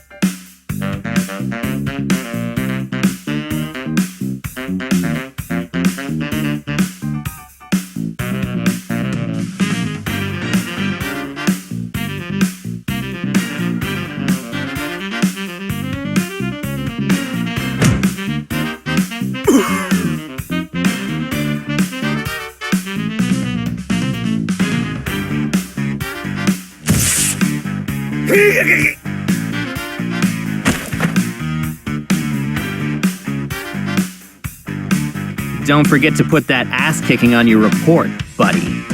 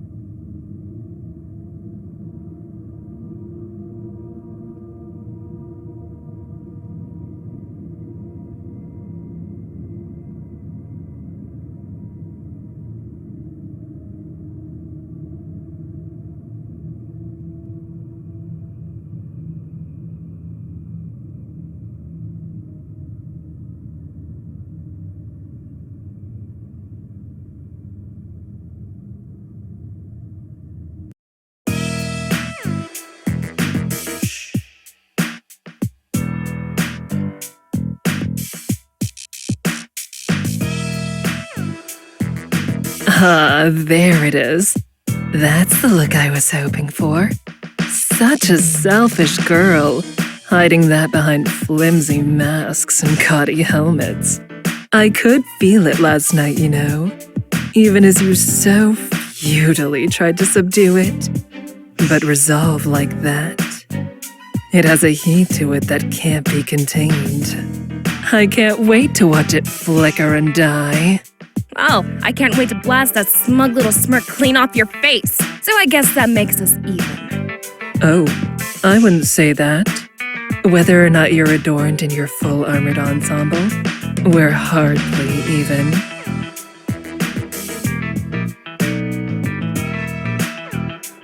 Ah, Stanley. There you are. Such perfect timing.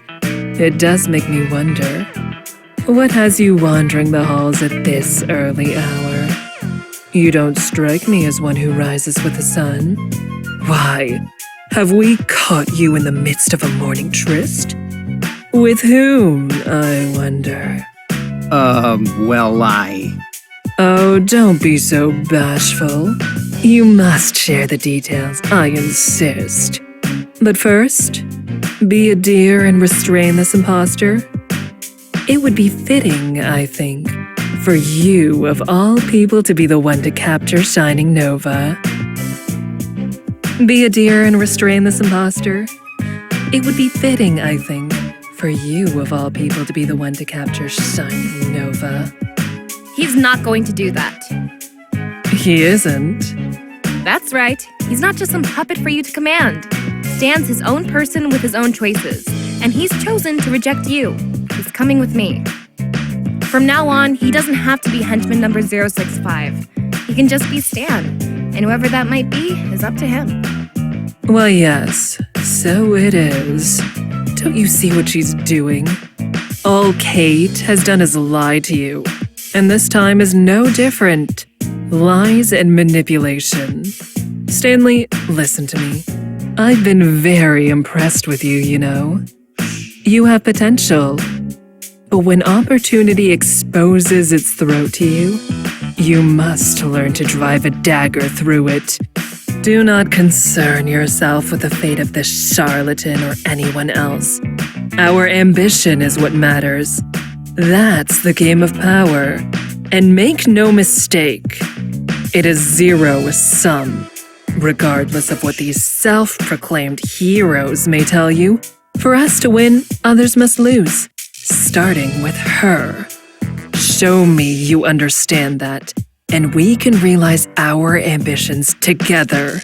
Go on, Stanley. Do it. Stan, don't. I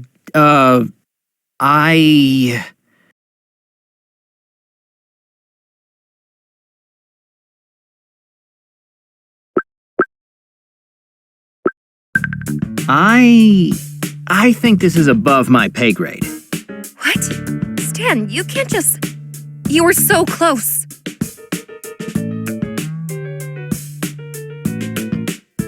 Stanley, tell me that is not defiance, I hear. You know where that leads. No, ma'am. Just, I think I'd only get in your way. Oh, is that all? You're just worried about getting in her way? Nothing else comes to mind. Yeah, that's all. I'm sorry. No, you're not. But I am. All right, fine. Forget him then.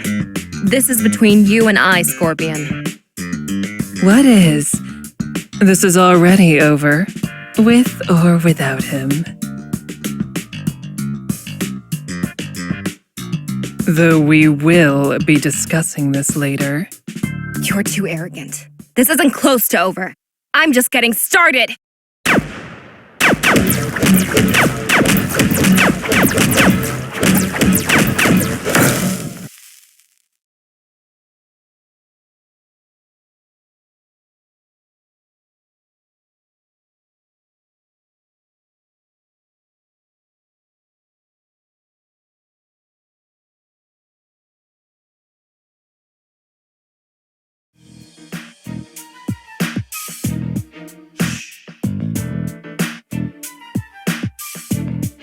What's wrong?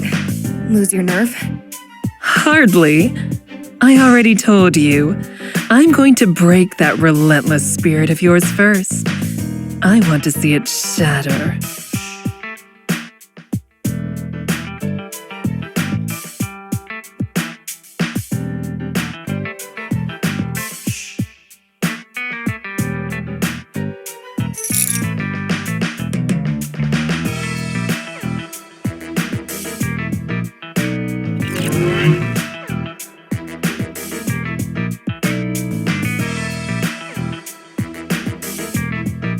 People like you never win in the end, you know. Oh, my dear, stubborn little friend. People like me are the only ones who win. Now, gentlemen, would you show our guest to our new room in the cell block? One with a view, if you don't mind.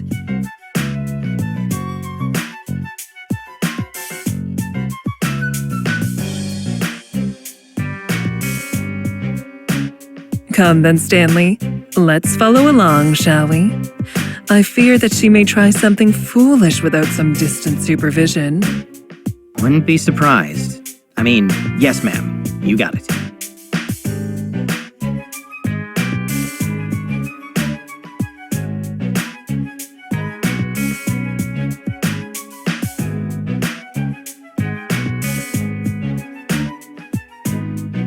Eyes up, Stanley. There's nothing to mope about. Sorry, ma'am. Just a long night. And a longer morning. I know. I was there for both. Remember? But a long night is no excuse for inaction in that situation. I can forgive it this once because you thought you knew this woman. And you at least resisted those doe-eyed pleas. However, there was no room for sentimentality in my plans for you, Stanley. In the future, I expect that you won't let such details get in the way. Right. Understood.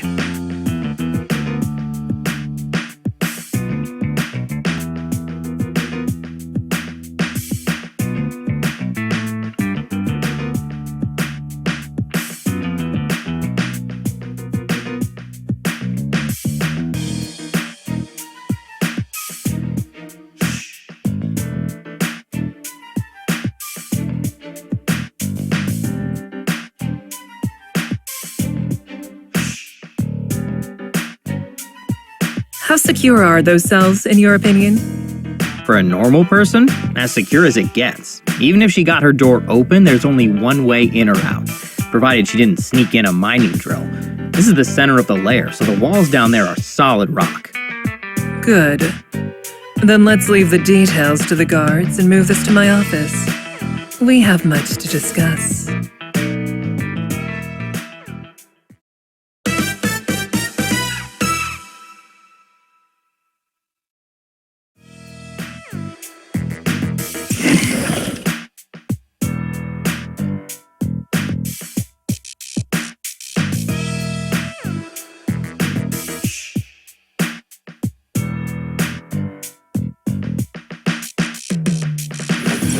You look tense, Stanley.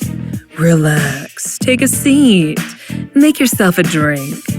I'm sure I have something to your taste. I'm fine, but thanks. Oh, come now. You deserve to treat yourself a little, don't you think? After all, you've just had your heart broken, haven't you? Oh, poor Stanley. I bet you thought that call was a romantic confession, didn't you? But no, it was just another deception. Tragic. How do you know she called me? Check your contact list. Scroll down to M.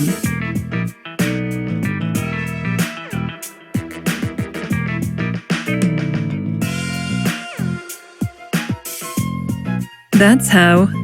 Now, are you certain you don't want that drink? But I won't pressure you.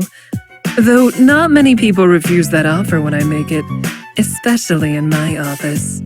Your boss didn't, certainly. He guzzled as much scotch as he could once he heard the price. Well, I'm not Lord Bedlam. And thank goodness for that. Yeah, Wait, what? Your boss is an incompetent buffoon, Stanley. You know that. Is it really so surprising that I'd acknowledge it?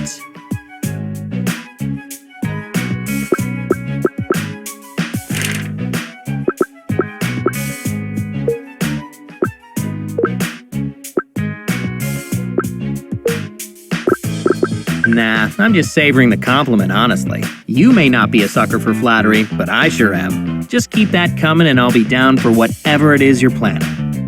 That's all it takes for someone to wrap you around their finger, is it? A few honeyed words and a pat on the head. I'll keep that in mind.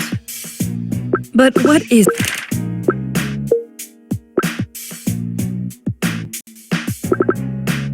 Not really. Just caught me off guard. I mean, he's obviously just a front for whatever you're planning. Precisely right. But what is it that you think I'm planning exactly? I assume that Kate told you as much as she could discover. Just that it had to do with your powers. Cerebral superprocessing, she called it.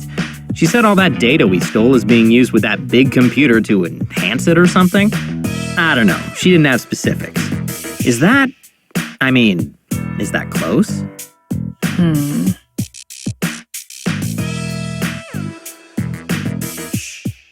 Yes, that's all correct. Broadly speaking, not the worst name I've heard for it either.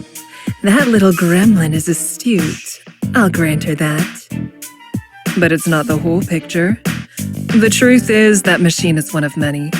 I'm building a global network. One that I can connect to at any time and fill to the brim with personal data. It's nearly complete. And once it is, it would be more apt to call my abilities something like precognitive analytics. Precognitive as in, like, predicting the future? You're serious? In a narrow capacity. I won't predict all things at all times. That's the path to madness. Let's say a specific market trend, or a handful of people in a combat situation.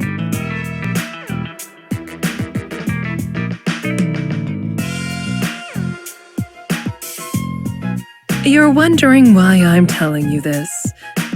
Care to guess?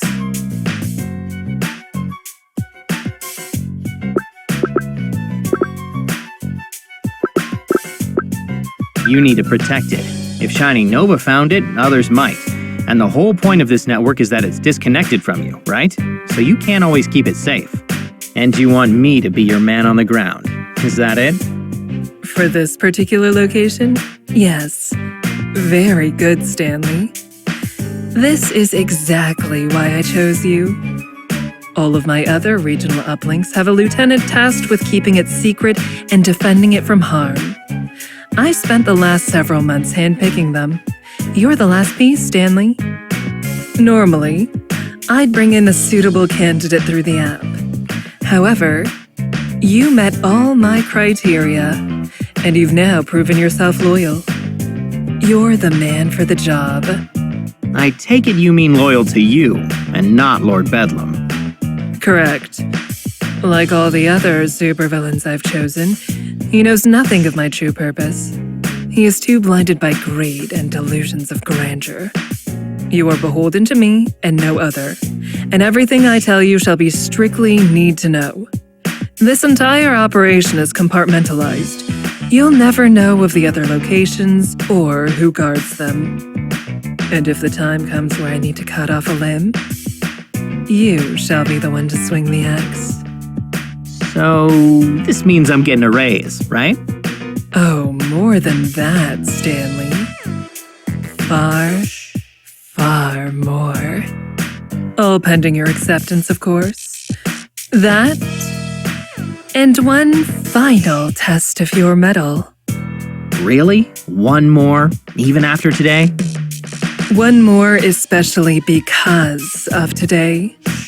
You see, now that she's been rooted out, I need to have a little chat with our mutual acquaintance in the cell block.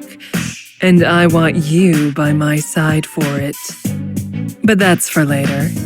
For now, you're free to leave. I'm sure you have much to process. And I'm sure that imbecile will come barging in here any moment to blather and bluster like he owns the place. But he does, doesn't he? Oh, Stanley. Do you think all these supervillains pay for their lairs up front? They take out a mortgage like anyone else. And I'm the one who lends it to them. Now run along. And don't worry. I'll find you when I need you.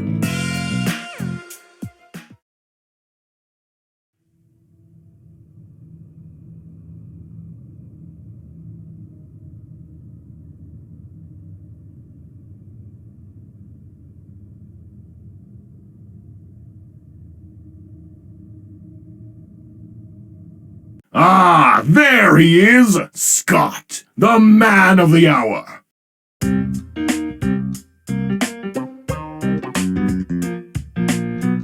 Sorry, Lord Bedlam, sir. I mean, thank you, I think? Which hour am I the man of? Ha! Which hour, he asks. Oh, good old Seth, always such a card. Don't you think so, Daryl? Yes, sir. Like a draw 4 card in solitaire.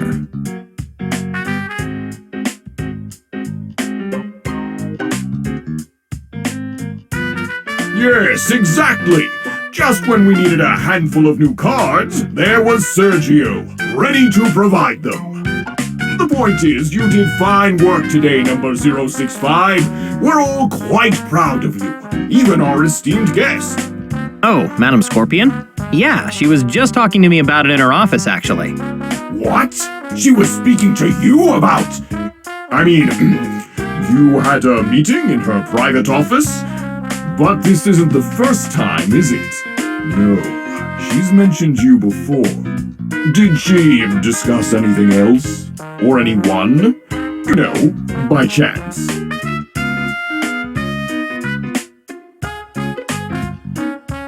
Yeah, a few people. Why?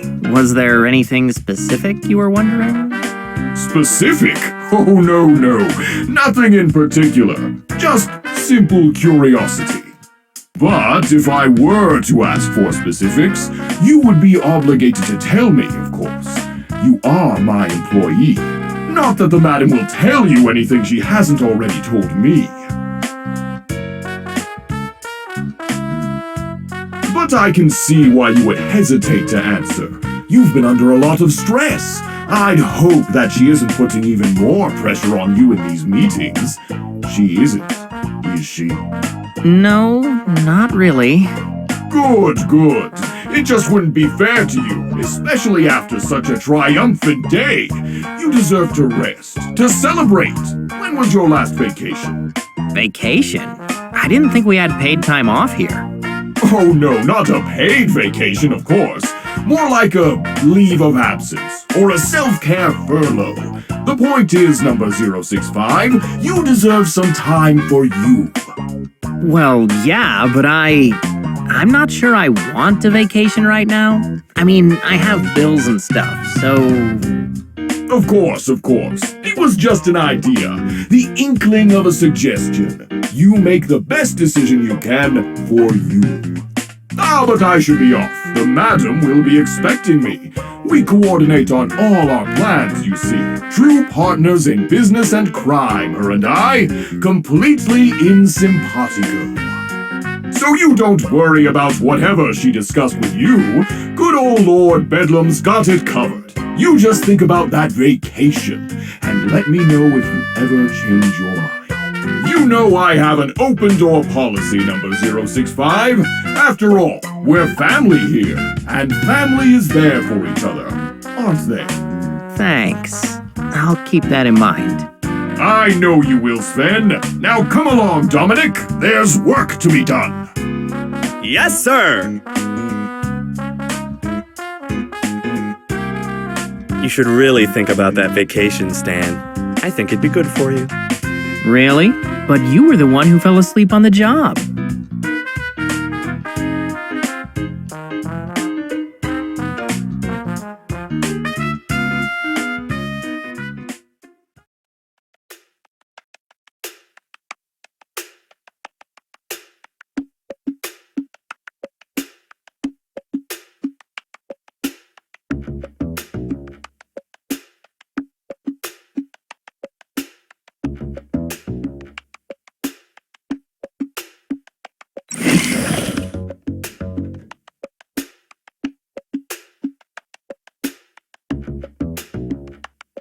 I didn't sign up for this.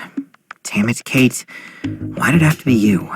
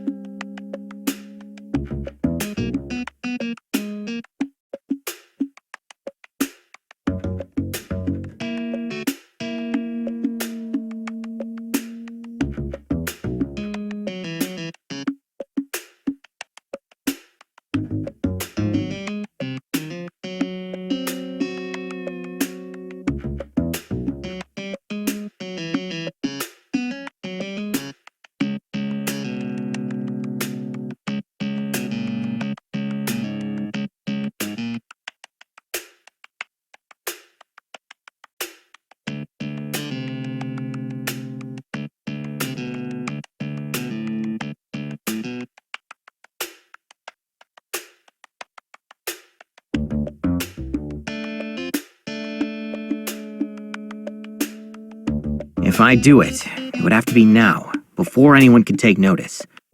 But I could do it.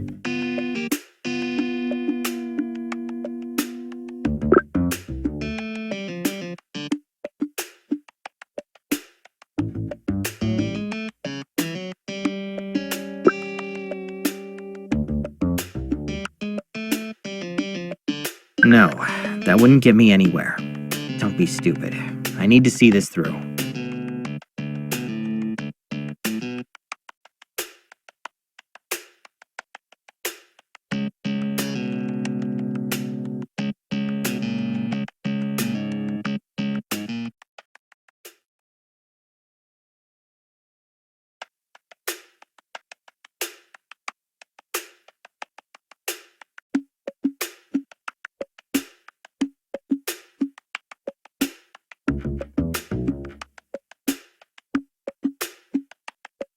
How long is she gonna leave me hanging? Damn it.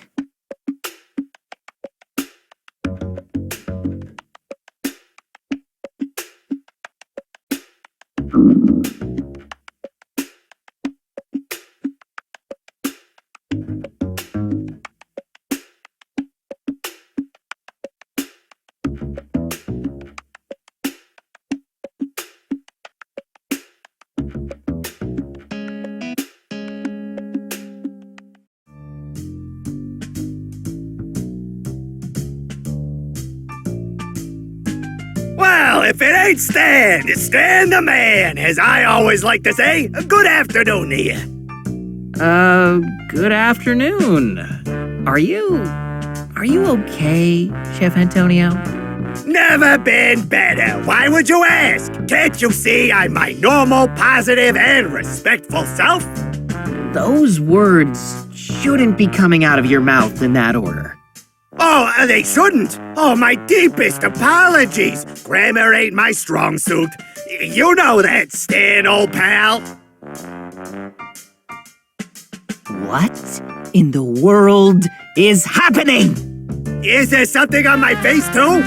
Sorry, you know how messy these kitchens can be. Well, what would you like for lunch today, Stan the man? You mean I actually have more options than bologna? Why, of course you do! You see, I was told by Madam Scorpion herself to give you access to the secret supervillain menu!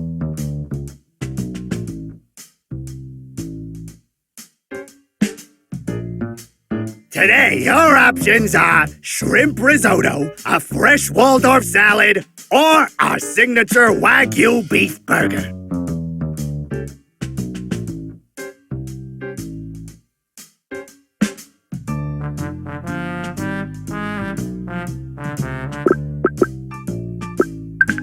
Shrimp risotto sounds the fanciest, so I'll have one of those. Medium rare, if you please, and I expect it to taste just like it did when I had it in Timbuktu.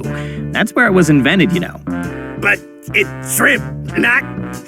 right away, Stan. Shrimp risotto, medium rare. Just like in Timbuktu.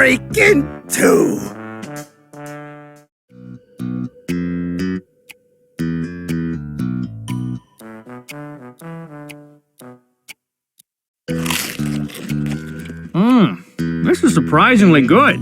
You mean this asshole could actually cook the whole time?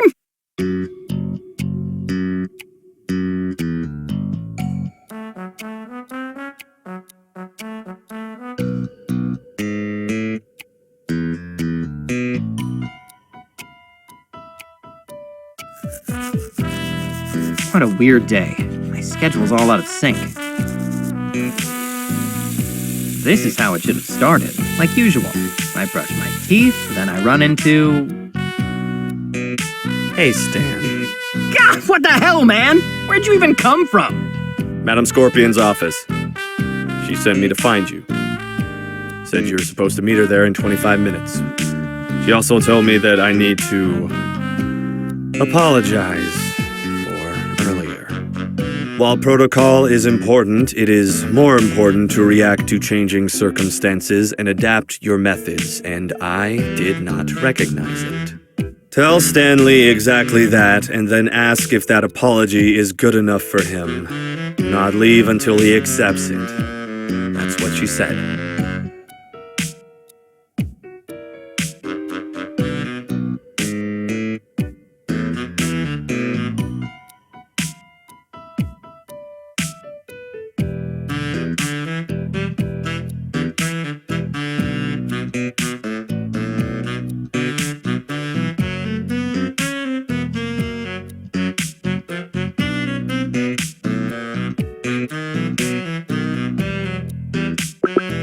Apology accepted, Dave. Thank you.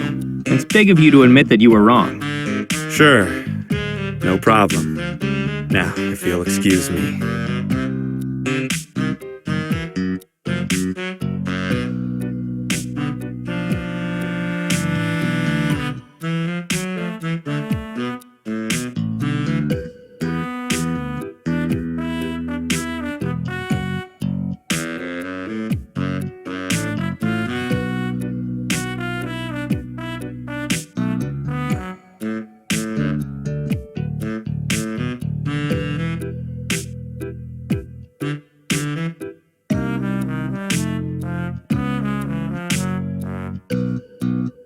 All right, game face.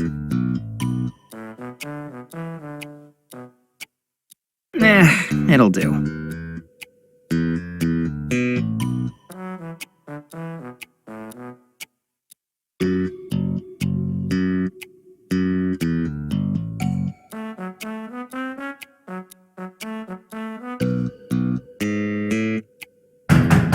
Ma'am, you asked to see me?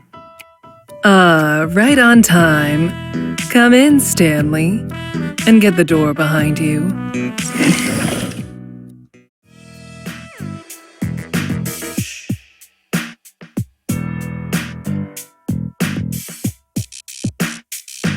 My, don't you look reinvigorated? I take it you got my gift. That slovenly chef crumbled in record time.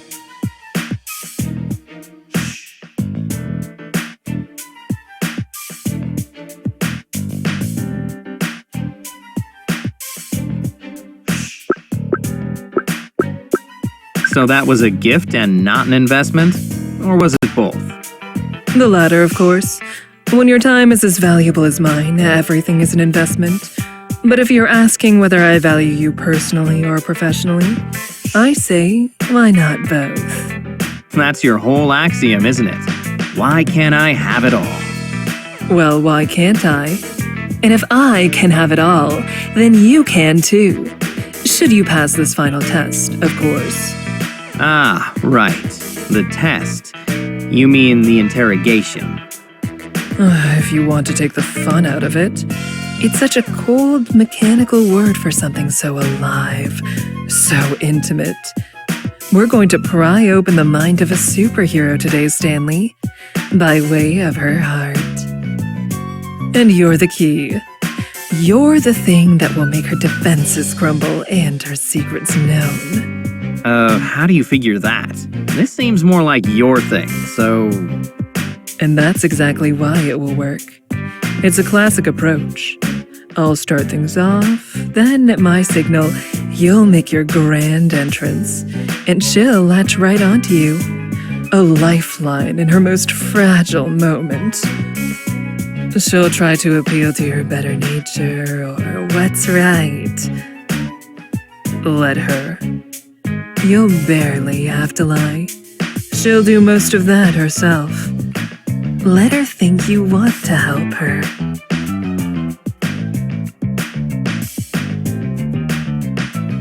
What makes you think she'll go for it? Don't you see how she looks at you?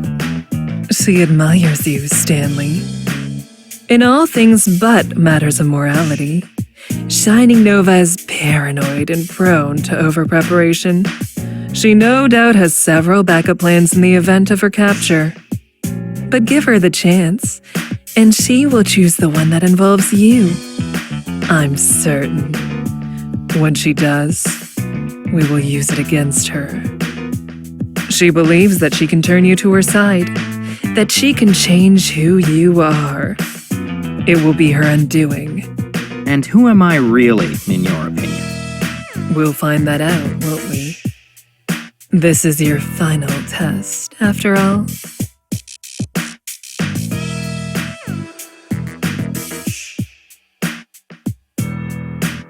Do this for me, this last little thing, and I will know your nature. Have you survived so long as a henchman because you're pragmatic, or because you're lazy? When the perfect opportunity lies before you, can you abandon your mercy and seize it? Answer that for me, Stanley. I have my hypothesis, but I must know it absolutely. Do you understand?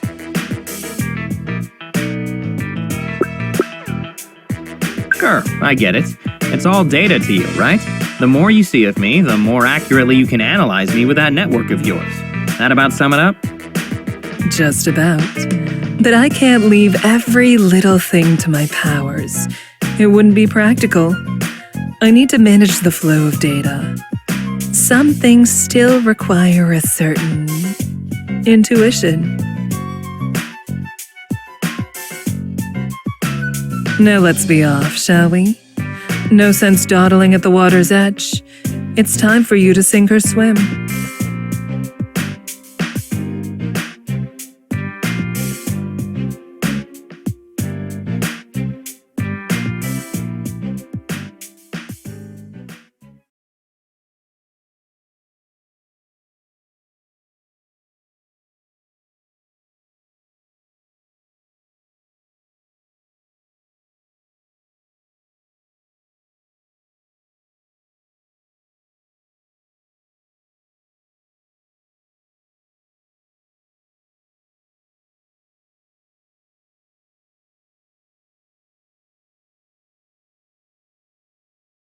Hey, we have cameras down there, right? Do any have microphones? You know, so I could listen in or something. Just so I know what I'm walking into.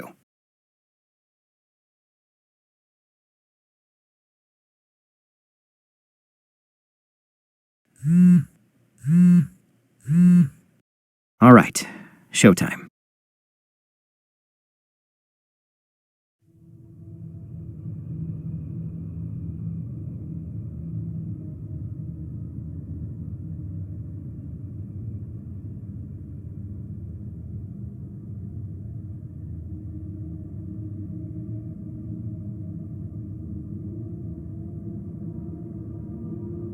Ah, Stanley. Now isn't this a pleasant surprise? Come to check on our guest?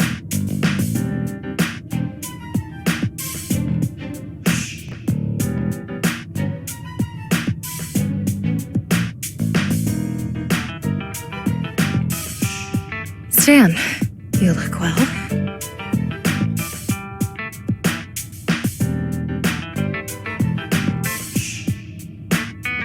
Lord Bedlam sent me.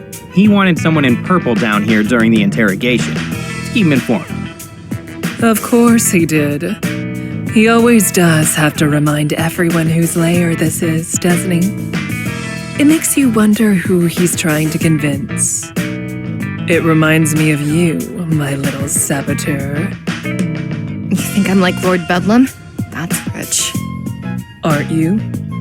You both lie to yourselves. The difference is, your lie is one of righteousness instead of ego. As an example, Stanley, would you come a little closer? I need you for a demonstration. Me? Oh, I'm just here to observe, so... Scorpion, leave him alone. This is just between you and me now.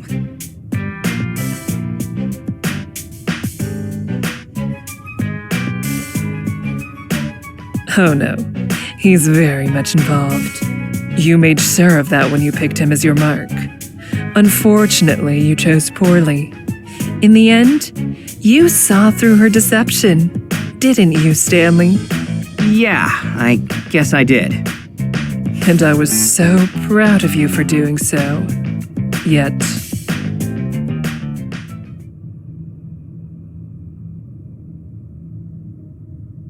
you're still tainted by her influence. Scorpion, stop! Your actions can't be trusted.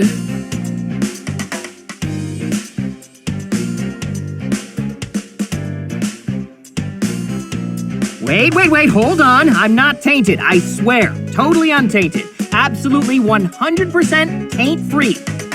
I wish I could believe that, Stanley. I really do.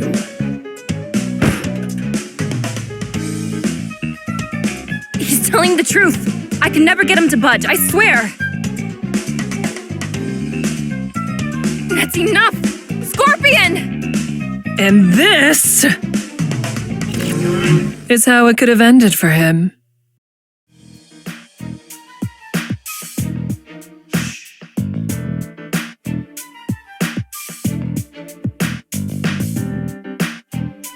But you didn't think about that, did you? How you were risking his friendships, his career, and even his life? Luckily, he made the right decision and rejected you.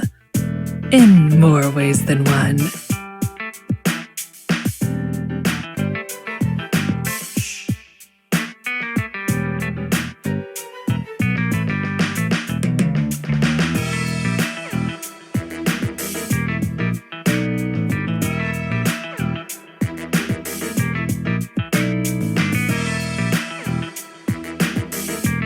And once he did, I dare say his prospects have already improved. Wouldn't you say so, Stanley? There's there's been a few perks, I guess. Just a few. You weren't so understated earlier.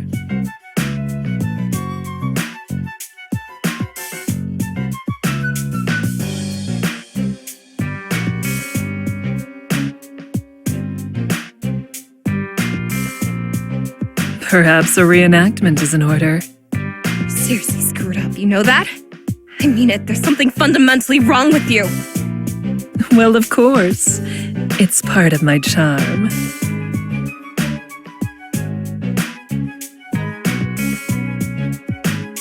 Whatever.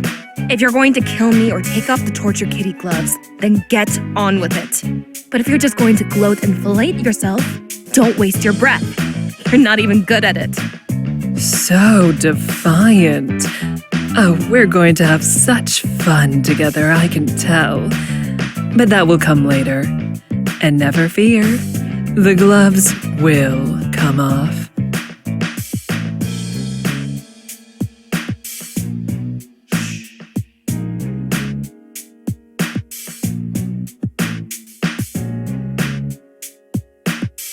My attention is expensive, and I've spent enough on you for now. However, if you must posture for someone, I'm sure Stanley would prove to be a suitable audience, wouldn't you, Stanley?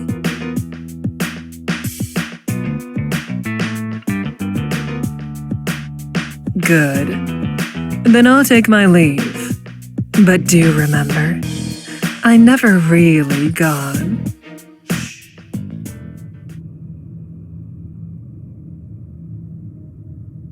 Torture kitty gloves? You shouldn't tempt her like that. Get out of here with the concern, man. You think this is the first time I've dealt with this kind of thing? I can handle it. When she said that she's never really gone.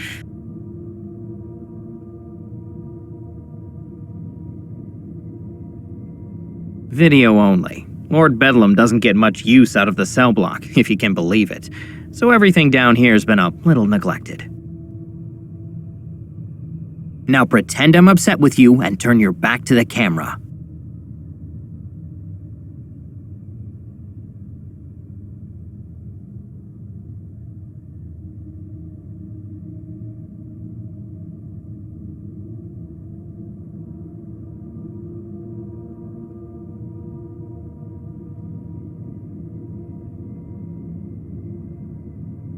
Speaking of Lord Bedlam, he didn't send you down here, did he? What makes you say that? I know you better than you think. So why are you really down here?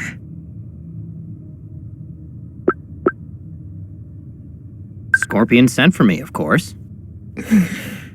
Didn't expect you to admit that.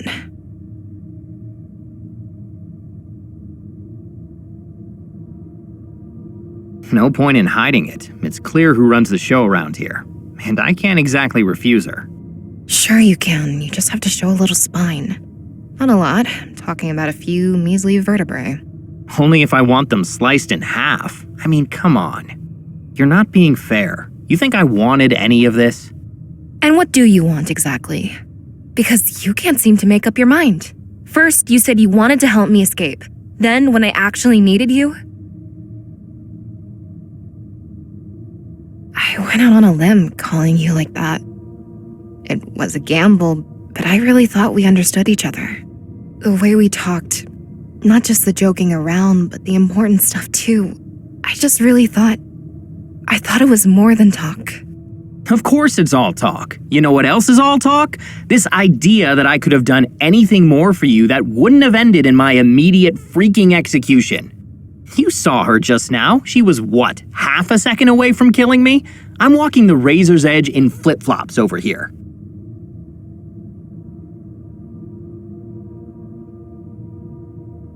Yeah, I saw.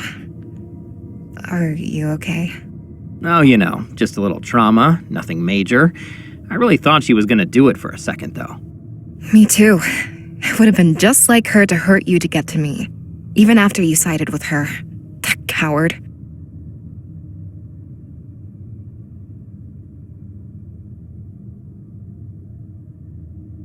I may be disappointed in you, but I don't want to see you hurt either, you know. I mean, maybe just a shot in the kidney or something, but nothing worse than that. Just answer me something. Tell me that you two haven't actually, you know. Oh, no. That was just, Scarring, that's what that was. I'm sending you my therapy bill when I get out of here, for real. That was some serious creepy exhibitionist couple energy, and I hate it. Well, we're not a couple, so don't worry. That was just... well, you've met her.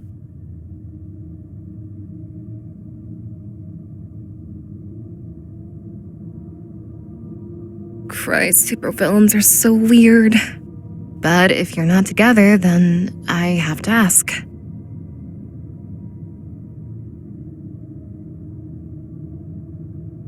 I know this is a stupid thing to ask under the circumstances, but no matter what happens, I need to know. Was there something real there? With you and I?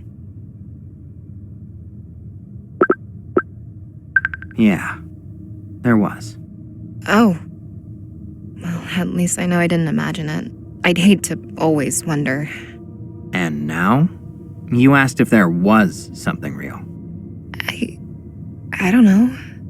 I need time. I really did need your help, Stan. I know. I'm sorry. But it's not too late. I still need your help. You can still choose the person you want to be.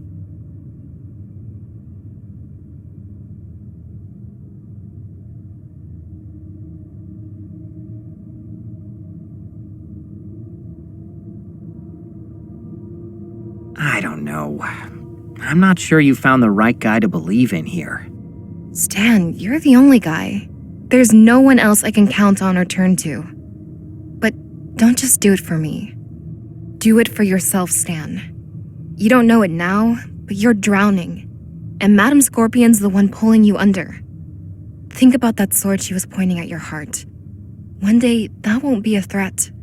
Nah, that's how she is. Come on, she wouldn't really kill me. She likes me. And you think that would stop her? She's not stable, and the kind of power she's trying to wield, in her hands, it'll be a catastrophe. We're talking global, century-spanning consequences.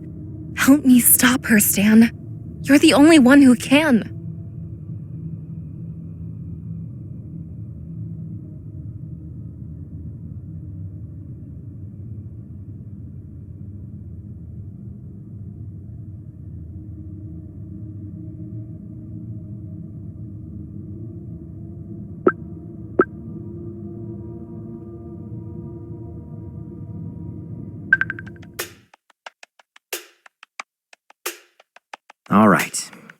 All right, I'm in. I said I'd help you, and I meant it. So if you think we need to do it now, then we'll do it now. Yes, I knew it! I mean, yes. Sorry, I almost forgot about the camera for a second. But thank you, Stan. I mean it. You're doing the right thing. I hope so.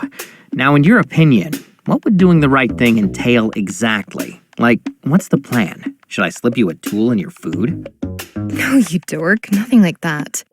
And actually, the goal isn't for me to escape. In fact, you need to leave me here. What? Are you crazy? I just said I'd help you, and you want me to abandon you again? We need to focus on the main objective. Spending time rescuing me will only make that harder. In fact, it may screw it up completely. She could use me as bait, or worse. Kate, don't ask me to do that. I feel bad enough that you're here. How am I supposed to live with myself if something happens? I'm not Kate, Stan. I'm Shining Nova, a goddamn superhero. I can survive this, and you can survive a little guilt. Sometimes that's the price you pay. If you come get me instead of stopping Scorpion and she gets away, I'll never forgive you. Understand?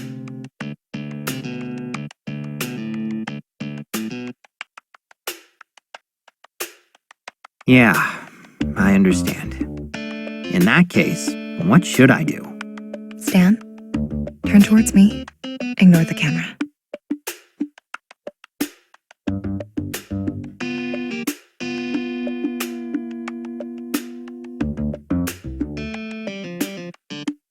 The real one is going in a holster on your other side. This one is a dud. Give it to her, tell her it's a beacon meant to request reinforcements. Then find a way outside and activate the real one as soon as you can. You won't have much time before she figures it out. Good luck, Stan. Remember what I said. I will. Hang in there, Nova.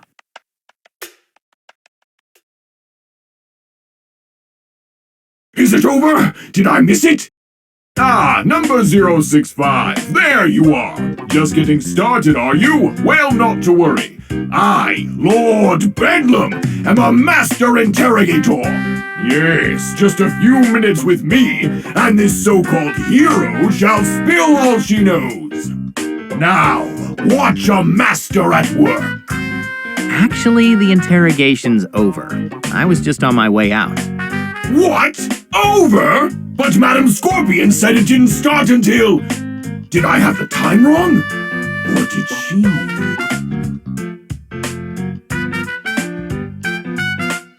Number 065.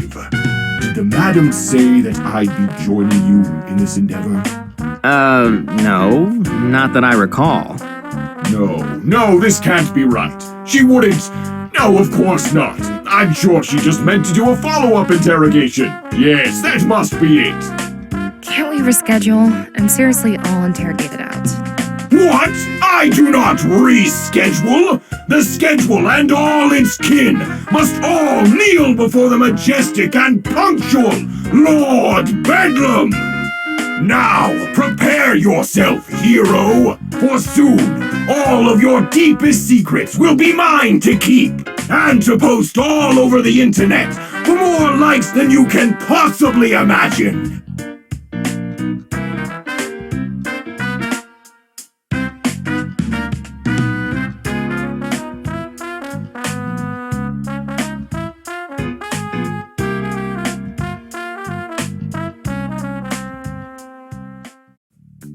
Did you really leave her alone with him? My, you're crueler than I imagined, Stanley.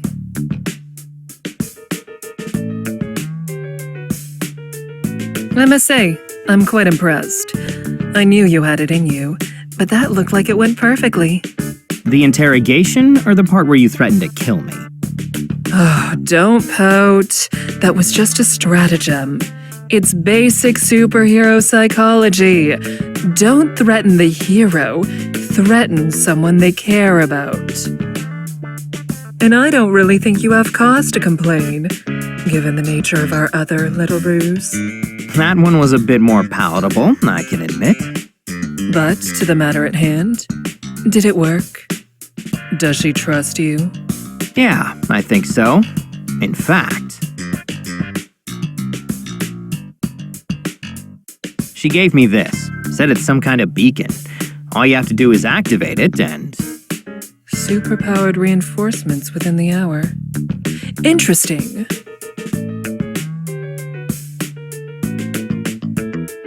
Interesting indeed. You've done well, Stanley. So that means I passed the test? With flying colors. Now you've earned a bit of rest and relaxation, don't you think? Take the rest of the day off. Maybe freshen up a little? You're looking a little disheveled.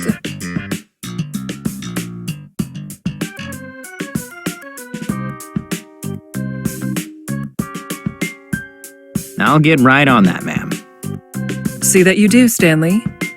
Now run along. You'll know when you're needed.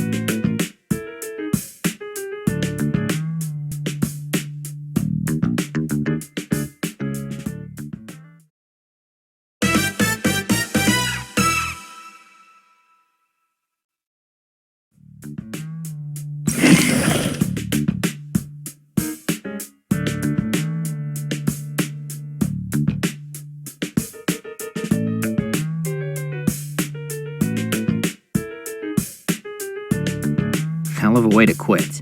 But no way I'm backing out now.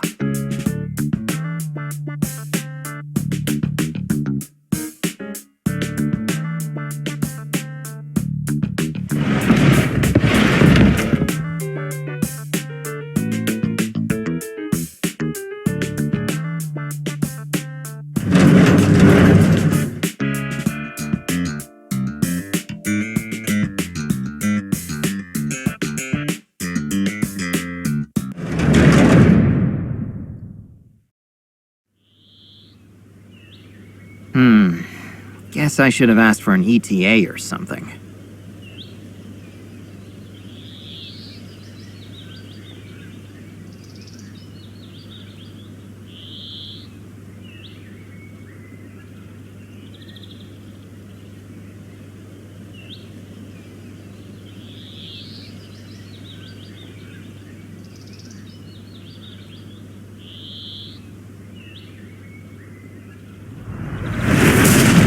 Yeah, just like that, except...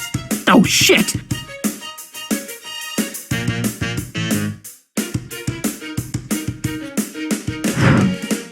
Nova? Hey, Nova, are you here? This better be for real. I had to abandon a whole ass stack of waffles for... Wait, I know you. What the hell are you doing here, Sunshine? And what are you holding? Oh, hey, figured you might be part of the cavalry. It's a long story, actually.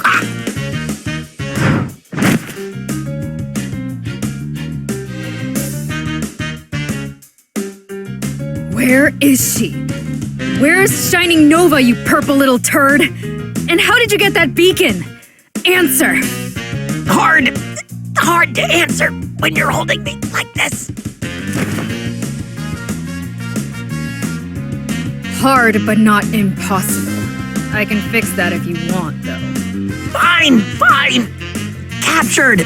Gave me it.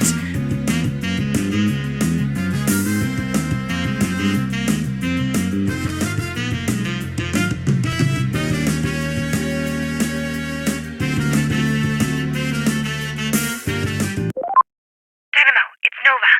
Oh, shit.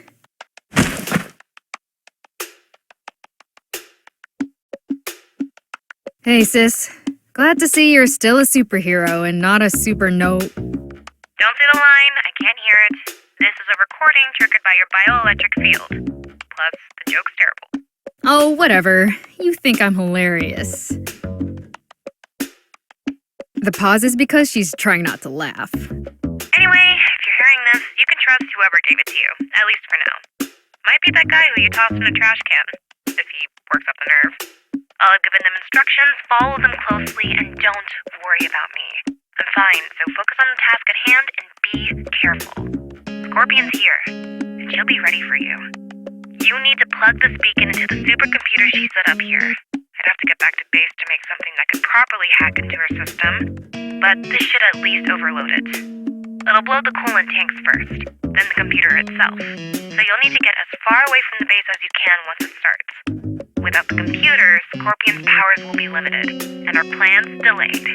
It's not an ideal solution, but it's the best one we've got. If we don't do something now, there's a chance that she becomes completely unstoppable. I'm counting on you. Nova out. Damn, so the whole undercover thing went to hell, huh? See, this is why I always bust through the front door. Or the ceiling. Sometimes a window. The busting through is the real key here.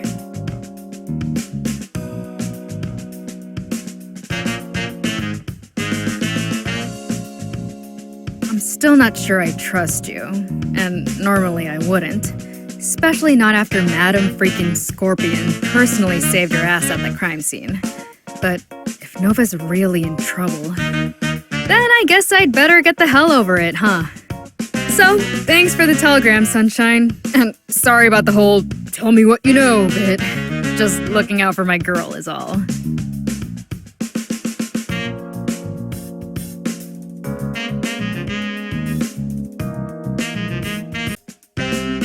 I take it you two are close? Yeah, you could say that. That little nerd's like my super sister.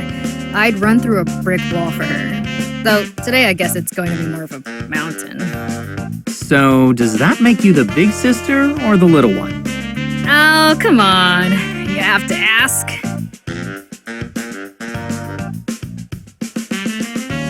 Just, don't ask her. That's a little secret from me to you. All right, Sunshine? I'm flattered by your trust. And my name's Stan, actually. Stan, huh? Yeah, I'm gonna be real with you. I probably won't call you that.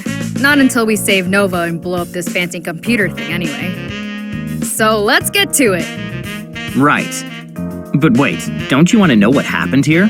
You know, like how Nova got captured in the first place? It went like this.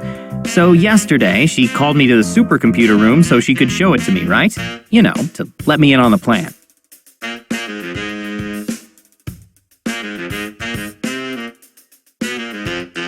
Anyway, after hearing everything, I decided to help her escape. So we headed off together, but we got separated after I ran into my supervisor. And the next time I saw Nova, Scorpion was pointing that energy sword at her and ordering me to help capture her. But I couldn't do it. I mean, I couldn't help Nova either, so I just sort of ended up standing there, doing nothing.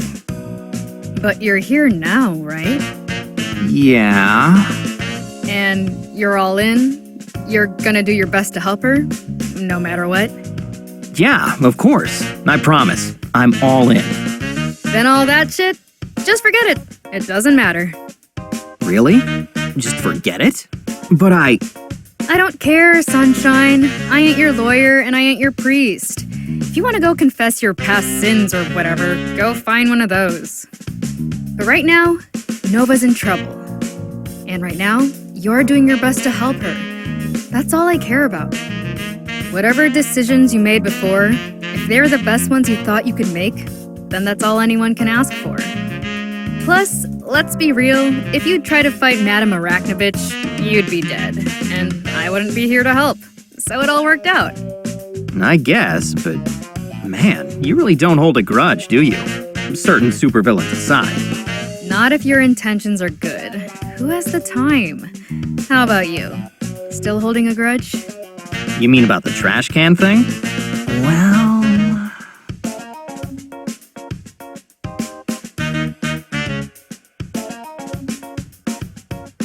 No, not really. I was doing my thing, you were doing yours, and it's like you said, we've got bigger things to focus on right now. No point in dwelling on it, right? Exactly! Now you're getting it. So how about it, Sunshine? What's the plan? Nova said she left you instructions. Nothing too detailed. Just that we should head straight for the supercomputer. And leave her until that's taken care of. Ugh, is she for real? Of course she is. Always throwing herself on one sword or another. What a bunch of crap. This is why she said to follow your lead, isn't it? So she can play super martyr over an evil server farm or whatever. I'm not sure, but she said she'd never forgive me if I helped her first. So she seemed pretty serious about it. Oh, whatever.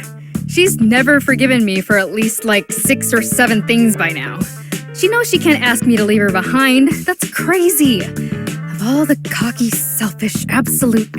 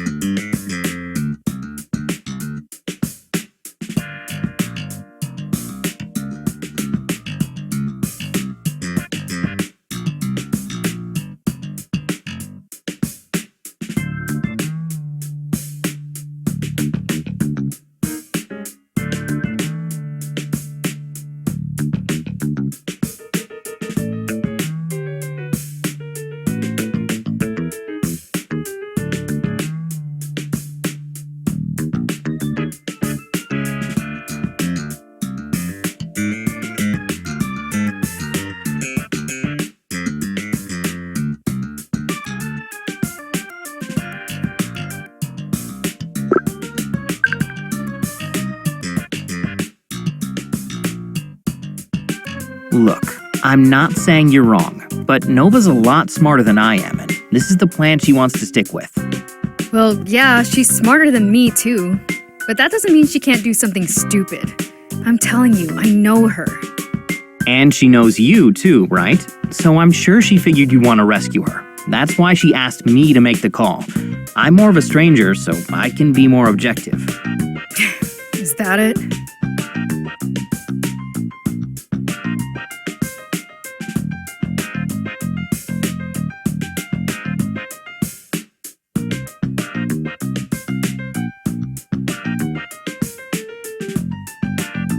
Sometimes I wonder just how much she trusts me, you know? Well, if it makes you feel any better, I don't have to wonder. She barely trusts me.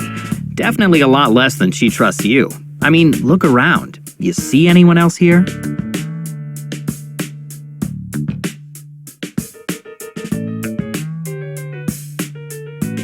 Yeah, I guess you're right. I just can't stand feeling like a sidekick. And with all the press and the popularity rankings... Sorry, I'm really complaining to the wrong guy about that shit, huh? At least I've got my own emblem on my chest, and not some other dude's face. Hey, don't sweat it. Suffice it to say, I know the feeling. But this is a chance for both of us to get past that, isn't it? Stopping Madam Scorpion is down to you and I now, and that doesn't seem like sidekick shit to me. I promise, I'll help you get Nova out of there when we're done. But for now, we need to stick to our plan.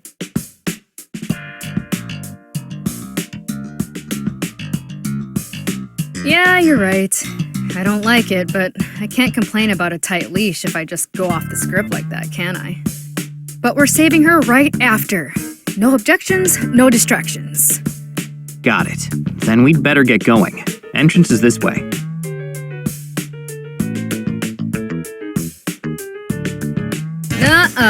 There's one more thing. If you and Nova get to pick the plan, then I get to decide how we start it. I guess that seems kind of fair, but look, I know this place inside and out, so hey!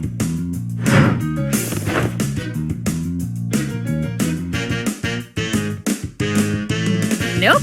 You won your argument for the day, Sunshine. If we're taking this mission on, then we're doing it my way. And that means busting through. Busting through where? You don't even know! Let me worry about what I know. You just worry about hanging on and keeping your mouth shut. No one wants to swallow a bug at super speed. Super speed? Wait, time out!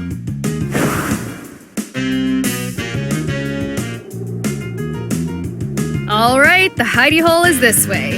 And I know you have some kind of hangar door for those stupid heli thingies. Bedlam copters. Well, that's dumber than I thought it'd be. I'd call them... Oh, wait, there we go. That looks kind of like an entrance. Hang on, baby. It's showtime.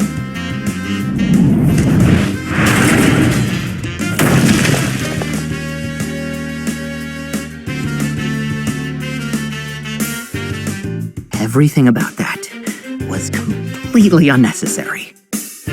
Hard disagree. I nailed that shit. Man, I love when these places have a rooftop entrance.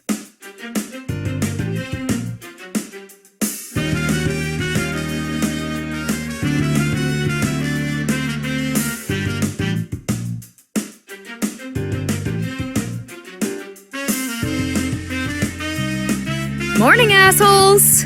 Now, which of you lavender lunkheads can point me towards your supercomputer, and which of you are about to get the beating of a lifetime? Dynamo, I actually... Beatings all around, then.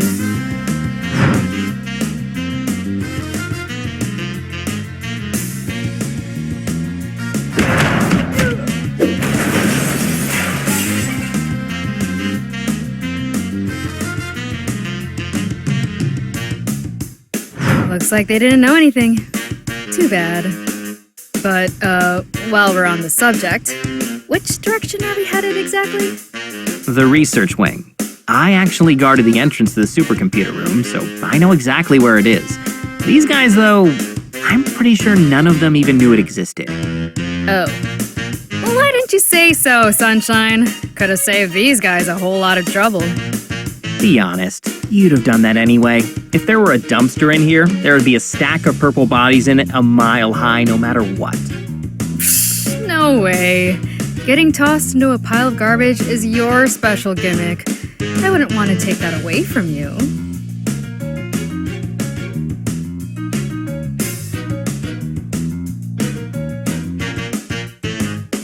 But seriously, where the hell are we going?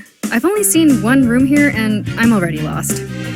Oh, I wouldn't worry about that. This one room is as far as you go.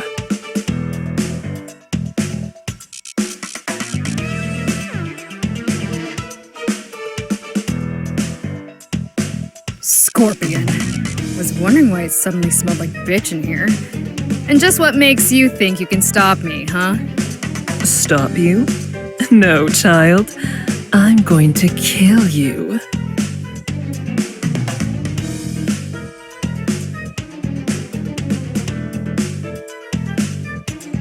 And you?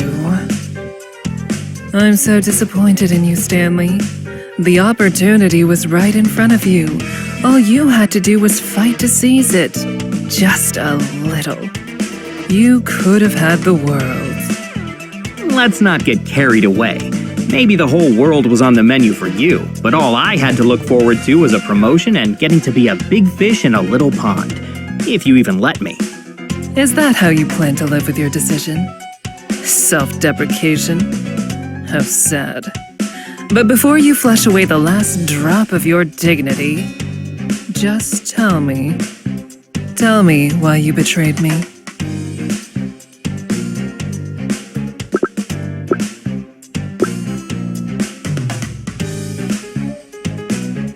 For what's right. I may have been a henchman for a long time, but there's a line, Scorpion, and you crossed it. Freely? That's the reason? A moral epiphany? Unbelievable. You truly are a fool. Oh, give it a rest. What's with you costume dictators and that word anyway?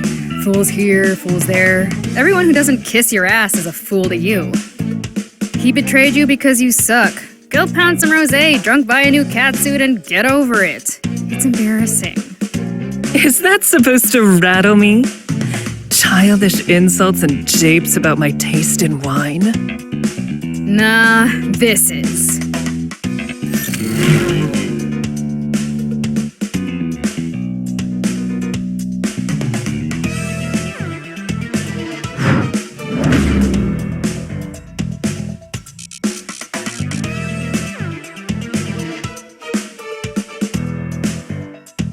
If you know the way, then go. I'll hold her here for as long as I can.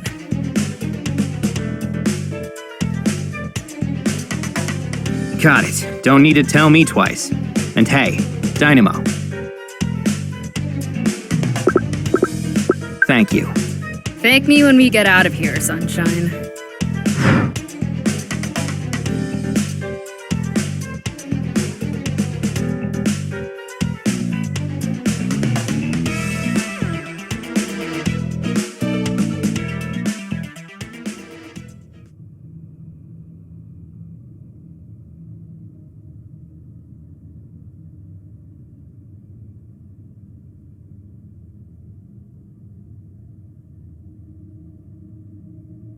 Almost there. Just a few more turns. Almost where, you little shit?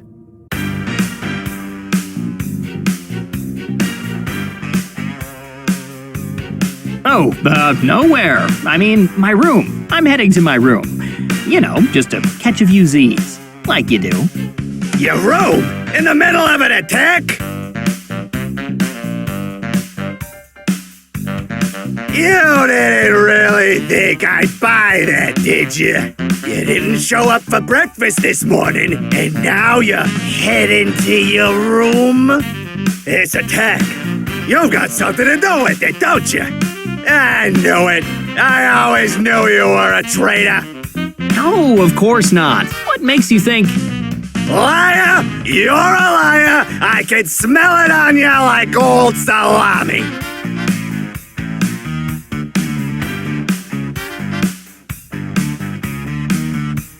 Smell it? Are you nuts? You can't go around leveling accusations like that on a hunch. But I'm not gonna convince you to be reasonable, am I? In fact, this isn't about the attack at all, is it? That's nothing but an excuse. You've had a problem with me from day one. You know what? Yeah, I do. And this is exactly why. I can't stand little wise-ass shit-stains like you. You bitch and you moan no matter what's served on your plate. But will you ever learn to cook? No. Because you're lazy, good-for-nothing cowards complaining about how the world ain't treating you fair, but not doing a damn thing about it. Then you disrespect everyone who's got it better. So yeah, I got plenty of beef with you.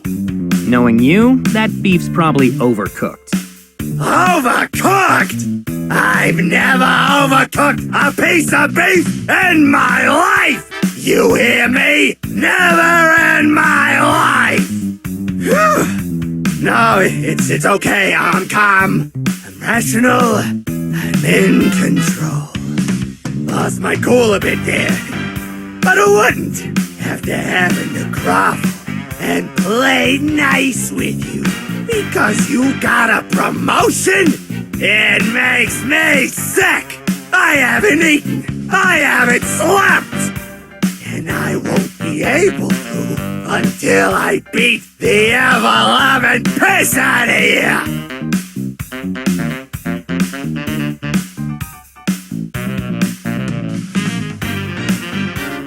Well, consider yourself on a diet then, because there's no way that's happening. I've got somewhere to be. Oh, you got somewhere to be, all right. The garbage disposal!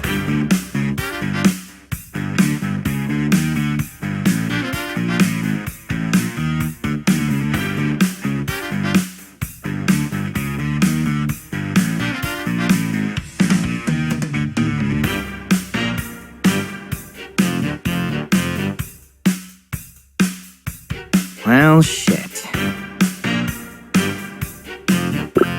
Nope, that's a whole freight train worth of nope.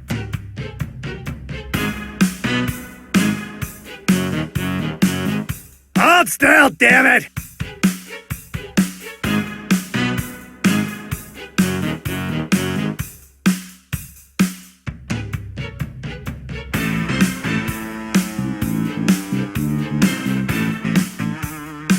I used to be a big deal, you know. The creme de la creme. King of the freaking castle. Then those good-for-nothing inspectors came along with their health code violations and risks to public health and safety. Well, you know what I have to say to that? Baloney? Bullshit, that's what! Bullshit upon bullshit, a whole mountain of bullshit! But I knew the truth. They were bought and paid for. They had to be. It was those sniveling little weasels and Mama Mozzarellas. They put them up to it. And the funny thing, one of those health inspectors, he looked an awful lot like you. I bet your family, ain't you? I bet you were in on it! You know, I want to deny that, but if you came up with that whole theory in the first place, then I don't think I've got much hope of convincing you otherwise. So hey, if it makes you feel better, it was me, Antonio. I'm the one behind it all. That health inspector, a clone from another dimension that I controlled with my mind. And Mama Mozzarella? Why, Mr. Giamatti, I am Mama Mozzarella! I knew it! I knew it was you this whole time!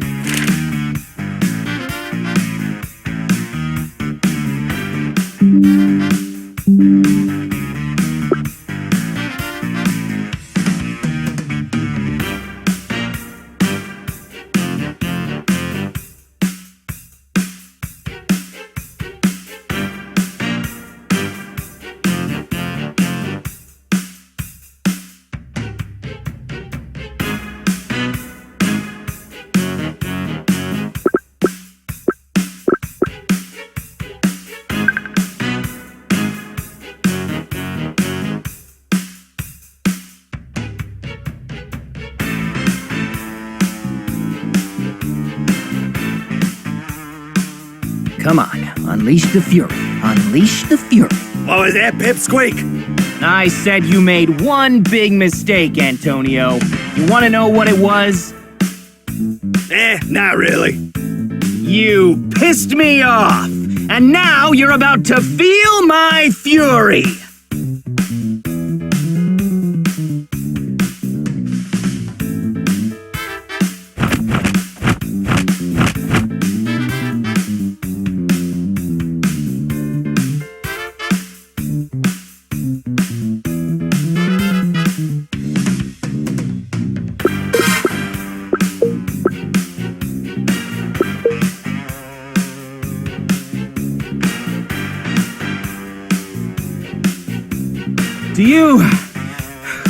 Do you feel the fury yet?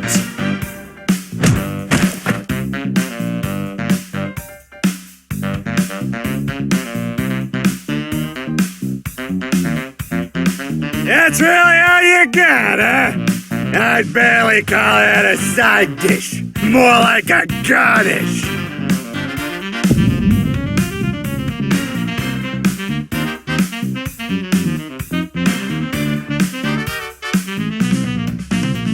Oh, ew, what the?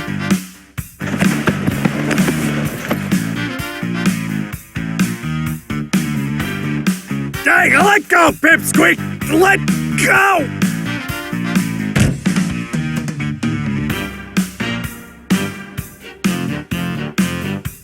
You little shit! This a bunch of below. Now who's looking queasy, asshole? Now I'm kinda hungry though, not gonna lie.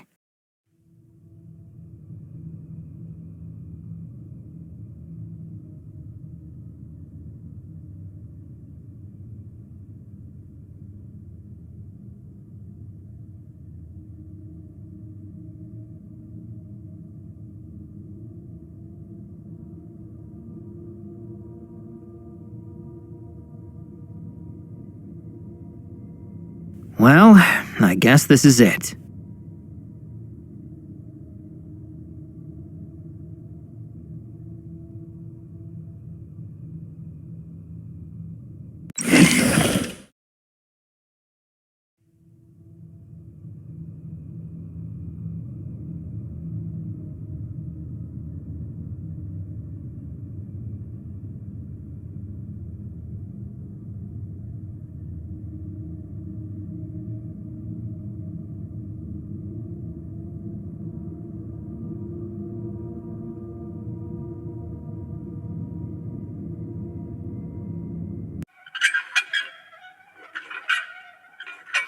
Wait, what's that sound? So, hero, you have made it past my defenses. Well done. But it is not enough. You are not enough. Not for I.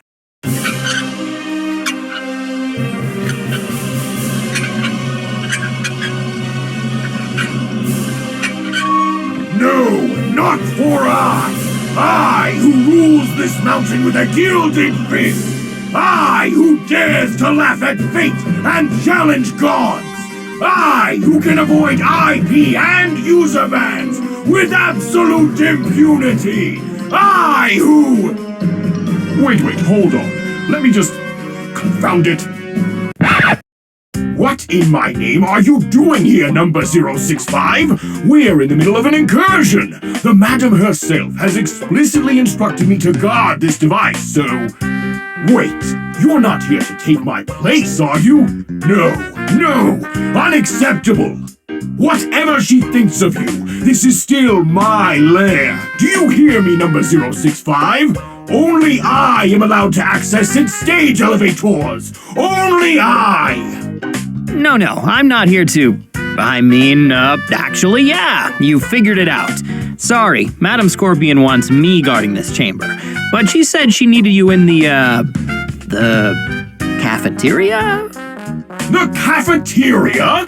The cafeteria? Does this helmet look like a chef's hat to you? Or a hairnet? Well, obviously I'm wearing a hairnet underneath, but not on the outside. I am a supervillain, not a busboy.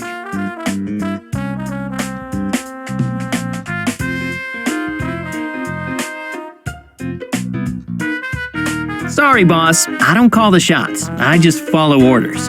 Now, if it's okay with you, Madam Scorpion said she wanted me to take a look at that computer. So... Oh, very well. Wait! Even I, the technically savvy master of computers, Lord Bedlam, am not allowed to lay a finger on this device. And she asked you to do so? No, this I cannot accept. You may have earned her favor, number 065, but that is too far.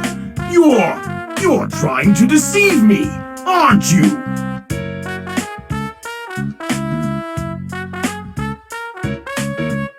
My word! You turned traitor and aligned yourself with those vexatious vigilantes, haven't you? Yes, I see it now. You, number 065, are a traitor! Whew, thank goodness. That's such a huge relief. Real weight off my shoulders, let me tell you. Ah!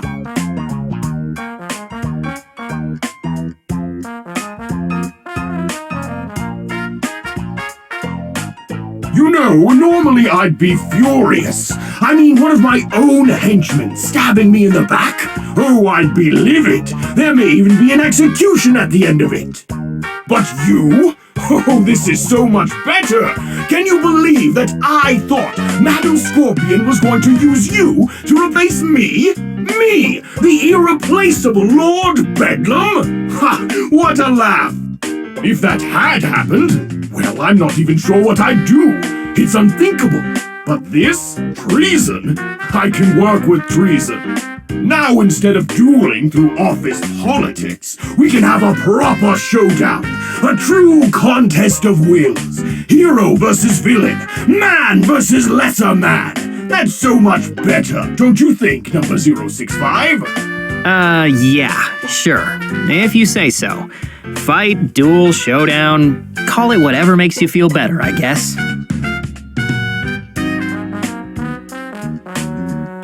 But since I'm kind of doing you a favor, if we're going to do this whole climactic battle shtick, mind calling me by my name? I hadn't wanted to acknowledge it since the madam started favoring you. But I suppose it would be appropriate, wouldn't it?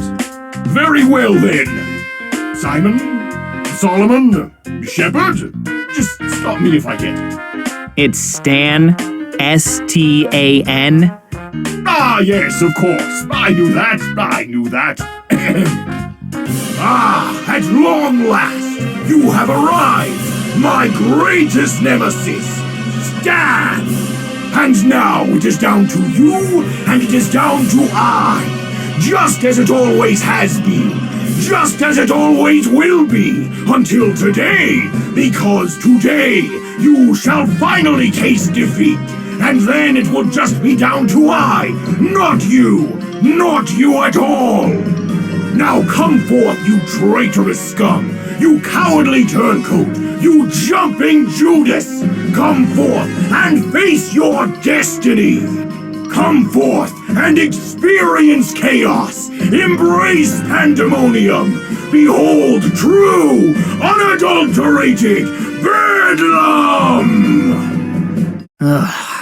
Fine. Excellent! Then let us begin, for the first time and the last!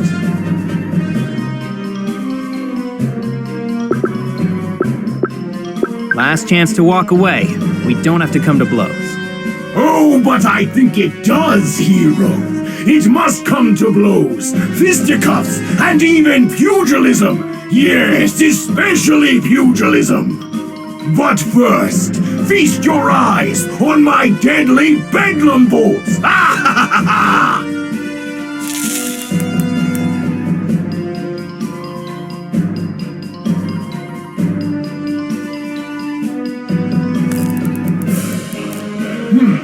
Well, take that as a warning, foolish hero. A shot across the bow, a boop on the nose. It would be a waste to astound you with my full power right away. You see, for years I trained to control my strength.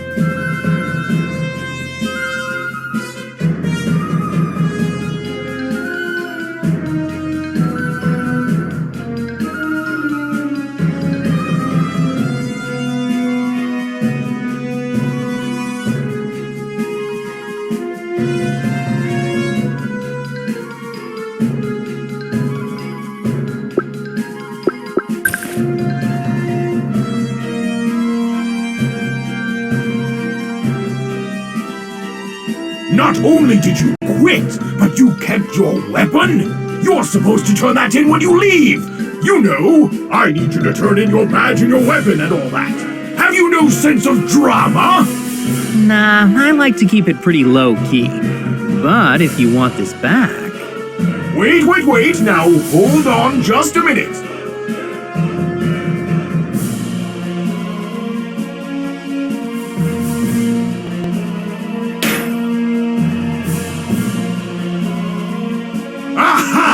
On guard, you duplicitous devil! Did you really think that I, Lord Bedlam, yellow belt at 3 nationally recognized kickboxing chains, would fall for such a...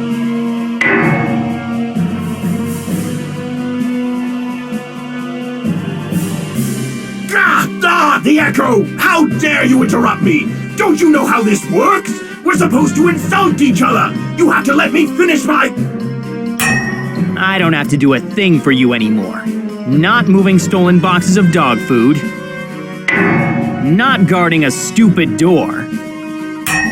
And certainly not coddling your bloated, unjustified sense of self-importance.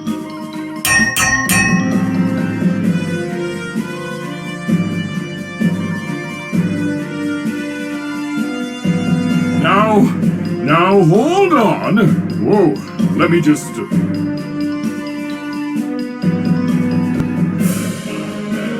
Okay, there we are.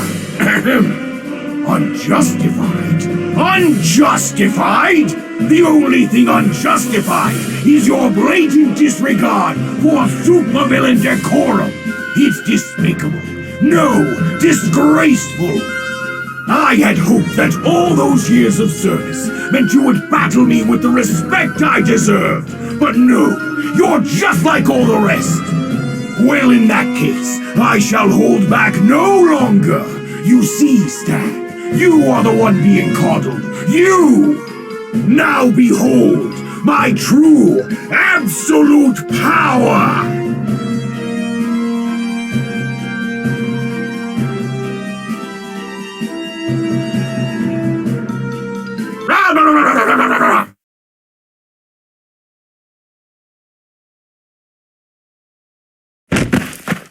Get off of me, you nutcase! Never! I shall never surrender!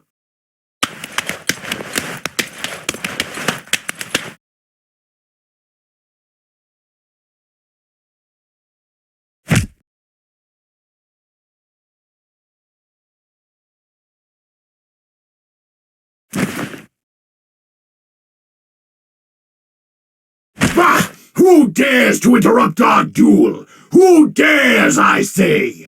I do, Lord Bedlam.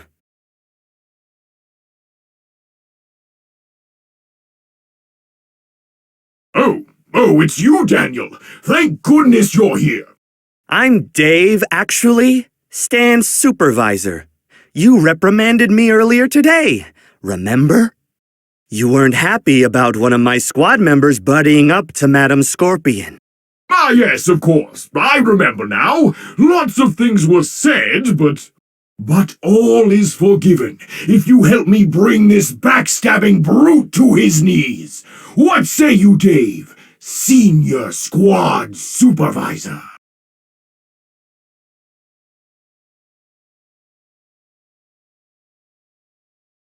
I say, let's kick his gosh darn traitor ass!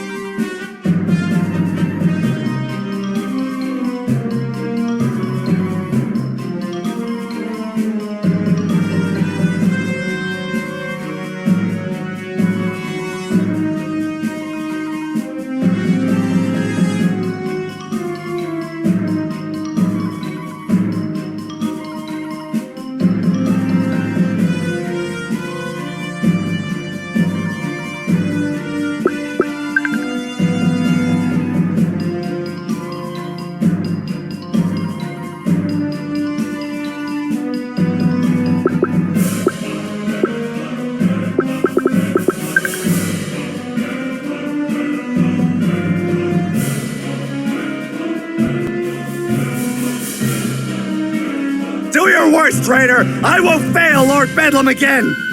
Aw, don't be upset. Come on, let's hug it out for old time's sake. What do you say, buddy? I'm not your buddy!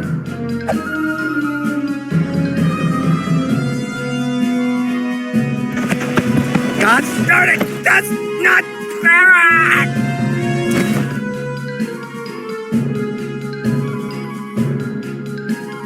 Come on, aren't we buddies? I thought you liked.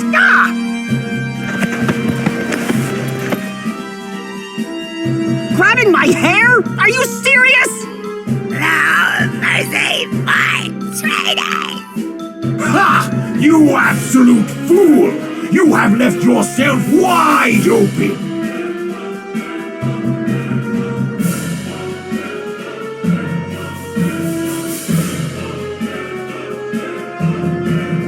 Wait! Hang on a second! It is too late to beg for mercy, you heretic! Now behold the true power and fury of Lord Bedlam, and taste the might of my ultimate technique! No, you don't understand! Dave, stop pulling my hair! I'm trying to... Super Bedlam Face Punch!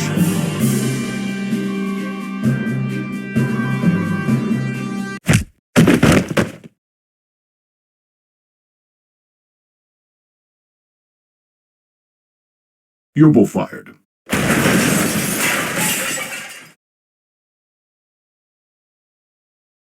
Ugh.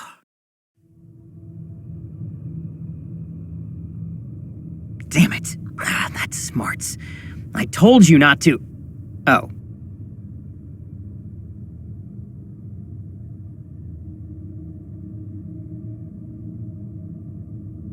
Well, guess I'll take it.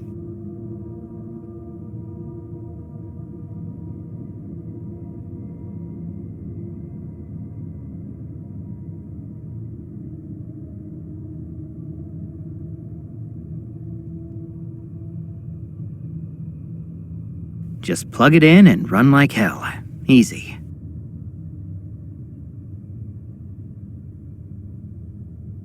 What the hell? It doesn't fit. Oh, wait. It's upside down.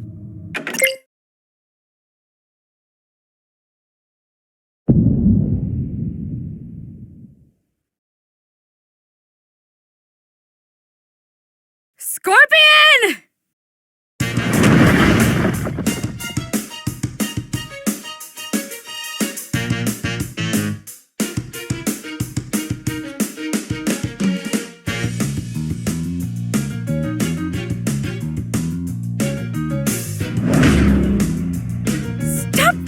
So I can squash you already, you racka bitch! Petulant child, you overestimate yourself. I'm hardly in retreat. I'm simply relocating. I cannot waste all my time on some belligerent second fiddle. I'm a busy woman.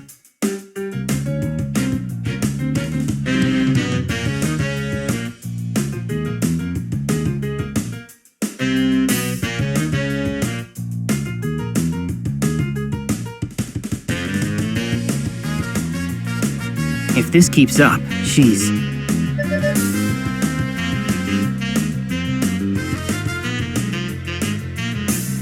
Initiate coolant tank overload. YN.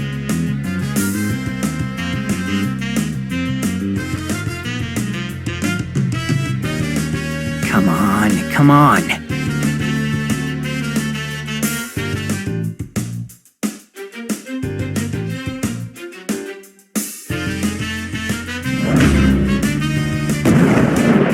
Don't worry, Scorpion.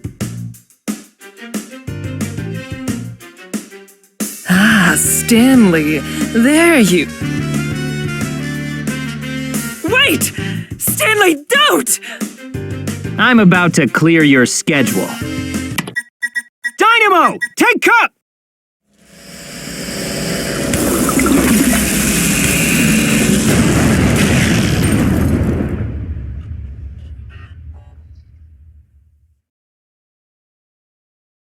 Dynamo! Hey, Dynamo! You okay? Yeah. Yeah. Are you kidding? I barely felt it. You sure? 'Cause you kinda look like... Like what? Great. Just totally fresh. Like you've just been on a pleasant, uneventful stroll through the park. I mean, were you even in a fight today? I couldn't possibly say. Wanna lay it on a little thicker? I don't think I got your point. Okay.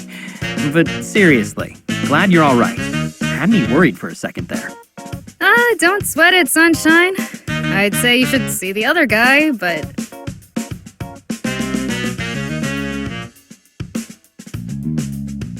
Oh, there she is.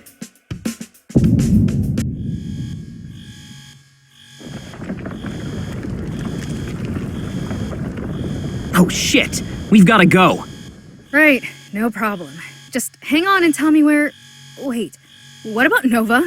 We still need to find her! Where is she?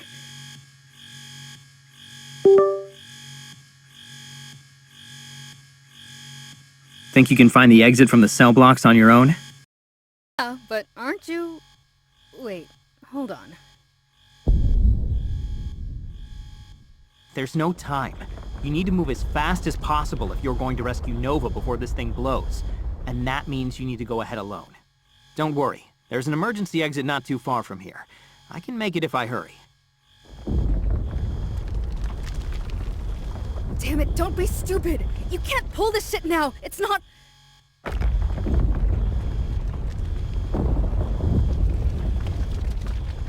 I'm not pulling anything. Nova's the whole reason either of us are here. She has to make it, or... Fine, but if you're lying about that exit, I'll dig you out of the rubble and toss you in the biggest trash can you've ever seen. You got it?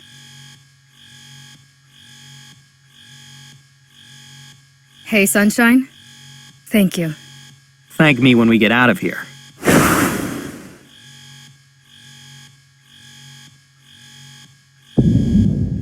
Shit, I've gotta hurry.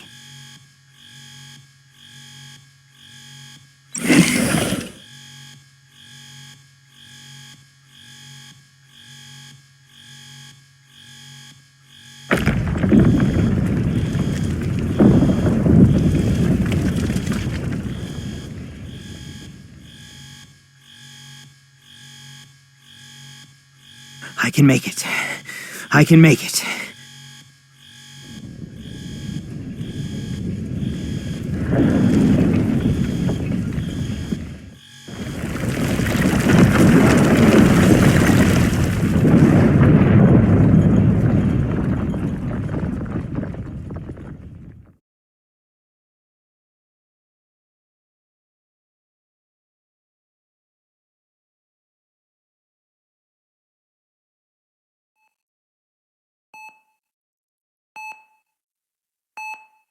So he's stable.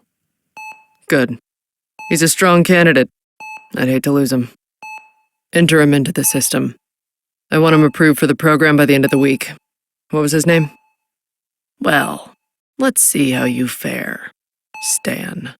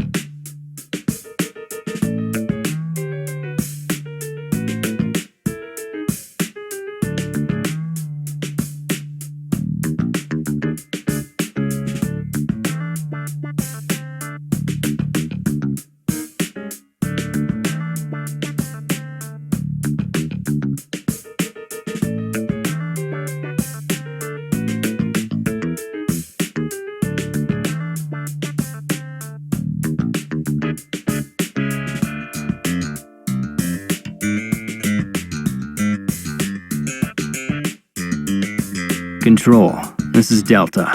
I have eyes on the asset. Then why are you speaking to me instead of completing your mission? Because I'm not the only one. Alright, target secure. Are all the civilians clear? Yep, all safe and sound. You've got a whole fan club waiting for a selfie, by the way. You should make an appearance. The association's starting to get on my ass about the lack of PR. I've been busy, and this guy's important. Why? Because of the Scorpion Group stuff? Look, I care about getting answers as much as you, but... It's not just that. Honestly, I'm not totally sure about everything he knows, but people are after him. We've got to stash him away for his own safety as much as we need to question him.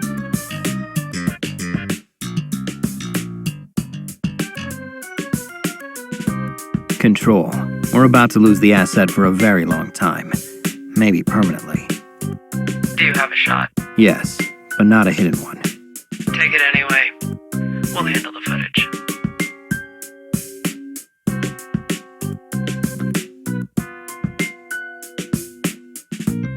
Executing. What the hell? Nova, is he... Damn it, not again! It came from that direction. Come on!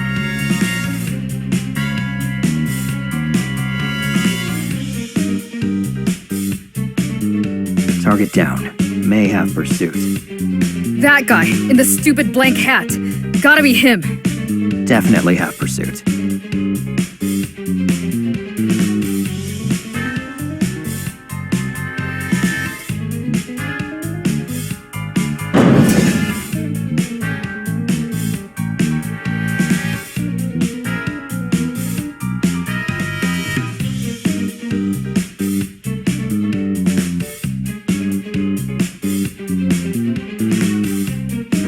Shit, this guy can really book it. You see that? Gotta have some kind of enhancements. Where did he... There you are. Nova! Fire escape going up!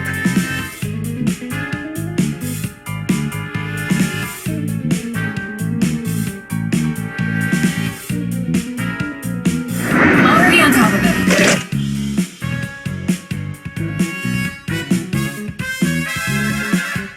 Take another step and I fire. It's your... Oh. No, it can't be you. Alright, 00 asshole. Nowhere to... Holy shit. Is that... Hey there, Sunshine! What the hell? I thought you were freaking dead! We looked for you forever. Must have dug up the whole damn mountain twice over, and now you just show up with a makeover and a gun? Where have you been? Who or what is Sunshine? Huh? Hey, I know it's been a minute, but come on. It's you. You don't remember me calling you that? You hit your head or something? How about Stan? Do you remember that? How do you know my designation? Designation? Don't be a weirdo, that's your name. He's more than weird, Dynamo. He killed a supervillain back there. Something's not right.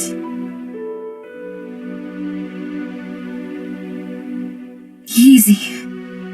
Don't you remember me? I recognize you. Shining Nova, founding member of the NWHA, globally licensed. No, I mean underneath this. Remember? It's me.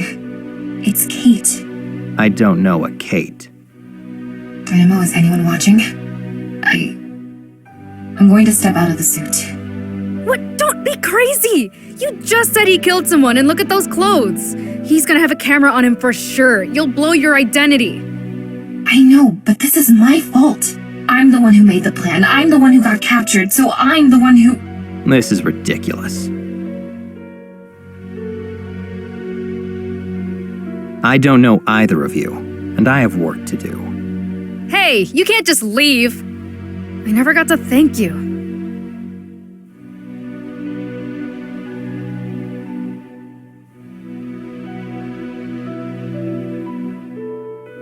I have no idea what you're talking about. Just keep your vigilante melodrama out of my affairs. Hey, come on, Sunshine.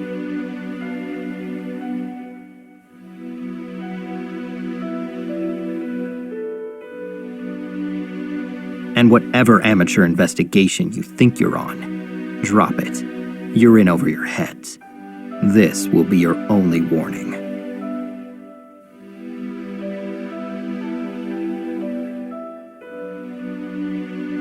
If there's any part of you left in there, Stan, I promise I'll find it. I won't give up on you.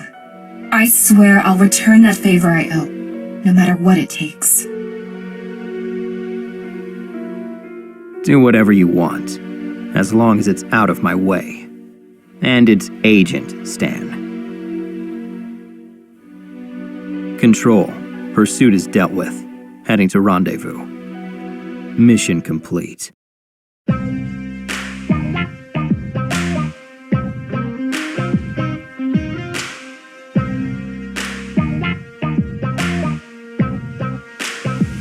I'm always walking, but I